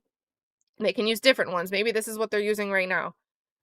But just from this context, it seems like they are adding other elements when we get to this. Let me find the album cover again. Right, it is the same picture that they're using as the cover, but I would argue her presence is actually minimized if you compare it to this, because now they've added other people. She's smaller. She's not taking up all, like, she's taking up like a third of the real estate of this thumbnail here. But over here, there's way more negative space. There's all these other things going on. And again, we're not removing that this is the reality check Inside America's Next Top Model. So I think they're arguing. They're arguing like attorneys. Like, we're going to argue with what's in front of us however we can, and we'll leave it to opposing counsel to argue and dispute anything that we're saying. And this is it's such like a boring area, but it's so nitty gritty on the details that to me it's inherently petty. Like, to argue these nitty-gritty details is just inherently petty, and because it's inherently petty, I'm like, all right, well, so I just like it. I'm like a moth to the flame. Moth to the flame. Also, I think these are new. I think this is another 5. So big thank you, Sheriff Chuck, for the 5 gifted. That's 10. That's 10 for this stream. He's like, talk more about breach of contract. I love it. Big thank you. Always showing so much love. Keeping the streams going. Shout out to stream sponsor, Sheriff Chuck, often the stream sponsor. Thank you so much. We also had J Money in the building celebrating 9 months of membership. Thank you so much, J Money. This is a bit ago. I feel like J Money might have gotten out of here because this is like an hour ago and I'm just seeing this. So I don't know if you're still here, J Money. I hope you are. If not, I'm going to have to catch him if I don't see him pop in and be like, I'm still here. But 9 months is super awesome. Thank you for all the support. Thank you for popping in. And I'm not sure if this is your interest because I haven't seen you say much else. So he's like, oh, this is boring. I'm out. But hopefully we can catch up on something very, very fun sometime soon. Julio says, is the soundtrack not available on Spotify? I don't know.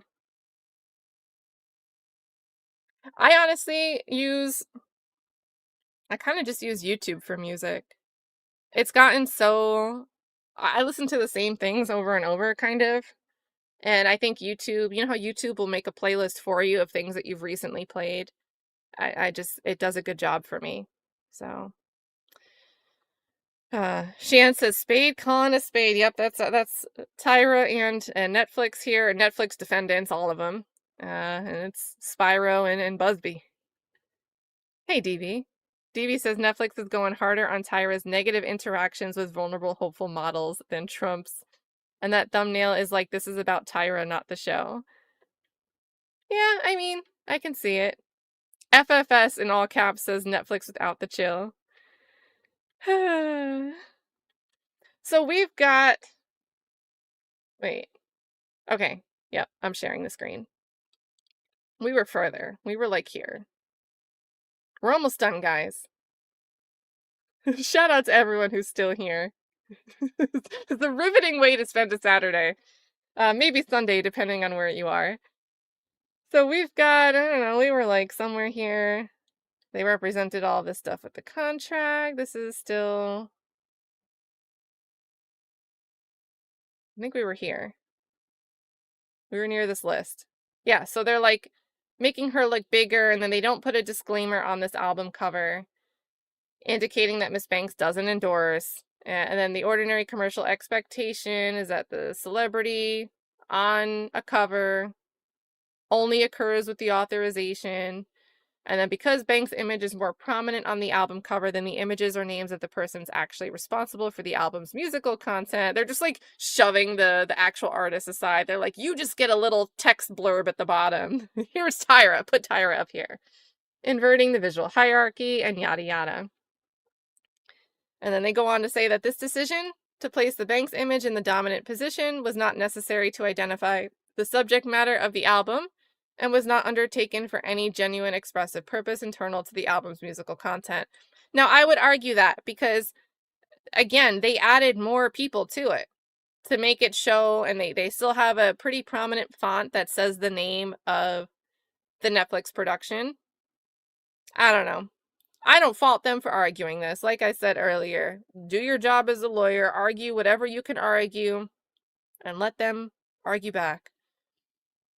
So independent of the foregoing, defendants are each contractually bound by the merchandising, endorsement, and separate or apart restrictions of the rights agreement, and have therefore agreed not to use Miss Banks' likeness in the manner reflected on the album cover art. Therefore, is this a different font size? Are they cheating? This looks like a different font size. Why'd they make the 269 little?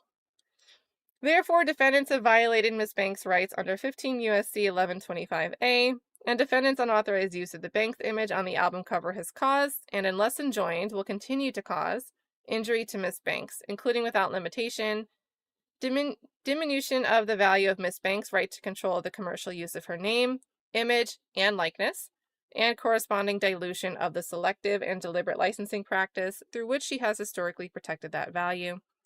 compelled commercial association with the sound recording, with composers, and with a commercial release that Miss Banks did not select, did not approve, and would not have approved. Dang. I mean, you've got to argue that if you want to, like, I get why you're arguing it, but that seems like such a dig to the music artist. They're just catching a stray here. Loss of the licensing fees defendant would have been required to pay had they sought, and had Miss Banks been willing to grant authorization for the use, and harm to Miss Banks' reputation and goodwill arising from the implication that she lends her endorsement indiscriminately or for purposes outside her control. So it's like you're telling other people out there, try me.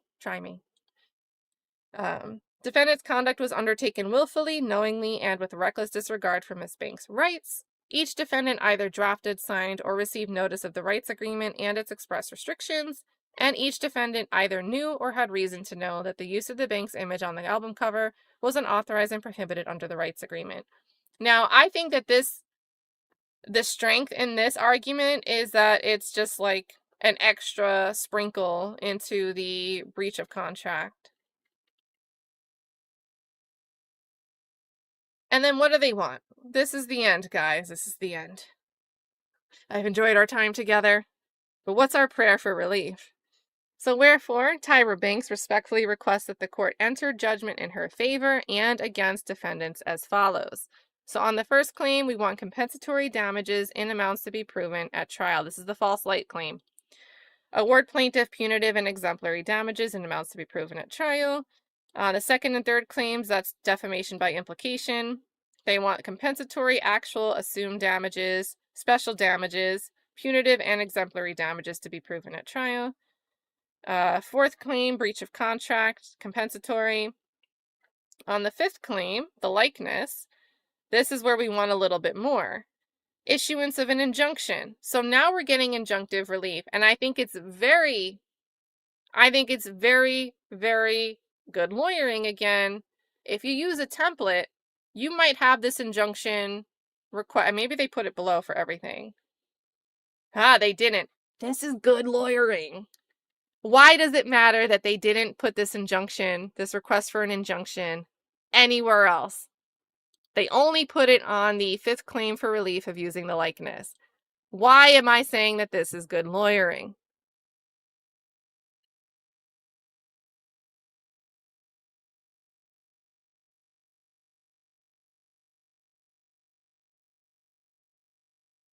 So I'll keep reading. So issuance of an injunction barring the use of the Banks image or any likeness of Miss Banks derived from the interview footage on or in connection with the album cover, or any other product, packaging, or advertising, and affirmatively requiring Netflix and Netflix Music to remove and cease distributing that album cover across all storefronts and platforms. So they're even being very specific.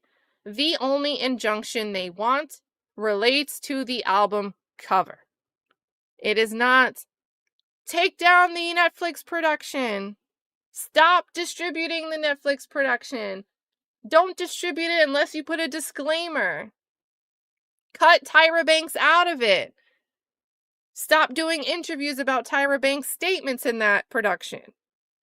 They are not asking to stop putting out the information.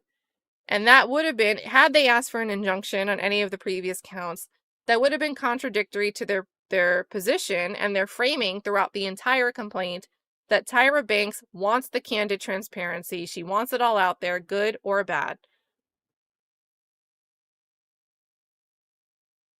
So if they'd asked for this injunction on these other claims, really the defamation by implication and the false light, it would have looked like a celebrity pounding the table and saying, court, order them to stop saying mean things about me or calling me out when I'm mean. It would have subverted their framing throughout the rest of this complaint. But they only asked for it for the album cover issue, the likeness. They also want an accounting and disgorgement of profits from the album. I wonder how much something like that makes. Because, kind of, I think the soundtrack, maybe it's out there to promote the production itself. Which, again, I think they're intimately related. I don't really know how we're saying that it's a completely separate commercial thing. but I don't understand the legal nuances. To me, it like ties in, and that was a phrase that I saw earlier, ties in.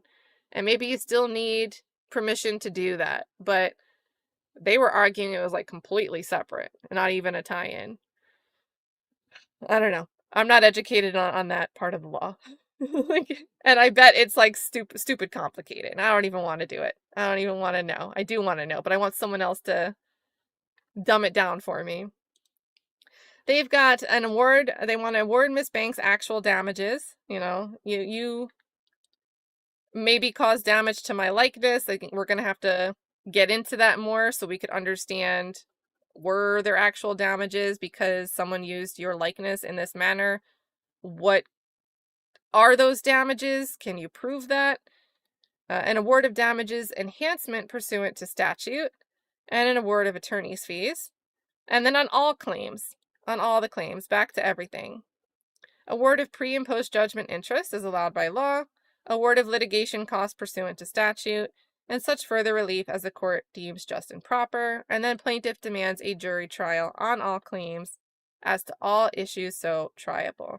So signed off by Mitchell Langberg. We also, we're going to get pro hoc vice from Thomas Clare. I want to say a Claire, but I don't want to sound like I'm talking about a pastry. Megan McGuinness, Carolyn Wisniewski, and they are with Claire Locke. There you go. There you go. Well, that was different than what I expected. I thought, at least in part, I thought we were going to come in here and see,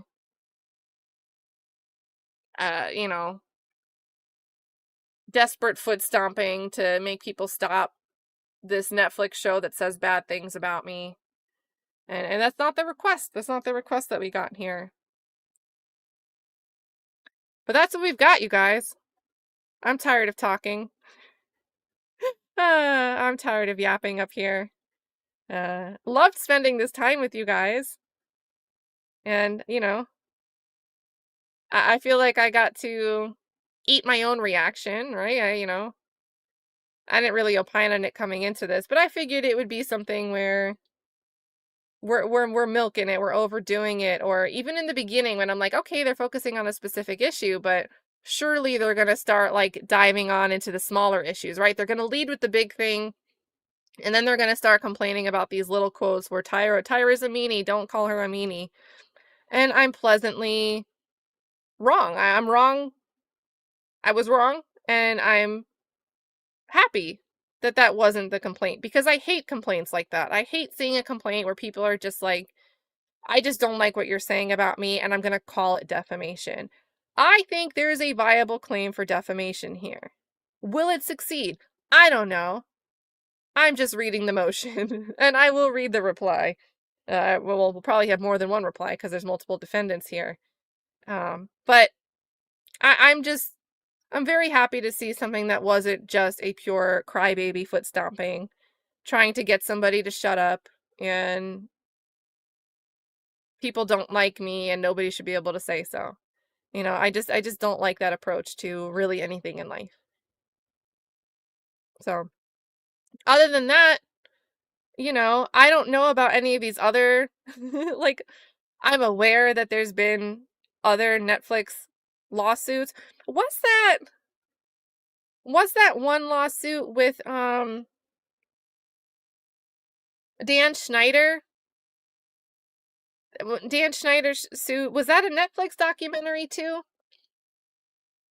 I read that filing, but I don't remember who hosted that.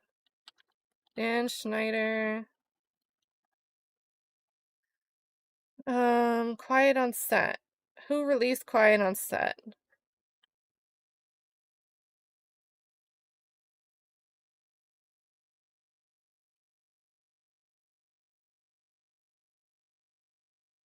Okay, it looks like it went on TV, because he sued Warner Brothers Discovery and the producers of the investigative Discovery series Quiet on Set. So I don't think it was Netflix.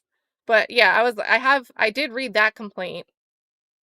And I was like, okay, maybe I am familiar with other Netflix, but the other Netflix lawsuits that I'm thinking of, it's the baby reindeer one that you guys had to give me I said deer earlier, and then the Diddy. Haven't watched either. I just don't have Netflix, but I am aware that Netflix has been sued more than once from like what they're labeling like a Netflix documentary, and it's becoming this namesake, like together. A Netflix documentary is a thing in and of itself now. And I don't know, I think reading this, if I were to go and consume a different Netflix documentary that comes out like months from now, a year from now in the back of my mind, I'm going to be questioning more so than usual, like a regular skepticism. You guys, if you watch a trial with me, you can see me say like, wait, what? I do that when I watch stuff. But I might do that to a heightened degree because now in the back of my mind, I'm like, oh, is this the way Netflix wants to create these documentaries? Because it makes them highly watchable. It makes people go talk about them on X and go, you know what? I need to finally pay for Netflix because what is everybody talking about? They're making this thing seem crazy. I don't know. I don't know. So, but at this point, I don't have Netflix. but, but now I want to watch them just to see if anything makes me raise an eyebrow. And I'd have to watch one that wasn't Tyra Banks to see if it just takes something at face value or if something feels off about another production. Yes, that Dan Schneider. And It Was Quiet on Set was the name of the production. So, which kind of sounded like a Netflix name. That's why I wasn't sure if it was actually something that was a Netflix documentary or not. All right, guys. Um, did Baby Reindeer not actually sue?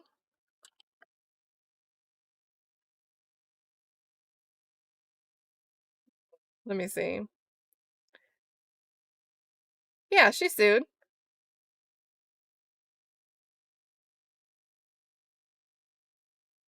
Because if I'm not mistaken,